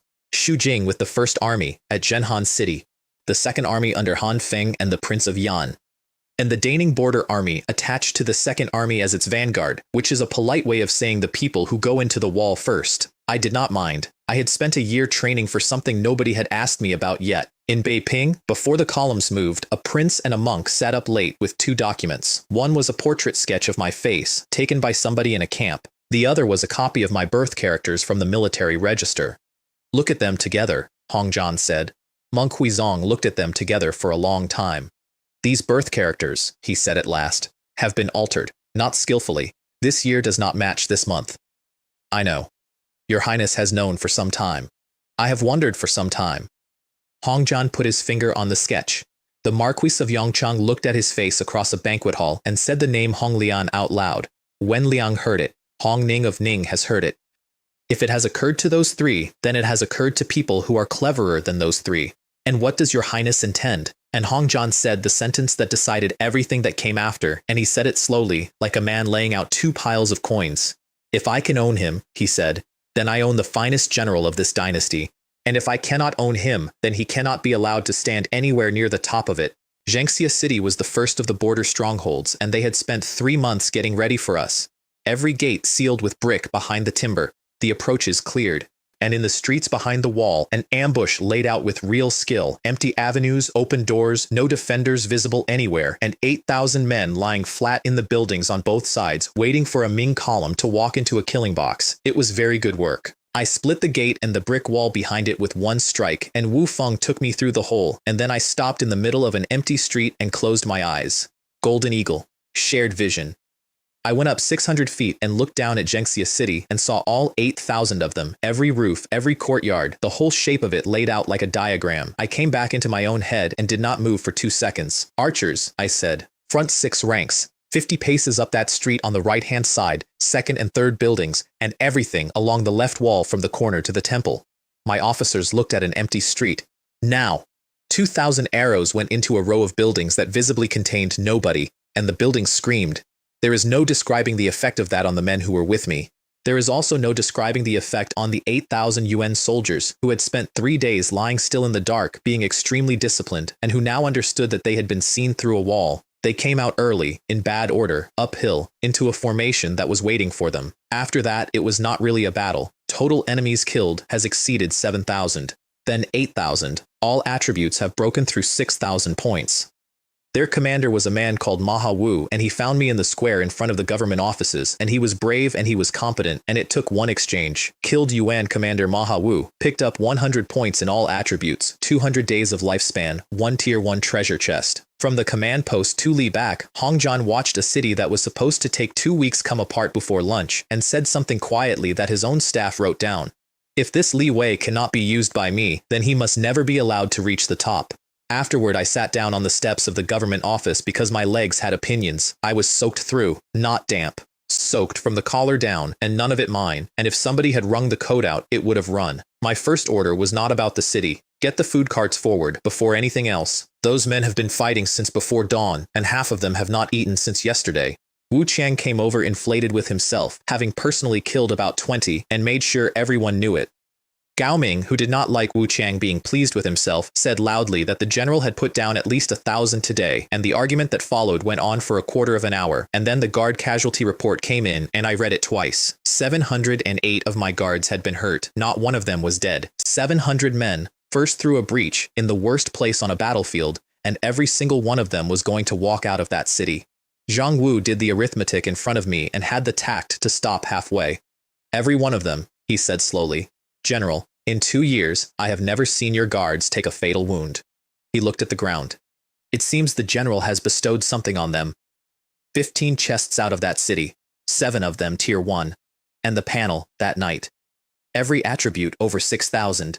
And a line at the bottom that I read 3 or 4 times. Lifespan, 328 years, 29,562 days, 80 years. I had picked up 80 years of being alive in a single day, off one city. 400 years, near enough. I sat in a tent in a burnt border town and did the sum that anybody would do. 400 years from now, that should be about modern times, should it not? I could conceivably still be standing there. I could see it, whatever it turns out to be. And underneath that thought, immediately, without any transition at all, came the other one, the one that has organized my entire life since. If there is going to be slaughter in the next 400 years, and there is, then it is going to run the other way. It is going to be my people doing it to the ones who came for us, and not one more century of the reverse. I have never been a good man. I have occasionally been a useful one. Hong Zhan sent for me the next evening, alone, in the empty command hall of a city I had taken. He had chosen the room deliberately. He stood beside the commander's seat and did not sit in it, which is its own kind of statement, and he asked me 3 questions. Can the great Ming finish the northern Yuan? The court, yes, I said. That is a dying candle, and we will put it out this year or next. The tribes are a different question. Kill the court and the tribes do not die. They scatter, and in 40 years one of them is strong again under a different name, and we do all of this again. The frontier is not a war, Your Highness. It is a permanent condition. He liked that answer. I watched him like it, and I watched him file it. Second, if the frontier is permanent, what does the empire need there? Cavalry it can afford, cities it can supply, and a garrison whose officers are not rotated out every 3 years so that somebody up there actually knows the ground. And then the third one, in exactly the same tone as the first 2. And what do you think of my elder brother? I have had perhaps 4 seconds in my life where I was genuinely aware that the next sentence decided whether I lived. His Highness the Crown Prince, I said, raised me from a private soldier. Whatever I think of him is not worth anything because I owe him everything, and a man who owes everything has no opinion worth hearing. I am his to spend. Which is true, which is also completely airtight, which he heard perfectly. I bowed and left, and behind me in that empty hall, Hong Zhan stood for a while saying 2 words to nobody. Elder brother, Li Wei. And walking back to my own camp, I said something similar to nobody. If you make any small moves around me, Your Highness, do not expect me to be polite about it. At Zhenhan City, 140 li west, Xu Jing came out of his chair. Li Wei has already broken Zhengxia? Yesterday morning, Wen Liang said, in under a day, my lord, logically, that city should have taken half a month. Xu Jing stood there for a moment and then started giving orders, and I know exactly what was in his head, because everybody knew what was in his head. Zhou Tong was Grand General and old. There would be a dukedom out of this campaign, one, and it was supposed to be his. Full assault. Every cannon. Every musketeer. He supervised the batteries personally, in the open, in range, for 2 days. The victory report went south by pigeon because Han Feng wrote it himself, having read his guard captain's draft and pronounced it insufficiently vivid. Han Feng was not a soldier in any sense that matters, but he understood better than anyone alive that a battle is decided on the field, and the credit is decided in the capital, at speed. Zhou Tong read the draft and looked up. He broke the gate alone. He killed more than 1,000 men personally. He put it down. Are you certain this is accurate? Feng Tianhao got it 4 days later, carried in by He Xuan in his flying fish robe, which meant the whole court had to stand there hating him while he walked up the middle. Hong Kang read it 3 times. Then he said something to the ceiling that nobody in that hall was equipped to answer. Even I, said the man who had conquered China from nothing. In all the battles I fought, I never had a day like that. Did I? The court did not believe the 1,000. They said so, at some length, in the elaborate way that courts disbelieve things. Hong Tai asked for a promotion for me, and his father refused, and the reason was the most sinister compliment I ever received. No, the emperor said, if he goes on like this and I keep advancing him, then within 2 years I will be standing here with nothing left to give him. He turned a cup on the table, and that is a very dangerous place to put a man. So instead they honored my wife. Li Cheng-su was granted a patent of the 5th rank in her own name, exempt from kneeling, and everyone agreed it was gracious. And then the hall emptied, and it was the two of them. If that report is true, Hong Tai said, then he has gone past what a person is, and I am glad he belongs to us. His father did not answer for a while. Tyre, he said, listen to me carefully, because I am going to say this once, and I will never write it down. He was looking at the doors. If we can win his loyalty for certain, then he is the greatest gift heaven has given this dynasty, and I will pour honors on him until the ministries complain. And if we cannot truly hold him, said the Emperor of China, if we cannot be certain of controlling him, then this person must be killed. Nothing in his voice moved at all. A man with that much courage is too dangerous to leave standing. Hong Tai said nothing. He is married now, his father went on, in a completely ordinary tone, as though continuing a discussion about grain. He has a son. That is good. That is very good for you. He picked up his brush again. To control a subordinate, you find the weak point and you rest your hand on it. Have the wife and the child brought to Yingtian when this campaign ends. They will live in the mansion we gave him. It will look like the greatest possible favor. I want you to hold that next to something. A year and a half earlier, 3 men had held a lamp while a surgeon dug an arrowhead out of my arm, and one of them had asked me whether I was even human, and I had said my parents raised me well, and everybody had laughed. The same question had now been asked in the great Ming's throne room, in private, by the only man in the empire whose answer to it was an order. In the morning, I went to look at the damage I had done. The gate of Zhengxia was not a gate anymore, and the wall around it had cracks in it you could put a hand into. I stood there for a while with the engineers, being told, in the tone engineers use, that this would take 3 months to make defensible. Then I looked up. There were 3 characters on the stone above the gate, and the middle one and the last one were the name of the city, and the first one was the character for suppress, Zhengxia, suppress the Xia. There are 3 border cities in that chain. Zhenhan, Zhentang, Zhenxia, suppress the Han, suppress the Tang, suppress the Xia. Somebody had sat down a century earlier and named a line of fortresses along that frontier after the act of holding down the Chinese, and had then carved it into the stone in Chinese so that we could read it on the way past. Break that plaque, I said.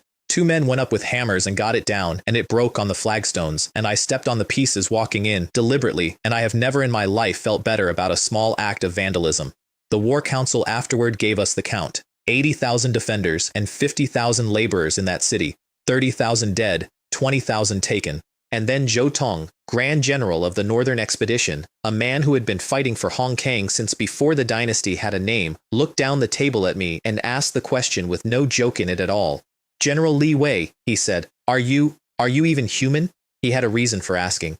They had gone through the bodies because a claim like 1,000 has to be checked, and the confirmed count by my hand alone was more than 1,500, and the way they had confirmed it was that the ones I made were distinguishable. A saber does not normally go through armor, a man, and into the bone behind him. Mine did that all afternoon. Nobody in that tent was joking, and everybody was waiting. My parents raised me well, I said. Natural divine strength. It runs in the family. And Zhou Tong laughed, because there was nothing else available to him, and the moment passed, and I went out into the yard and stood in the cold for a minute. That answer had been funny in a surgeon's tent with 3 men holding a lamp. It was not funny in a war council. And in Yingtian, 4 days earlier, a man had asked the same question and answered it himself. And his answer was that in that case, I would have to be killed. I did not know that yet. I would like to record that I did not need to. They split 3 ways for the next cities, and Mu Sheng volunteered his Huizhou guard for Zhentang. I refused him, and I did it publicly so it would not look like a slight. Your men are surrendered UN soldiers who have been in our uniform for 11 months, I said. They will fight, but a unit like that breaks at 10 or 20% casualties, not at 40, and everyone in this tent knows it. Zhentang is the hard one. Put them where they will hold. That was all true. It was also not why. Zhentang was the hard one, and I wanted it for reasons I could not put in a war council. Zhou Tong attached 20,000 Huizhou men to me anyway, for the look of the thing, and Hongzhan went back to his own tent and said something to his monk that I would have paid money to hear. Is that level of combat power still within the range of a human being at all? He was not posturing. I will tell you something I have not said to anyone. This prince feels, genuinely, a degree of fear. Your Highness, Monk Huizong said comfortably. Who among the living can walk out of a place where 10,000 arrows are loosed at once? The hegemon of Western Chu was also without equal, and he still died at Wujiang. Hongzhan did not look comforted. I am told he did not sleep much that month. 15 chests. I put my hands together before I opened them, which I had started doing entirely as a joke and had, by that point, largely stopped doing as a joke. May the 3 pure ones bless me generously. The 8 ordinary ones, a skill point, 100 fine steel sabers for my guards, 1,000 taels of silver, more hemostatic powder, 300 armor-piercing arrows, a method for smelting fine iron, a bottle of rejuvenation pills, and a complete blueprint for an assault boat. The 7 Tier 1 chests, 2 skill points, a heavy armor forging method, a set of scale armor of profound tier that weighed nothing and stopped things it should not have stopped, a manufacturing method for concrete, a complete method for making steel, and a design for a hot air balloon. A hot air balloon. I sat with that one for a while because I had a golden eagle already and I could see exactly what a man could do with both. And then the 15th chest, and I want you to understand my state of mind. I had just taken the strongest border fortress of the northern Yuan in under a day. I had killed 1,500 men with my own hands. The thing behind my eyes had watched all of it. It gave me a scroll containing the complete working principles and construction of a telegraph machine. A telegraph. In a century that had not yet established that lightning could be told what to do, in an empire whose fastest message was a bird and whose second fastest was a man on a horse changing horses at post stations for 11 days, I sat in a tent in a burned Yuan fortress holding the ability to send a sentence across a continent instantly. The number of people alive who could have helped me build it was 0. It needs 2 things. One is copper wire across 2,000 Li. The other is electricity, which nobody in this century had heard of. Completely, magnificently useless. Fine, I said out loud to my own eyeballs. Fine, consider it savings. That is the joke of my life, and I have made my peace with it. I killed a Grand Commandant and got a map of Korea. I took the strongest fortress on the northern frontier and got a machine for a century that has not happened yet. Every single time I did something that should have been rewarded with a weapon, the bin in the back room handed me the future instead, wrapped up, with no instructions, and told me to hold on to it. I did hold on to it, all of it. Every blueprint, every method, every drawing. And on the very bad days, I would take out the cannon plans and look at them, and think about the gates of other people's cities, and feel a great deal better. The Northern Yuan court took the loss of Genxia badly, and the way they took it is the reason they lost everything else. One day, the Yuan emperor said, from a throne he had slid halfway down. It stood for 100 years, and it lasted one day. He appointed a new grand general on the spot, a man called Temujin Erden, and promised him a kingly title if he stopped us, and recalled 100,000 elite iron cavalry from the northern frontier to do it with. Temujin Erden's doctrine was straightforward and, on paper, correct. Do not defend cities. Cities are where Ming cannon and Ming numbers work. Give them the walls, bleed them across open country, and finish them on flat grass with iron cavalry, which is the one thing on earth the Yuan still did better than anybody. Their Grand Commandant objected. His name was Ogade, and he had replaced Batu Timur, and he was not half the soldier, but he was right about this. Every city we abandon, the Ming garrison, he said. In 5 years they will have a fortified line, and we will be raiding our own country as guests. He was overruled, and the reason he was overruled is the whole rotten heart of that court, and one of the tribal generals said it out loud in a corridor afterward, and it got into somebody's diary. A weaker court in the new capital was in the tribe's interest. If the imperial house lost its cities and its army, then the great tribal families stopped being subjects. Half the men in that hall were not trying to win the war. They were positioning for what came after it. Zhentang City had 7 walls, not 7 layers of defense. 7 walls, built one behind the other in the gate passage over 3 months, each one a separate barrier of stone and brick and rammed earth, with the gate itself sealed and soaked in fire oil. Their second prince, a man named Erdeni, had looked at what happened to Genxia and drawn the correct lesson, which was that the problem was not the gate. The problem was the man who kept walking up to gates, so he built him 7 of them.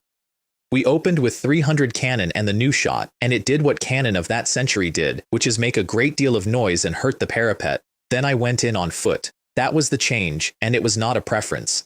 They had spent a year learning that the way to survive me was to make the ground impossible for a horse, and the approach to that gate was caltropped and dug and staked for 80 paces. So I left Wufeng with a groom and walked with 50,000 infantry behind me, under the old rule that everybody in my army could recite by then. Generals in front, soldiers behind, 50 paces, and then everybody comes. The arrow storm off that wall was the heaviest I ever stood in. Golden Bell Shield puts every drop of inner breath outward into the skin, and the sound of that is not dramatic. It is small and ridiculous, a light continuous ticking all over you, like sleet on a tile roof. The gate went with one accumulating power strike. Behind it was a wall. I stood in the passage looking at good new brickwork with the noise of an army behind me, and I said something I have been quoted on ever since, which is embarrassing because it was not a war cry, it was pure irritation. You want to play this with me? Wall, wall, wall, wall, wall, wall. 6 more. one after another, in a stone corridor with men above me on both sides doing everything a garrison can do to a passage, and I went through all of them in the space of about 11 minutes, and by the last one my arm was not working properly, and I did not care. Then the ballistas. They had 3 of them mounted on carriages in the square behind, the heavy kind that puts a bolt through 4 men and a wall. A dozen bolts came at me at once at a range of 30 paces. I stepped once, sideways. Every bolt went into the stonework where I had been standing, and I heard an officer up on the wall shout a question in Mongolian that I understood perfectly without knowing the language. Where is he? And that was the day I stopped holding back. I want to be precise about this, because I had never done it. Up to that point, I had been fighting at a speed that a very good swordsman could at least see. There is a reason for that, and the reason is that a general who moves like something out of a temple painting stops being a man his officers can talk to. I dropped the shield, drew the azure rainbow sword in my left hand to go with the broadsword in my right, and went at them with everything. There are 3 accounts of the next few minutes from UN survivors, and none of them describe a man. One says a ghost got into the square, one says the Ming had sent a fiend and it could not be looked at directly. The third, from an officer who was clever enough to be interrogated properly afterward, says simply, we could not see him, we could only see where he had been. The panel had stopped bothering to pay me by then. 1 point a kill. A trained armored soldier of the Great Yuan was worth 1 point, and I was going through them at a rate I am not going to write down. For men like this, I remember thinking, with no pleasure in it at all, this is not a fight. It is not even a category of thing. Gao Ming brought 600 guards through the hole behind me. Wu Chang brought the infantry. And an hour after I went in, exactly as ordered before we ever formed up, Zhang Wu took 20,000 cavalry wide around the city to the north gate. Because I was not taking Zhentang, anybody can take a city. I was closing a box. At the command post, Zhou Tong was told the gate passage was open and did not believe the messenger. That fast? He was inside the wall an hour ago. Han Feng was insufferable because Xu Jing had still not broken his first city, and Han Feng had an extremely fine nose for whose report was going to be read first in Yingtian. Zhou Tong was not listening to him. He was looking at the smoke. I have served this dynasty since before it was a dynasty, he said. I have seen every kind of siege there is, but breaking a city with 1 blade, in person, twice. He shook his head slowly. I have never heard of it, not in any record.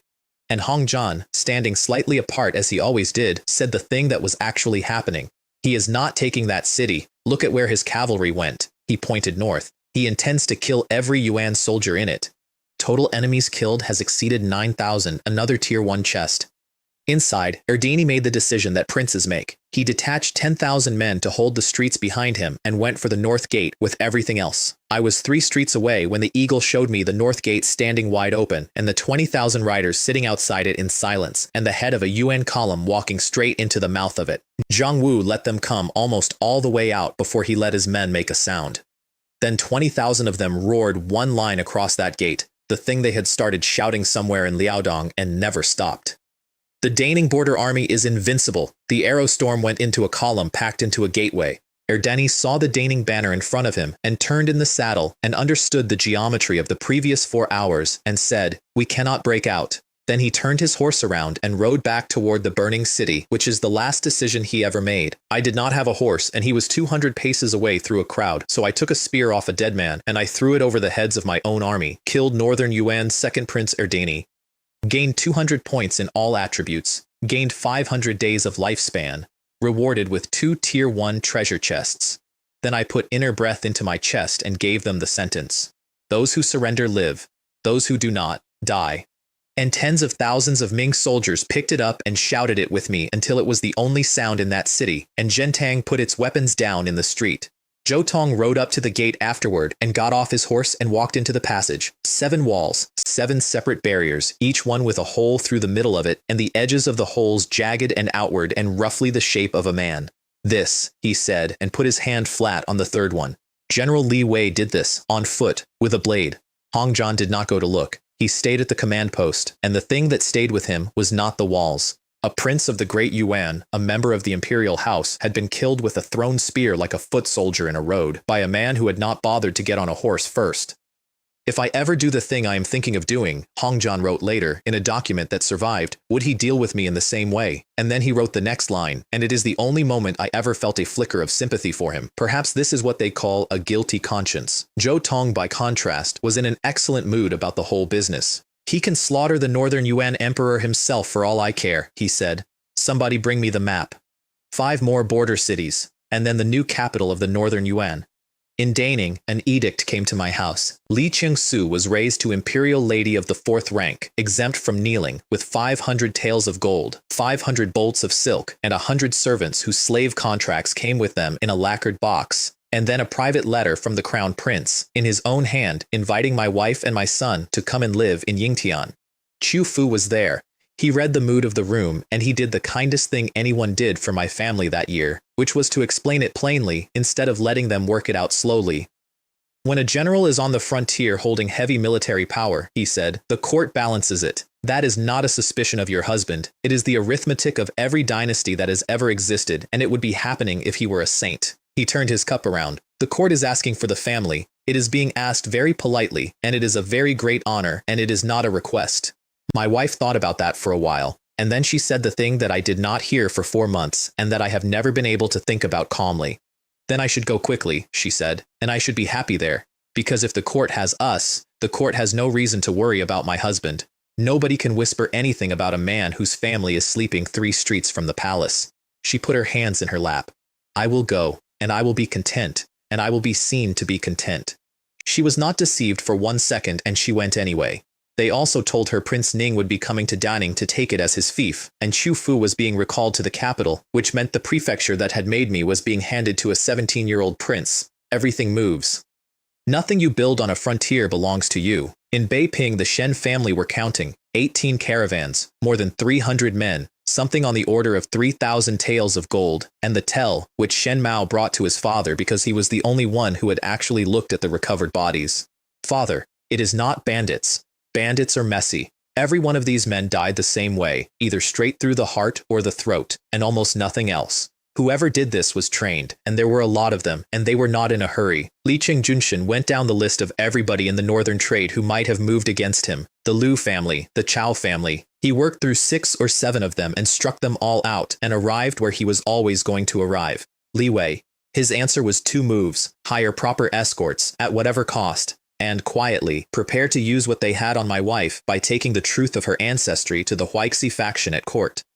And then the steward came in with the other news, which was that the girl they had kept in that house as a servant was now an imperial lady of the 4th rank of the Great Ming, exempt from kneeling, with 100 servants of her own. And Shen Mao, who was not a bad man and was simply the one member of that family who could not stop his own mouth, said out loud the sentence they had all been standing next to for 2 years.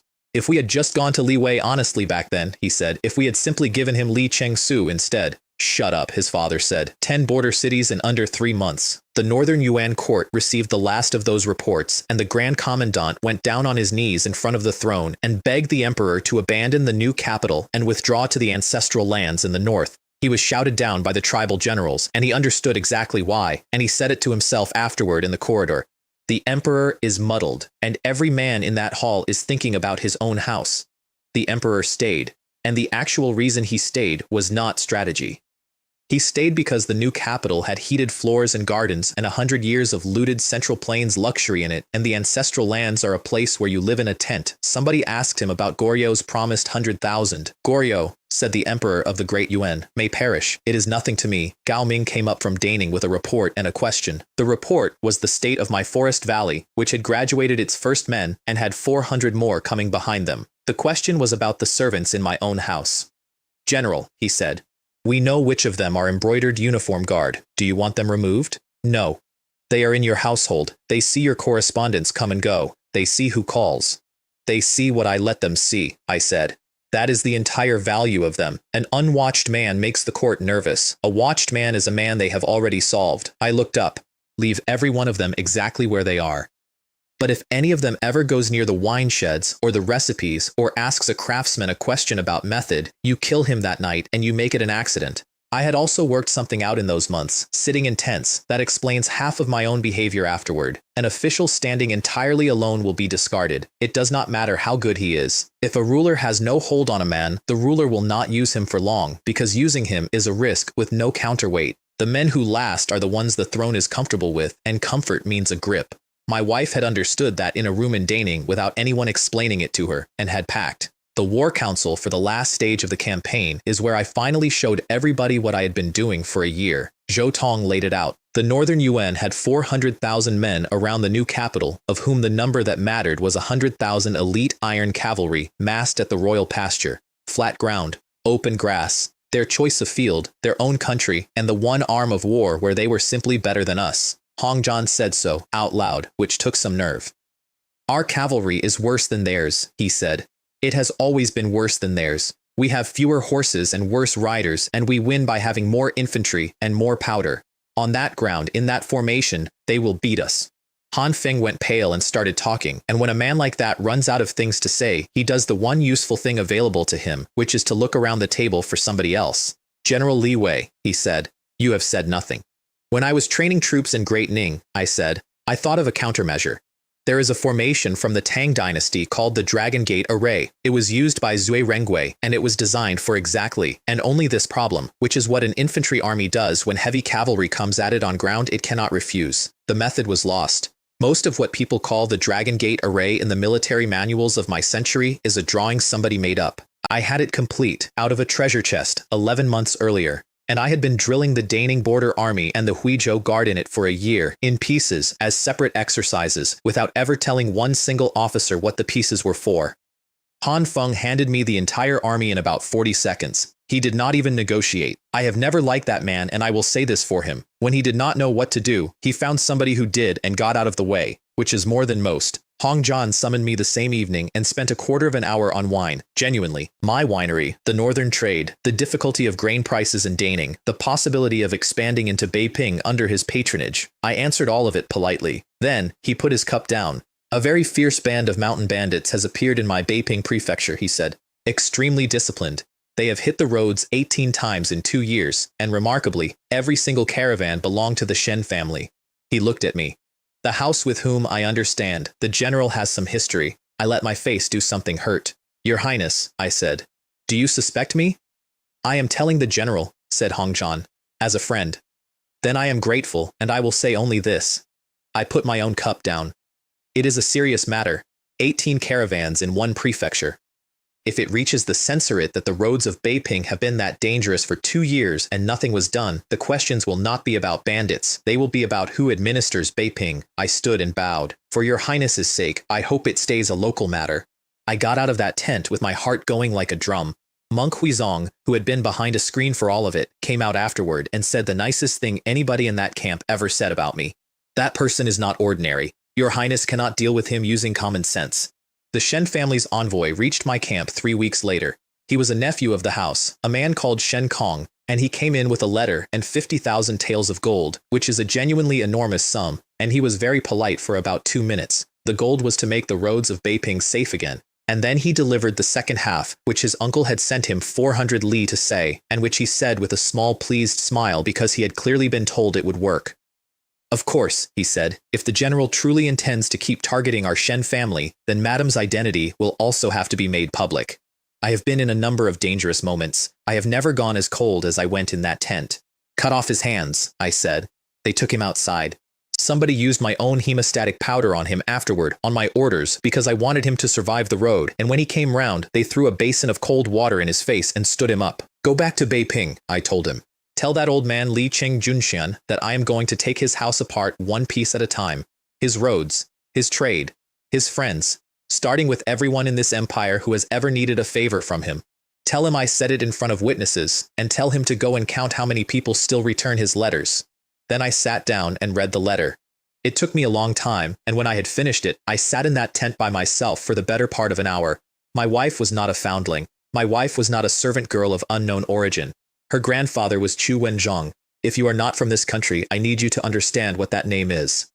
Qu Wenzhong was the strategist who won Hong Kong the empire. He is the man in every story, the one who read the weather and the ground and the enemy's mind. And when the founding was done, he was pushed out, and then he was caught between Guoyong and Gao Chang, and he died. And the general view at the time and since is that he was helped along. His enemies were the Huixi faction. Those men and their sons were still sitting in the court of the Great Ming. So he had entrusted a granddaughter to a merchant house that owed his family a favor, and the merchant house had raised her as a servant and had planned to use her as a card. The letter was written as a threat. Li Junshan genuinely believed he was putting a knife to my throat. Publish who she is, and every enemy Chu Wenzhong ever had comes looking for her, and for her husband, and for her son. I read it 4 times, and what I felt in the end was not fear at all. You are not even her family, I thought. You had no claim on her at any point. You were storage. And the very last thing that had been protecting the Shen family from me, which was the fact that my wife had grown up under their roof and had once called that old man father, stopped existing on the floor of that tent. My family went south that autumn in 10 carriages with 100 of the Crown Prince's own golden guard around them, and at Hongwu Gate the barricades were pulled aside for them, which is not a thing that happens for a marquis, and is barely a thing that happens for a minister. The mansion the emperor had given me was a few streets from the palace wall. 50 servants knelt in the front court when the carriages came in. Old Ma, who had brought 20 of our own people down from Daning and left the rest behind, stood there and looked at that courtyard and understood in one go that we were never going back north as a household. He did not say so to my wife. He told me 2 years later, in a garden, and he was still upset about it. Hong Ning came to see me around then, and I want to introduce him properly because of what he became and what he did. He was the 17th prince. He was 17 years old. He was being sent north to look at Daning before it became his fief, and he was so frightened of his own father that his voice went thin when the emperor addressed him. Hong Kang's private verdict on that was, and this is verbatim from a eunuch's record, "My son cannot be this timid," followed by the line the whole family lived under, except for Biao. Why are all the rest of them like this? And his mother said something to him before he left that I would give a lot to have heard properly because of everything it eventually meant. If the imperial eldest grandson were still alive, Madame Li Cheng told her son, he would be a little older than you are now. Everyone in that palace measured time against a dead child. Everyone, for 6 years. In another house in Yingtian, the Lu family cut a rope. Madame Xu had been fishing for a connection to the Shen family for months, because the Shens were rich and she was building something, and she raised it once too often at the wrong moment. Hong Tai told her exactly what the Shen family were, to her face, in his own study. That house despised the poor and loved the rich, he said. They took a boy in, they betrothed a daughter to him because they owed his grandmother everything they own, and when a better offer came they bribed a clerk and put him in a border regiment to die. He did not raise his voice once. That is who they are. Do not raise them to me again. Within the day, Xuan divorced Li Cheng Lihua and put her out of the house. The Shen family had spent a fortune on that marriage. 10,000 taels of gold and 100 boxes for a concubine's place, and it lasted less than 3 years, and it ended in an afternoon because a minister of rights' son did not want to be standing anywhere near them. Our family has offended the most promising general in the Great Ming, is what Xuan said when they came to ask why. He does not want to be involved. Neither do I. Li Cheng Junshan sat in his hall in Yingtian and finally understood the size of it. It was not that I might come for them. It was that the people who owed them favors were already afraid to be seen taking their calls. So he sent his eldest son to my gate with a dozen carts of gifts. Li Chengbao came to the door of my house and asked to see his 6th sister. And my wife came out to him in red and black with 30 of my guards behind her, and she did not invite him in. "Who," she said, "is your 6th sister?" He tried again, with the voice he had used on her for 14 years, and it did not work anymore, and I am told he genuinely could not adjust. "Do I have a father?" she said. "I have been trying to remember. I had a family who dressed me below the servants and gave me a bowl in the kitchen. And then there was a night at an inn in Daning Prefecture, when 4 men came through the door with knives and 2 of them were for me. She let that sit in the street. Whatever nurturing grace there was, it ended in that room. You ended it, not me." Old Ma stepped forward, and Old Ma had been waiting a long time. "From today," he said to the gate guards, loudly enough for the whole street, "if anyone from the Shen family comes to this door, you beat them away with sticks." They did. 30 men, some of them mine and some of them from the forest, drove the eldest son of the richest house in China down a public street in Yingtian in front of several hundred people, and the carts of gifts went over. Li Chengbao was shouting as he went, which was the last mistake his family made. "You ungrateful hussy, you will regret this." 3,000 li north on flat grass, 100,000 yuan iron cavalry came out to end the war. Temujin Erden had been promised a kingly title, and he did the professional thing with it. He split his 100,000 into 3. 30,000 under Jamyang to swing wide left, 30,000 under Kasar to swing wide right, and 40,000 under his own hand to go straight down the middle. Zhongbo took 10,000 Ming cavalry out to be the bait, rode up to within a few hundred paces, made a great deal of noise, and then turned and ran. "Cowardly barbarians!" the UN shouted after him, which was very satisfying for them. Behind Zhongbo there were 100,000 Ming infantry standing in a formation that nobody on that field had ever seen. An 8-gate array. A wall of shields all the way round the outside, spears behind, archers behind those, 40,000 cavalry hidden in the dead ground behind it. And in the middle, a wooden tower they had put up in 6 hours, with me standing on top of it with a bundle of colored flags in my hand.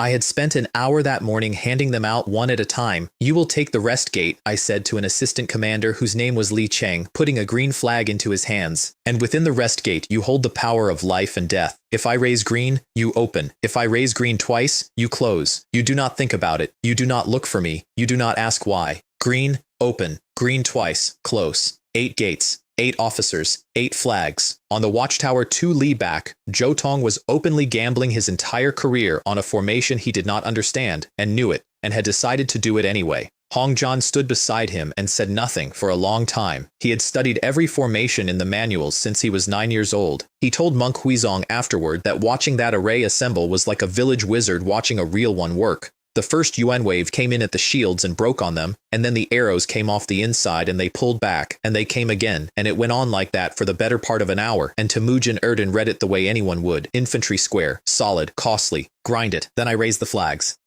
Open. The outer wall of that formation came apart in dozens of places at once, all the way round, and every gap was a lane running inward, and 40,000 Yuan cavalry did the only thing cavalry can do when a wall opens in front of it. They poured in. All of them, like moths going into a lamp, and I have never found a better way to put it. In circle, the gaps shut, and then the wall started walking inward. I want to be clear about what a Dragon Gate array actually does, because it is not a trick, it is a machine. Every one of those lanes was a box with spear ranks along both sides. Once the gaps close, the cavalry inside cannot turn, cannot build speed, cannot form, and cannot get out. And horses in a press stop being an advantage, and start being a wall you personally cannot get past. The spears come in through the sides, and the whole apparatus contracts. Somewhere in the middle of that, a Yuan officer started screaming something that his own men picked up, and it went round that box in about a minute, and it is the reason the survivors remembered it at all. This is a Han formation. We have gone into a Han army formation. Jamyang and Kassar, out on the wings with 30,000 each, arrived to find the outside of a solid shield wall with their own army screaming somewhere behind it. They listened to that for a while, then they left, both of them, independently, without consulting each other, and neither of them ever gave an explanation that anybody accepted. Han Feng, up on the tower, was so delighted he could not sit down. "Once you are inside it," he kept saying, "you are simply a sheep. Look at them, you are just a sheep." And Hong Zhan, next to him, said one sentence to himself which his aide heard clearly. "I have to have him, whatever it costs, whatever it costs." Temujin Erden still had 40,000 fresh cavalry, and he came on with all of them because there was nothing else left to him. So I came down off the tower. A single gap opened in the shield wall, 1 horse wide, and Wu Feng went through it, and 40,000 Ming cavalry came up out of the dead ground behind the array and formed on me. I gave them the shortest speech of the campaign because there was no time for a longer one. For 100 years, the Yuan Iron Cavalry has been the best cavalry in the world, and everyone in this empire knows it, including you. 40,000 men, on grass, in the open. Are you willing to come with me and finish that? Not beat them, finish it, so that when your sons say Ming Cavalry, nobody laughs. Then the old rule, one more time. Generals in front, soldiers behind. 10 arrows across the string of the treasure-carved bow, all at once, at the gallop, and then Ming cavalry hit Yuan cavalry head-on open grass, on their ground, in a straight fight with no formation and no trick, and Ming cavalry went through them. Hong Zhan had been losing to those men on that grass since he was a boy. He watched it from the tower, and his aide recorded what he said, and it is one long question with no answer in it. When did our great Ming cavalry become able to do that to the northern Yuan cavalry? I rode Temujin Erden down myself, killed the Grand General of the Northern Yuan, Temujin Erden, gained 300 points in all attributes, gained 300 days of lifespan, rewarded with 1 Tier 2 treasure chest. I hung his head on the saddlebow, and I put inner breath into my chest for the last time that day. Your Grand General has been killed by my hand. 1 routed man will sweep away 10. That is the oldest rule in the trade, and it is why pursuit matters more than battle. We chased them until it was too dark to see. Zhou Tong's count, at the end, of 100,000 elite Yuan cavalry, fewer than 20,000 got away, more than 30,000 were taken, more than 40,000 were dead on the field. Ming losses were under 10,000. General Li Wei, Zhou Tong said when they read it out, is a future pillar of this state. And then Gao Ming came to find me, and I stopped being pleased about anything. He had a bandage round his head and 1 arm strapped, and he had been crying, which he had never done in front of me and only did once more. 650 guards went in this morning, he said. He had the list. He had written it himself. 57 are dead. Almost all of the rest are hurt, some of them badly. 57. They had gone through 2 years of war, Jianzhou, Liaodong, 3 fortress cities, and I had not lost one. Not one. Every man in that unit had come to believe he was going to walk out of everything, and so had I, and this is what happens when a commander starts believing the thing he built. They had been the wedge that opened the shield wall for the cavalry charge. They had gone into the front of 40,000 horsemen. Go and take their names, I said when I could manage it. Everyone. Write down the county and the family for each of them, tonight, before anyone else touches the roll. Collect the bodies yourself. Do not let the burial detail near them. He nodded. And when this expedition is over, on top of whatever the court pays, I am paying their families out of my own house. Do not tell me what it comes to. Just do it. Then I went and stood behind a wagon for a while, and nobody came to look for me, which I appreciated. Zhou Tong and Hong Zhan and Han Feng came to find me that evening, and I was still black from the collar down. General Li Wei, you are injured. It is all Tatar, I said. I am fine. Zhou Tong looked me over with the frank appraisal of a very old man and sighed. It is a genuine pity that the general is already married, he said. I have a granddaughter I would have liked to introduce. Then, half to the others. Though I hear I would have been standing in a queue, the word going round is that His Highness the Crown Prince had intended to make him a son-in-law before he heard the news. I let that go past me, because there is nothing whatever a man can say to it. Ask me for something, Zhou Tong said.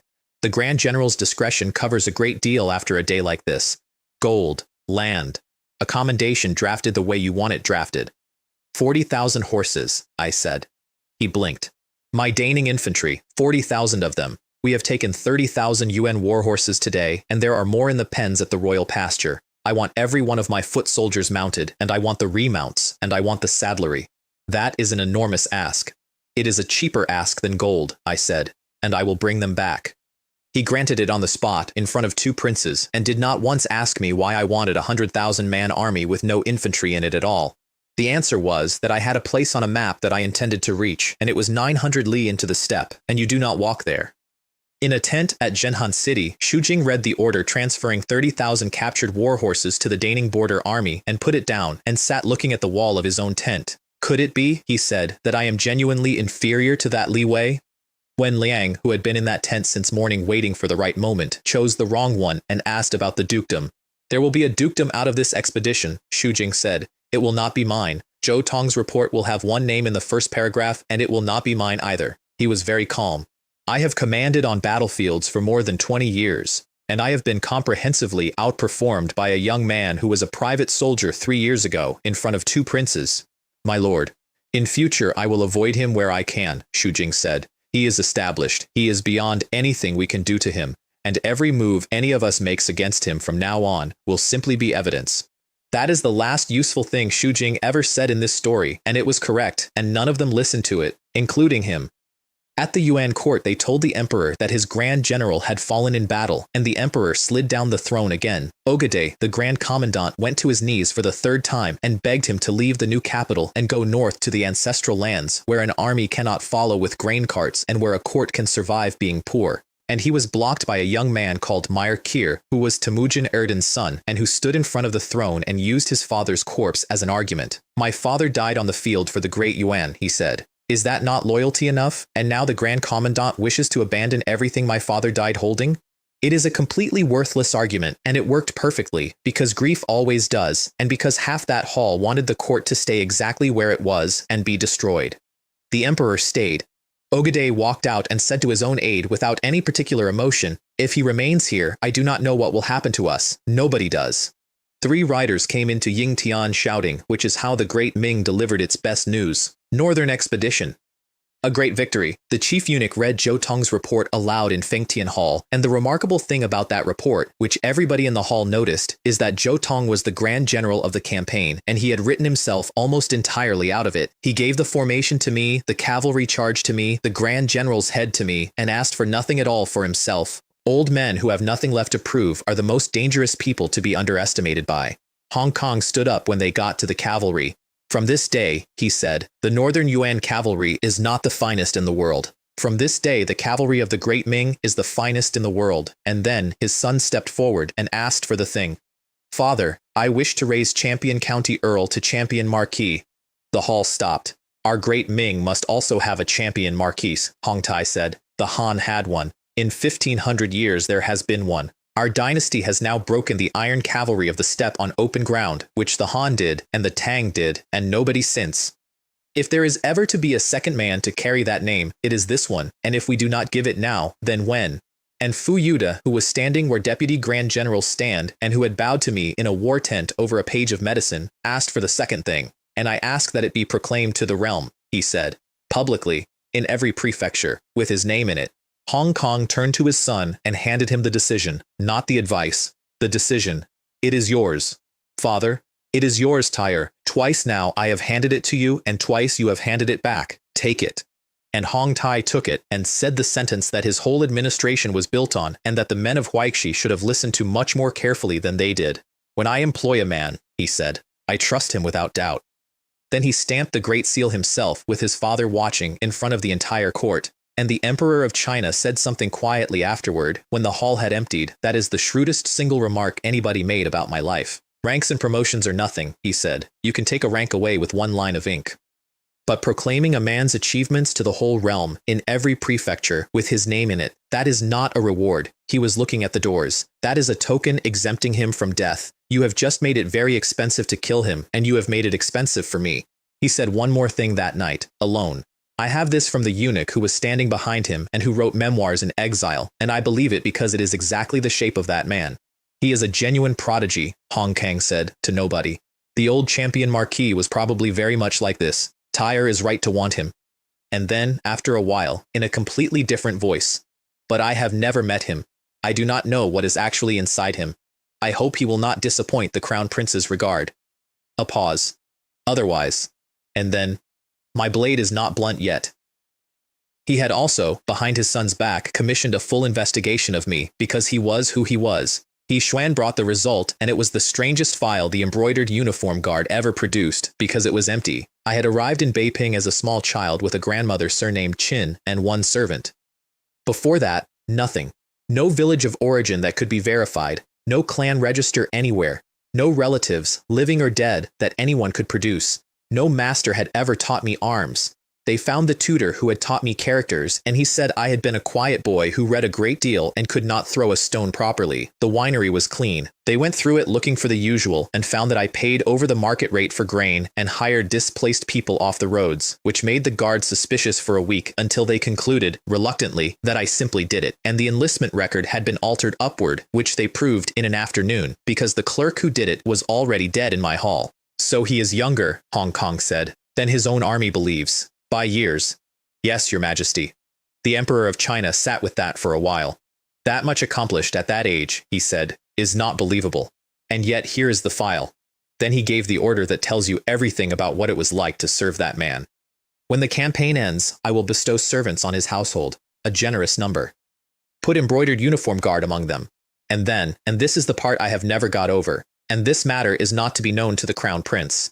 He hid it from his own son, the son he adored. The son he was building the entire world for. They proclaimed my wife consort of the third rank in the street outside our house, with 100 caddies of gold and 1,000 of silver and 1,000 bolts of cloth and 100 servants, and the entire street knelt while the herald read it.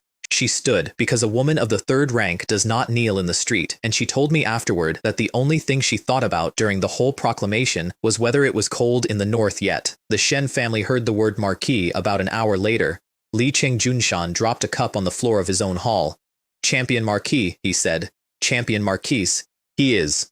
And then he stopped, because out of everyone in the Great Ming, he was the one man alive who knew exactly how young I was, because he had paid 100 taels of gold to have the number changed. His sons were still talking. He sat down in the middle of it. I was wrong, he said. Nobody had ever heard him say that. I was wrong after all, if I had not moved against him, if I had simply let the marriage go ahead. And while he was saying it, they carried his nephew in through the side door with both wrists wrapped and going through the wrappings, and put him down in the hall, and the hall found out what my answer to their letter had been. In the Liu household, the calculation was colder and more competent. We will befriend him, Lord Liu told his daughter. We will never, under any circumstances, offend him. Do you understand me? Not a slight, not a joke at a banquet. Their reading of the whole board was better than anyone's, and it went like this. Huaishi and Xu Jing personally would eventually stand behind Hong Cheng because Hong Cheng was Wen Shulan's son and therefore Xu Jing's blood and the legitimate one. Hong Rui was a concubine's son with a mother the army despised and no general anywhere behind him, so the piece to take was me. And remember the rule, Lord Liu said, legitimacy comes before seniority. Every argument that will ever be had in that palace comes back to that sentence. My wife was summoned to the East Palace that winter and she took my son, and I need to tell this one carefully. Hong Tai was working. He was always working. He was at his desk with memorials stacked on both sides and a eunuch grinding ink beside him, and he looked up when they were announced, and he saw the child. He said one word out loud, and the word was not a name he had used in 6 years in front of anybody. Hong Lian? My son was shy of strangers. He was shy of everyone. He had cried at the prefect of Daning, and he let go of his mother's hand and walked straight across that floor to the crown prince of the great Ming Dynasty. And Hong Tai came out from behind that desk and went down on his heels to catch him, exactly the way his own father had gone down on his heels in another room 7 years earlier. They stayed a long time, longer than the audience was scheduled for. The eunuchs outside began quietly canceling things. And at the door, on the way out, my son turned around and said, clearly, the way small children say things at exactly the wrong moment, "Grandpa," and Hong Tai, before any part of him could get there first, said, "Yes." Then the doors closed, and my wife and my son went home, and the Crown Prince of China stood in the middle of his own study and cried in front of one eunuch and could not stop. Hong Lian, he said, if you were still here I would have a grandchild by now. I would be holding my own grandchild. And then, worse, Consort Chang, I am sorry, I did not protect our son. And the eunuch who was grinding his ink walked out of that palace, went across 2 courtyards, and sold every word of it to Madame Shu for a purse of silver. They proclaimed it in the streets of Yingtian a few days later, the Ministry of Rights reading it out at the crossings with the crowds packed in, the Dragon Gate array, 40,000 against 60,000 on open grass, the iron cavalry of the northern Yuan broken in the field, and then the last line, which somebody in the Ministry of Rights had written and which I did not ask for and would not have dared to write. In the past, the gates of our Han nation were broken by the cavalry of the north, and there followed a century of humiliation. Today, it is avenged. There is an account of an old man in the crowd at the Great Central Street crossing who heard that line and sat down on the ground and cried, and people helped him up, and he told them he had been born under the Yuan.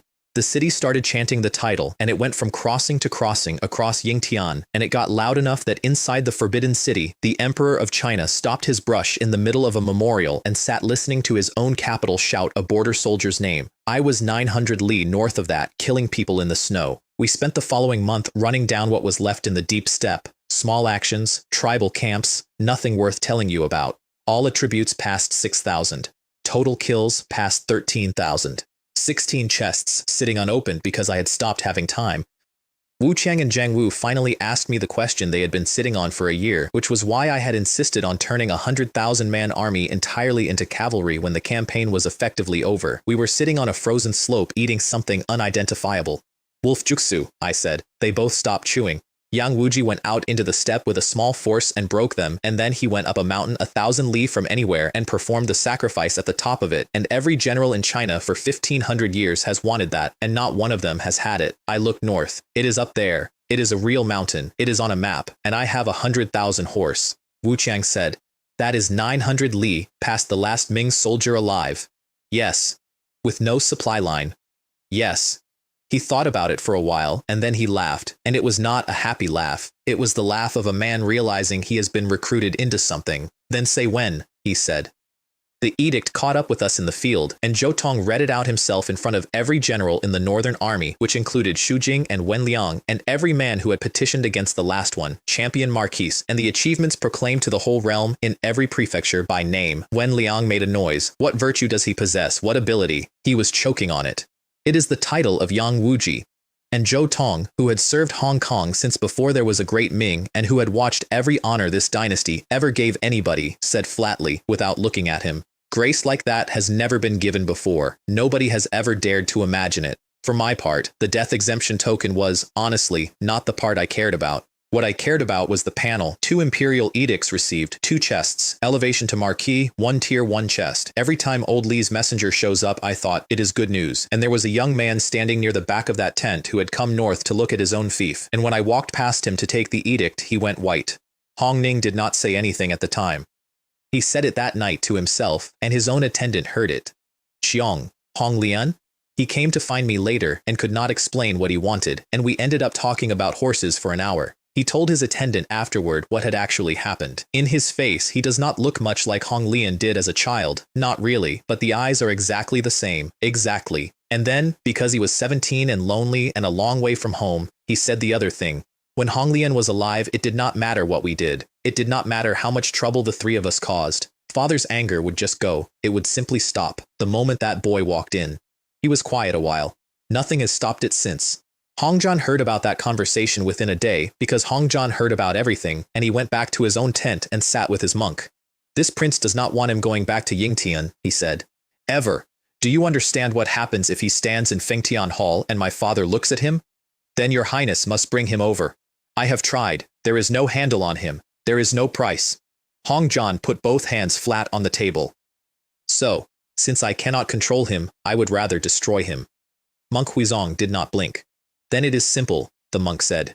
His Excellency the Marquis is about to ride 900 li into the steppe with a fixed strength along a route that is known. There are tribes out there who would like very much to know both of those things. It would require one messenger. And Hongjan, to his enormous and permanent credit, refused. You are asking me to hand our own army's position to the northern Yuan, he said. To have great Ming soldiers killed, 10,000 of them, 20,000. I cannot do that. I will not do that. Hold that. He said it and he meant it and he was telling the truth. The last thing I did before we went north was open 23 chests, and one of them settled where I was going to die. The useful things first. A method for increasing strength through medicine. A survey technique for finding petroleum. A refining method for salt. A new water wheel design. Homing pigeons, bred and trained, which sound trivial and are not. And a compass, a proper one, which is the only reason anybody in this story ever came out of the deep steppe alive. 2 martial techniques I could not use yet, one of them requiring 10,000 points of inner breath and a kind of energy that I am increasingly certain does not exist in this world at all. And then Gao Ming brought me the best map of the north the army possessed, and I spread it out on a camp table and put my finger on it and did not move for some time. Wolf-dwelling mountain. Because I had been carrying something since Teeling. A treasure map, out of an ordinary chest, marked with the resting place of the imperial jade seal of China. The seal cut from the He family jade. The one every dynasty has held and lost and hunted. The one whose entire meaning is that the man who has it is the legitimate emperor of all under heaven, and which had gone north with the Yuan when they were driven out and had not been seen since. And the mark on that map, which I had been looking at for a year without a name to put to it, was on Wolf-dwelling mountain. The place where Yang Wuji performed the sacrifice and the place where the seal was buried were the same place. I sat there for a long time with my hand flat on that map. Well, I said eventually to an empty tent. Fine. I was going anyway. We took the new capital of the northern Yuan on a gray morning, and it was the least difficult thing I did that year. 3 gates attacked, the north gate left open on purpose, because a defender who can see a way out spends the whole battle looking at it. I split the west gate with one strike and rode in, and the men behind it did not fight. They ran, and as they ran they told each other who had come, and the sentence went ahead of me through that city faster than my horse did. The god of slaughter from the Ming is here again. I told my army to loot the palace openly, not quietly, openly, in daylight, in front of everyone, and to be systematic about it, and to leave the residential quarters entirely alone. 100 years of the Central Plains had gone into that building 1 cartload at a time. In the throne hall, the Grand Commandant was waiting for me on the steps in armor with 9 generals standing with him. Ogadai had begged that court 3 times to leave. He had been right every time and overruled every time, and now the emperor and everybody who mattered had gone out of the north gate at dawn and left him the building. How could I surrender, he said. Li Wei, do you dare to fight me? 1 sword. Then the 9 of them came at once, which was the correct thing to do and the only thing left, and it took about as long as it takes to say so. And then I did something that surprised my own officers, which was to have the 9 heads collected and sent back down the line. Give those to General Wu Qiang and the others, I said. Divide them properly. 9 Yuan generals is 3 promotions and a great deal of gold, and I have more merit on my record than I know what to do with. Then I went up the hall alone and stood in front of the throne of the great Yuan. It was gold, or gilded, and it was enormous, and it had a canopy of a kind that no Ming furniture is allowed to have, and it was completely empty, and it had been abandoned by its owner about 6 hours earlier. I stood there looking at it for longer than I should have with my men outside the doors. One day I thought, I will have one of my own. I did not say it out loud. I want to be accurate. Everything else in this account I have told you plainly, including the parts that make me look bad, and this is the only thing I ever thought in that entire war that I did not permit to reach my own mouth. Zhou Tong would not give the order to go north. I want to be fair to him. He was old, he had won, he had a grand general's report to write that would make his family for 3 generations, and every soldier who has ever lived knows what happens to the man who wins the war and then keeps going for 1 more month, so I asked him for it in council. To finish the northern Yuan, I said, we take the emperor, not the capital, the man. As long as there is somebody sitting in a tent 900 li north of here calling himself the emperor of the great Yuan, every tribe on that grass has a name to obey, and in 20 years we do all of this again with different faces. Nobody argued with the logic. Nobody volunteered either. Hong Zhan asked for a day to consider it, which was reasonable, and which was not why. The Daning camp had a feast that night. Whole lambs on spits.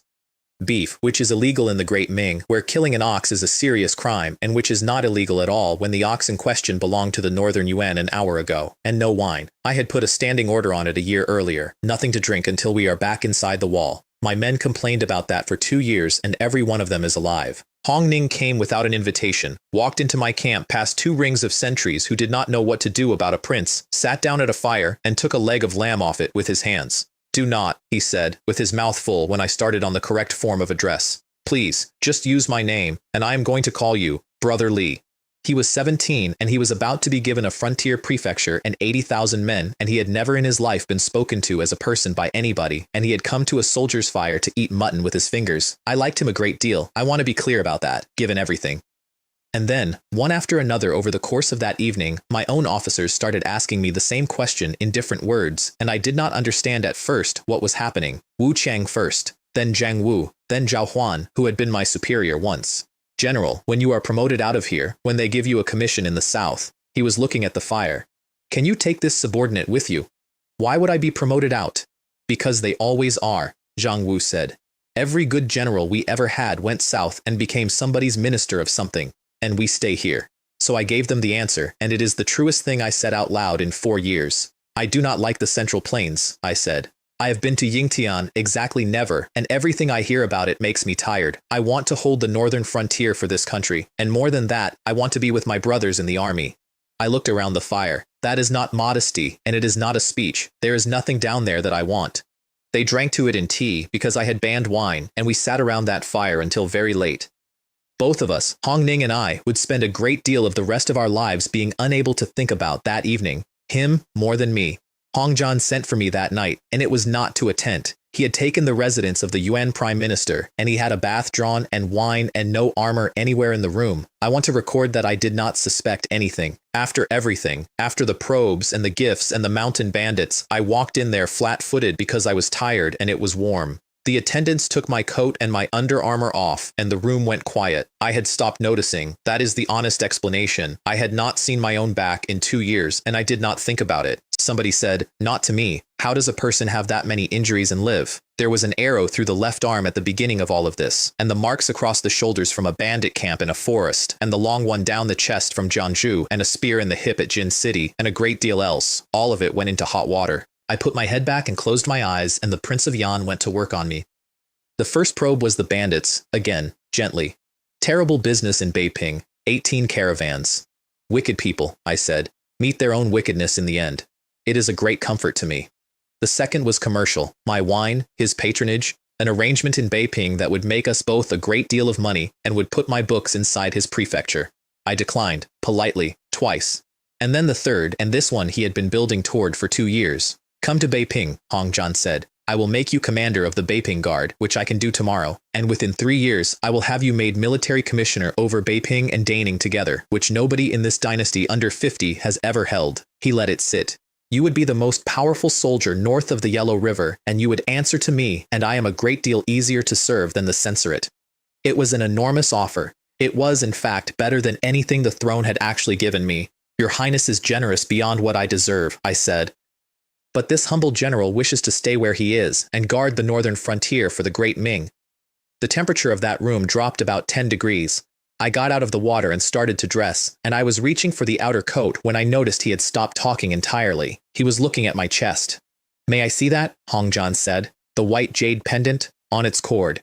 the one my grandmother had left in a box for my wedding day, which I had put on at a bonfire on a parade ground and had not taken off since, and which had been under my armor in front of half the generals of the Great Ming for 2 solid years. I did not think anything of it. It was a piece of jade with a character on it. I lifted the cord over my head and handed it across. He turned it over twice. It took him about 4 seconds. "This is very fine work," he said. His voice was completely normal. "I collect a little. Would the Marquis consider selling it? Name any price at all. I mean that literally."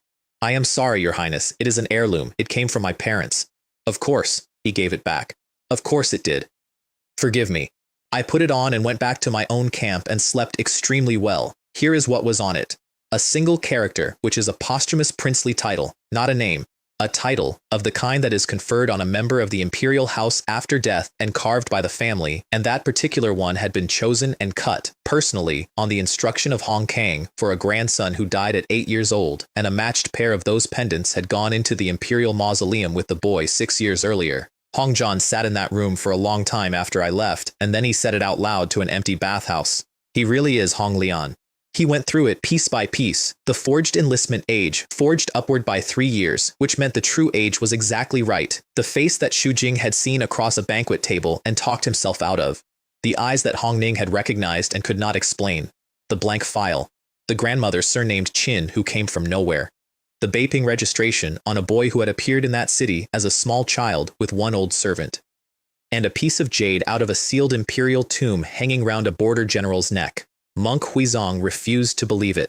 He argued for an hour. He said it was a copy, that jade like that could be commissioned, that a merchant house could have obtained anything. Then Hong John reached into his own robe and took out an identical pendant, his own, with his own posthumous designation on it, cut by the same hand from the same block, and put it on the table. The monk stopped talking. And then Monk Huizong did the most extraordinary thing anybody does in this entire story. He got up, took a sword down off the wall, put it into Hong John's hands, and knelt on the floor in front of him. "Your Highness has already decided," he said. "So kill this poor monk now, and it ends here, and you will die a loyal prince of the Great Ming in your bed." Because he understood exactly what he was looking at. If that man was Hong Lian, then the imperial eldest grandson was alive, and the succession was closed forever, and every hour Hong John spent thinking about a white hat was an hour spent building his own execution.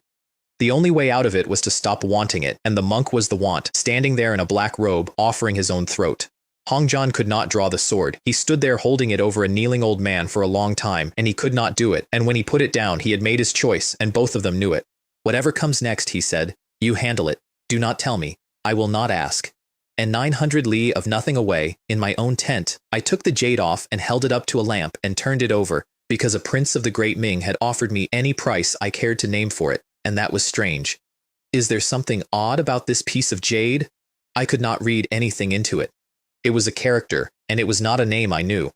"I will ask Uncle Ma when I get home," I said, and put it back on, and went to sleep. That is the whole of it. I want that understood, because people have decided since that I must have known that I was playing some enormous patient game. I did not know. I did not know for a very long time after that, and by the time I found out, everything had already happened. The edict came 4 days later. Pursue. Zhou Tong gave me 50,000 men, all cavalry, and gave Xu Jing 50,000 more on a separate axis, and gave both of us 20 days of rations and 100 arrows a man, and nothing else at all, because there is no such thing as a supply line out there. We crossed the old Great Wall on the 4th morning, not the Ming Wall, the Han one, 1,500 years old. A broken line of rammed earth going away east and west into the grass, with gaps in it 100 paces wide, built by people who had come out here to do exactly what we were doing. I got up on a piece of it to talk to them, because it seemed like the right place. "I am not going to lie to you," I said. "Past this, there is no fort, no city, no relief column, and nobody coming to look for us. The northern frontier is 9 deaths and 1 life. That is the actual saying, and it is accurate. 50,000 men on horseback, in the cold. Anyone who wants to turn around goes now, tonight, no mark on his record, and I will say he was detached on my order." Nobody moved. I did not expect anybody to, and it still did something to me. Then I rode north first, because that was the rule, and 50,000 came after me. While I was going north, my son was making the Emperor of China laugh. They were summoned to the palace, my wife and the boy. Hong Kang had wanted to look at them, in the way that a man who has decided to keep a hostage looks at the hostage, and the child climbed onto his knee. Nobody climbed onto that man's knee. There were grown princes in that palace who could not get through a sentence in front of him. and my son got up onto his lap, took hold of the memorial he was reading, and started picking characters out of it and saying them aloud, because old Ma had been teaching him, and he was showing off. Hong Kong called him a little rascal, and laughed, and went on laughing. Outside the hall, the eunuchs stood in the corridor and looked at each other, and one of them said, and it went straight into a diary, "How many years has it been since anyone heard His Majesty laugh like that?" Then Hong Tai asked for him. "Father, your son wishes to take him as an adopted grandson." It was granted, and the Ministry of Rights proclaimed it in the streets, and my son was given the generation character of the imperial family's next line and a new name to go with it, Li Guang. And the right for his own eldest son to carry the generation character after that. They also gave my wife a palace token that let her walk into the Forbidden City unannounced at any hour without being called for. There were perhaps 6 of those in existence, and when his father asked him privately why, Hong Tai gave the honest answer, which is the answer nobody in that court would have believed. "There was no calculation in it," he said. "None. It is because he looks like Hong Lian. When that child is in the room, I feel the way I felt when my son was alive. He was not able to look at his father. That is the entire reason. I know what it is worth." In Yingtian, Li Chengjunshan heard the words, "adopted grandson of the crown prince," and had to be helped to a chair. And old Ma, who had been a servant in that house for 30 years and had raised the boy nobody wanted, got extremely drunk and went out and sold our wine at half price down the whole length of the street until the shop ran dry. A month into the steppe, we broke about 100 tribes. I am going to tell you exactly how, because I have been accused of a great deal over it, some of it fairly.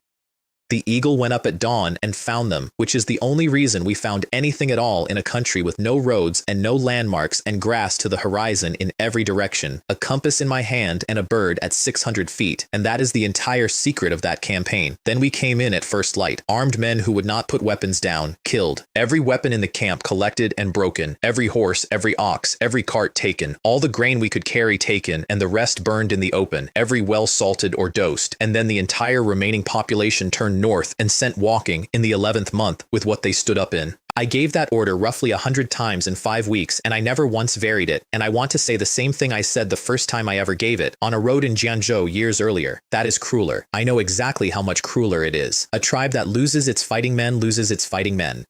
A tribe that gets back 4,000 people with no food, no herds, and no shelter in the 11th month stops existing as a thing that can put an army in the field for a generation without my having killed anybody at all. And here is the part I do not get to be pleased with. They watched us do it, all of them. The women stood in the burnt circle of their own camps with their children in front of them and watched us take the carts apart, and they looked at me, specifically, because I was the one on the black horse that everybody was looking at. And their children watched the women watching me. I know exactly what I planted in those 5 weeks. I planted it deliberately into about 100,000 people, and in 15 years, some of them came back for me, and they were entitled to. There is a thing men say about this kind of war, that it is the last one, that you do it once, so that it does not have to be done again. Every single person who has ever said that has been wrong. I said it myself in a tent to Wuqiang, and I was wrong too. 900 li north, in the arm of a mountain, the northern Yuan court was preparing a reception. Meyer Keir had argued his way into command of it, which was easy because his father's body was still the most powerful argument available in that court. Every tribe, every banner, and the Imperial Guard under one man who had never commanded anything. And in the middle of that council, in front of 40 people, he said the sentence that told me everything, and that got out through a captured officer 11 days later. This time, he said, the Ming have not merely revealed the detailed strength of their forces to us, they have told us their objective as well. He had a piece of paper in his hand. Somebody inside the Ming does not want that army to come home. The Emperor of the Great Yuan took his court and 60,000 men and ran for Bayuer Lake and left Prince Dai Darima with the rest. The plan was good. The royal court itself would be emptied of everything but a few hundred men and filled with powder and left standing there in the open with fires banked and tents up and 2,000 men waiting underground to light it. And around it, on 3 sides, north and west and east, somewhere near 200,000 men lying flat in the folds of the ground, with Mayor Keir himself holding 100,000 on the eastern side, ride into the court, and the court goes up, turn back out of it, and 3 armies close. 5 days out from the royal court, my officers brought me a problem they could not solve. We have been in their country for 5 weeks, Wu Qiang said. We have broken 100 camps, and not one UN army has come to fight us. Not one. Where are they? Nobody had an answer, so I sat down with a cup of cold tea and did it backwards, out loud, because doing it out loud is how you find the hole. An ambush, I said, is not a clever idea. An ambush is arithmetic. To lay one properly, you have to know 3 things about the man you are laying it for. where he is going, when he will arrive, and exactly how many he has. They agreed. They can work out where I am going. There is one royal court, and I am obviously going to it. They can guess when, roughly, from the burnt camps behind me. I turned the cup around. But the third one, how strong am I? 50,000? 80? Do I have infantry behind me? Is Shujing's column an hour away or 11 days away? I looked up. If they do not know that, they cannot commit. And if they cannot commit, they have to fight us somewhere, and they have not. The tent had gone quiet. So they know, Zhao Huan said. They know exactly, not approximately. Then who knows exactly? And that is the question I asked myself for the next 4 days, and I could not make it come out right. The exact strength of my column, and the exact objective and the route existed in 3 heads. Zhou Tong, who had handed me the horses and had written a report giving me everything and asking nothing. Han Feng, who was self-serving and vain and whose entire career now depended on my coming back alive with a story he could attach his name to, and Hong Zhan. I sat with that name for a while, and then I put it down, because I could not construct a reason. He had offered me a command in Beiping 3 weeks earlier. He had sent me the clerk who forged my papers as a gift. He had warned me about my own blackguard as a friend. He wanted me, and he had spent 2 years failing to buy me, and a man who wants to own you does not spend 200,000 enemy soldiers on killing you. I was completely right about the facts, and completely wrong about the man, and the reason I could not see it is that I did not know the one thing that would have explained everything, which was hanging around my own neck. So I stopped guessing, and I did the only useful thing. If the Northern Yuan want to sit in the grass and wait for us, I said to the tent, then let them sit. Gentlemen, are any of you afraid? We came up on the royal court an hour before dawn, and it was all there. The tents, the banked fires, the horse lines, the imperial standard. A li out, I stopped the whole column and closed my eyes. Golden eagle, shared vision. I went up 800 feet in the dark and looked down at 900 li of nothing with one lit thing in the middle of it, and I saw all of it. The court was empty. Not lightly held, empty, with the fires kept up by a few hundred men, and I could see, from directly above, the pattern of fresh earth where things had been buried under the main avenues. And to the north, in a fold of dead ground, an army lying flat, and to the west, in a dry watercourse, another one, and to the east, on the reverse slope of a long ridge, the biggest of the 3, with a general's banner in the middle of it. 50,000 cavalry were already moving at a canter toward the gate of that court. I opened my eyes, stood in the stirrups, put the saber up, and swung the whole column right in the middle of its own approach. That court is a trap. Anyone who rides into it dies. 50,000 men, at speed, in the dark, and every one of them heard it passed back. Follow me east. We break the main body. I want you to see what that looked like from inside the trap. 2,000 men had been lying in cellars under those avenues for 4 days, with fire pots and slow match, listening to 50,000 horses come, waiting for the moment the streets filled up, and the sound went past. It came up to them, and it went along the flank of the court, and then it went away east, and it did not stop, and they lay there in the dark, holding lit matches over enough powder to take the top off a hill.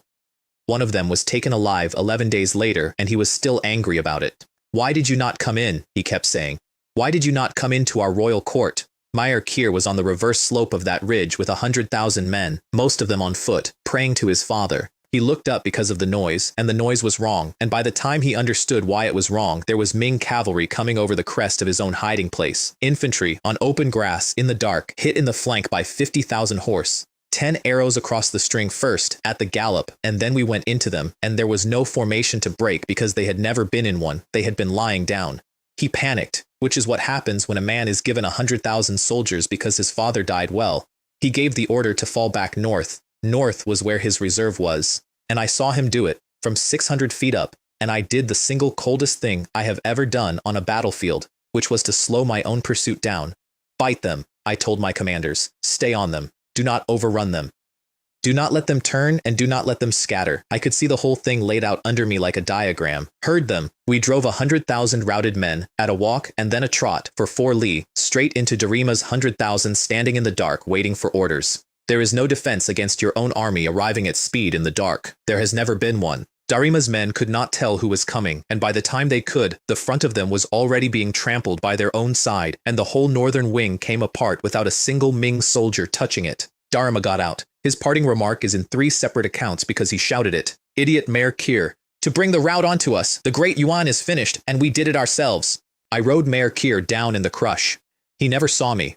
And then I cut the Imperial battle standard down, because I had learned that in my first battle, and had never once had reason to change my mind. Kill the flag and the army's soul goes out of it, and what is left is 100,000 men trying to find a friend in the dark. Killed the Grand General of the Northern Yuan, Mayor Kier. Gained 300 points in all attributes. Gained 300 days of lifespan, rewarded with 1 Tier 2 treasure chest. Congratulations to the host. All attributes have broken through 7,000 points. Around 70,000 of them died on that grass. We lost under 4,000. 300,000 men, in a prepared ambush, on their own ground, of their own choosing, beaten by 50,000, who were 900 li from the nearest friendly soldier. That is the battle. That is the one they put in the books, and they got most of it right, and every version leaves out the bird. At Bayur Lake, the emperor of the Great Yuan was having a party, dancers, wine, nobles down both sides of a long tent, and the emperor on his feet with a cup up, toasting the future.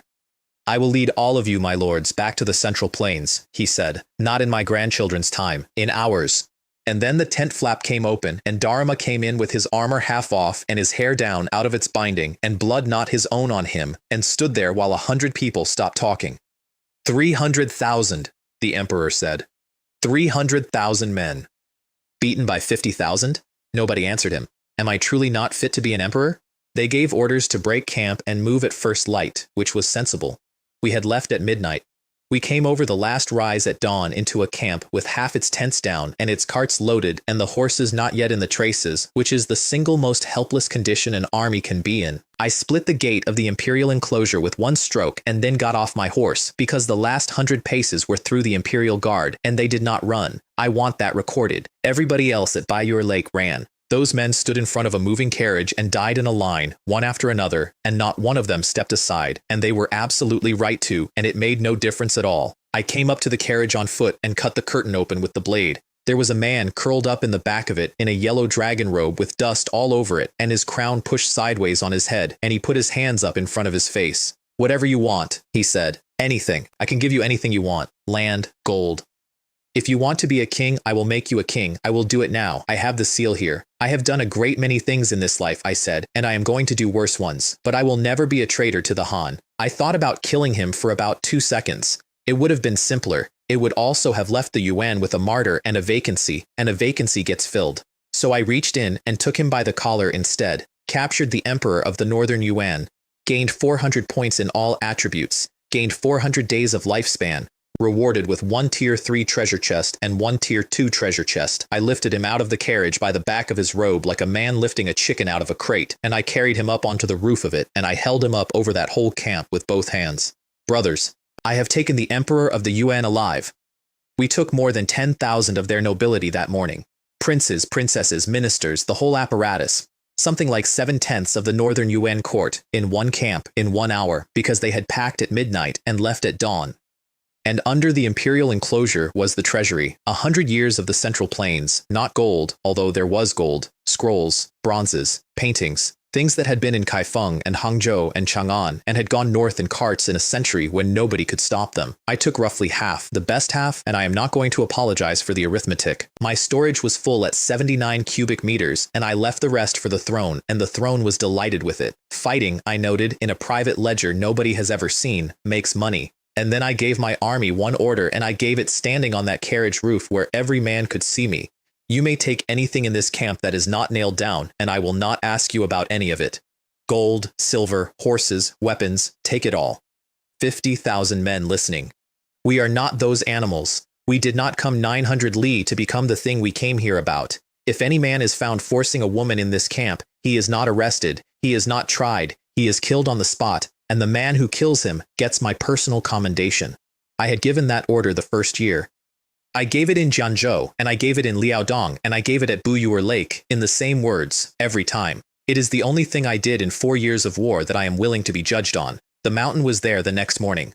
Wolf-dwelling mountain, not a large mountain, gray and bare and windy, sitting by itself in a country with nothing else in it, and it has been sitting there for 1,500 years, being the most important geographical feature in Chinese military history. The ordinary soldiers stayed at the foot. Every officer above garrison commander climbed. I went up unwashed in what I had been fighting in the previous day, with a sword and no saber, because it seemed wrong to bring a working tool. At the top, Wu Qiang went down on his knees before I could stop him. To have followed the general in this life, he said, is this subordinate's glory in this life. And then all of them, the whole line of them, on the summit, in the wind.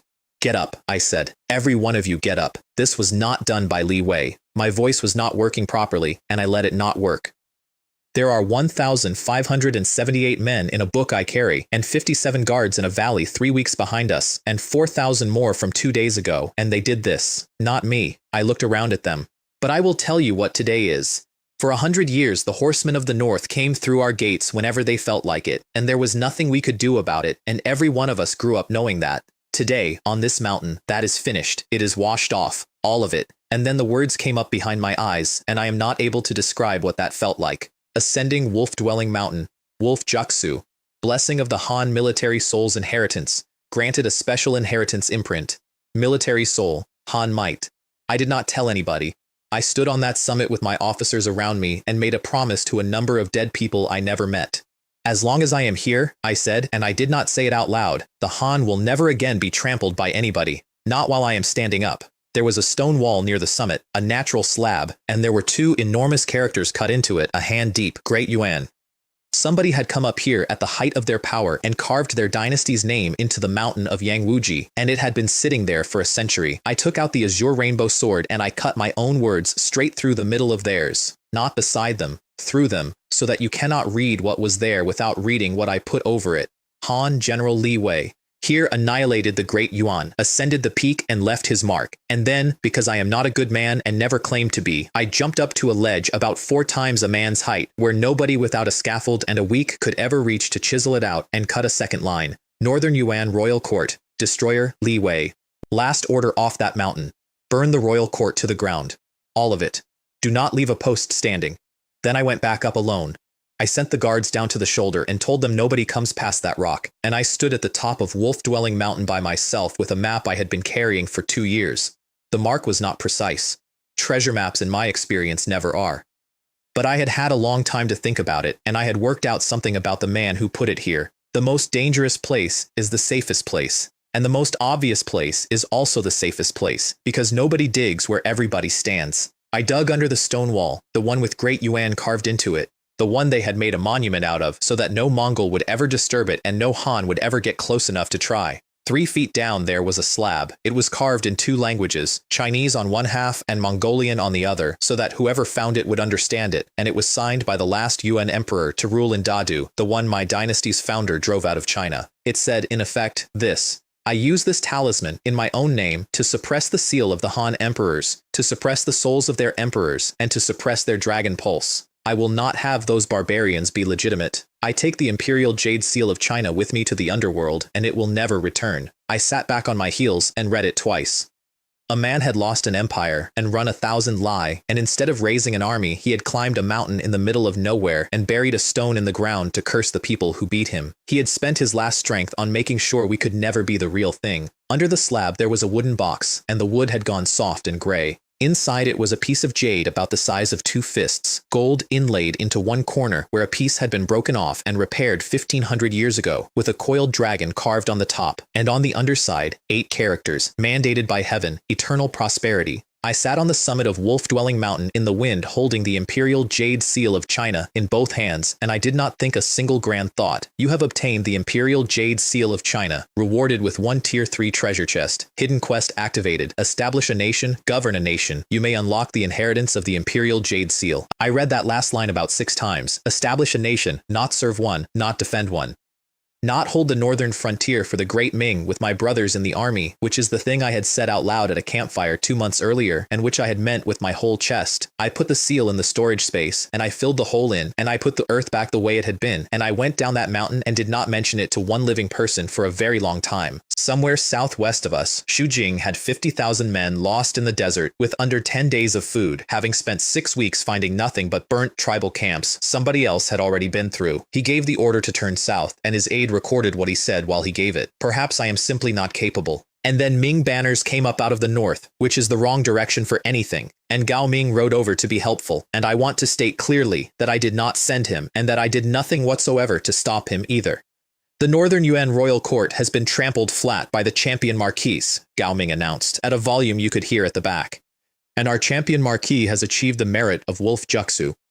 And we have the Emperor of the Yuan alive and his whole court with him. He let that land on 50,000 hungry men. Would the Marquis of Yongchang care to travel together and return in triumph to the great Ming? Shujing turned his horse and rode south without answering, and I have never held that against him. We came home in the spring. I stopped once on the way at a fold in the hills 20 li outside Daning that cannot be seen from any road, and looked at 400 young men in a yard who had been children on a road 3 years earlier, and told little Liu he had done well, which was true, and did not tell him what they were for. And I bought Wu Qiang that drink. He tried to pay for it on the grounds that he had promised to 3 years earlier in the dark, outside a tent in Jianzhou, when he thought he was sending a boy off to die. We argued about it for a quarter of an hour in front of a wine shop.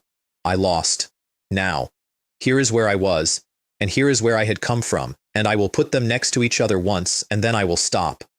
I began this as a boy standing at a muster table in Daning, holding a bow I could barely draw, looking at a piece of paper with 3 years added to my age and my own household seal at the bottom of it. I had been sold, by the family my grandmother saved, to void a marriage contract for the price of 100 taels of gold to a clerk. I was worth exactly that. That is the market rate. And I ended it standing on the mountain of Yangwuji, 900 li past the last Ming soldier alive, with the emperor of the Great Yuan in a cart at the bottom of the hill, cutting my own name straight through theirs, so deep that you cannot read what they wrote without reading what I wrote over it. That is the whole distance. It took 4 years. And I did not understand one single thing about what was actually happening to me, because Hong Zhan had seen the jade. He had held it in his hand in a bathhouse in the new capital and turned it over and read a posthumous title on it that his own father had carved for a dead grandson, and he had handed it back to me and smiled and asked politely if he could buy it. He knows what I am. He worked it out before I did, and he has an identical one in his own robe, and he put a sword into a monk's hands and could not use it, and then he told that monk to handle it and not to tell him how. The 200,000 men lying in the grass at Wolf-Dwelling Mountain waiting for my exact strength were the how. He has already done it once. He failed once. Nothing about that arrangement has changed. And 900 li south of him, in a mansion 3 streets from the palace wall, my wife and my son are living in the most beautiful house in Yingtian on the personal invitation of the Crown Prince of the Great Ming, with a token that lets her walk into the Forbidden City at any hour without being announced.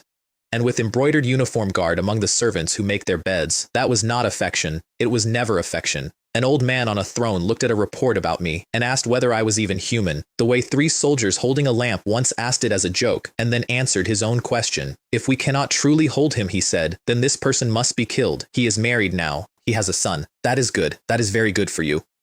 To control a subordinate, you find the weak point, and you rest your hand on it. So I am coming south. I have been ordered to Yingtian to be looked at by a man who has already decided what happens if he does not like what he sees. I am bringing him the emperor of the Yuan in a cart, 10,000 of his nobles, and half the treasury of the northern steppe. I am going to hand all of it over and bow. And in a box behind my eyes that nobody in this world can open, I am carrying a piece of jade with 8 characters on the bottom of it, and a set of drawings for a cannon 300 years early, and a method for making steel, and a musket, and a ship with 9 masts, and the sentence establish a nation. Somebody in that city is going to look at my face and say a name. I still do not know whose it is.